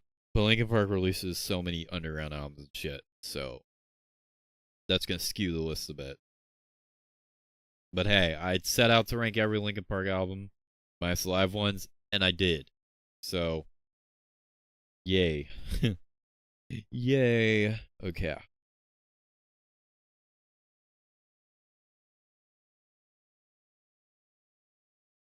Now then, for those that missed it, you can scroll back into the VOD. I don't know if I will timestamp the stream or not, but we will see. But yeah, you could scroll back into the VOD and see what I ranked where and stuff. So yeah. Glad I actually did this because I was so close to missing it. I didn't want to miss it again, like I missed it last year. So yeah. I I hope to have an actual plan next year. Whether I'm doing another top video or not, we'll see. I've had an idea of like a top video or something even bigger, but if I'm gonna do something even bigger, I'm thinking of saving that for the 10-year, which we're still 2 years away. So I don't know, but yeah, that's a ranking. If you want to rank the tier list yourself, glad you streamed. I am too. If you want to rank the tier list yourself, I have the template linked in the description. So yeah. In any case, I guess I will go ahead and do the outro. So now as for whether I'm going as for when the next stream is going to be, I guess I'll switch the screen now. I have no idea. I'm still trying to figure stuff out. I didn't go live yesterday because there were storms and shit. I almost didn't go live tonight because I didn't have anything ready. I didn't finish the template, which that only took me like 5 minutes, and I didn't finish the thumbnail, which that took me like around the same amount of time. So, as in, it didn't take me super long at all. So, I could have had that done way sooner. Now, as for whether I'll stream tomorrow or not, I don't know. It will depend on how I'm feeling. If not, then I will hopefully be back the following week on the 26th. And we'll play Smash. At some point, I want to try Mario Party Jamboree because I have that and I still haven't fucking played it. Because I don't know if I had anyone I could fucking join me for it. But yeah, and continue with Sonic Shadow Generations. I do want to do that too. I have no idea when the next video will be. Not gonna tell you what it is or whatever. I have to figure all that shit out. It hasn't been easy, but yeah. It is midnight, 12:30 to be exact. Well, almost 12:30. I'm tired. I'm going to get off, probably get something to eat, or maybe just crash. I don't know. So yeah. Another year gone by.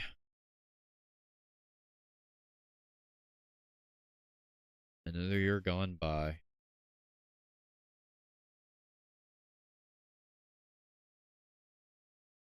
So yeah. That is the ranking. This is what we got.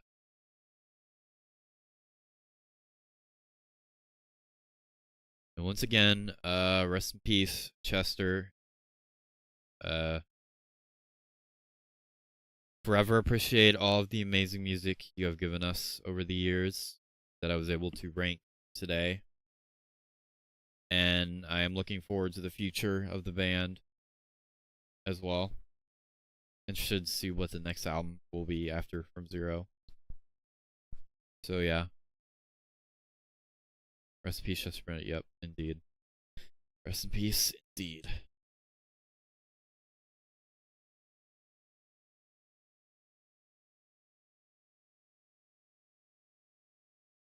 It doesn't matter how many years pass, the sentiment will always be the same. But yeah. I need to add that demo remix to my playlist. Besides that. But yeah, good stream, fun stream. Glad I did it. No idea when I'll do the next one, but that's for another time and place. In any case, I'm gonna go ahead and get off here. So, I also forgot to mention it, but I was wearing like a Linkin Park hunting party themed shirt this entire time. It's kind of faded now, but can't get full on screen. There we go. There it is. Okay, but yeah, forgot to mention that, but I was doing that. But yeah. that all being said, I'm gonna go ahead and outro the stream now. So that's gonna do it for tonight's stream. Hope you enjoyed as always. Like, comment, subscribe, and all that. And I will see you in the next one. See you guys whenever I see you for Smash Ultimate, Minecraft, maybe Mario Party, Mario Kart, or whatever. And Sonic Shadow Generations, and whenever the fuck the next video comes out, because I have no idea. Once again, rest in peace, Chester. I will forever appreciate all the amazing music you have given us, as will everyone else. So yeah. Goodbye, Luigi fan.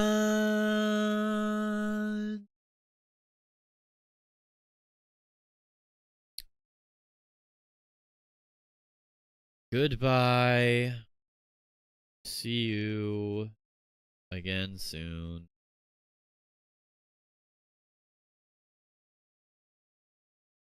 Another year down. Later.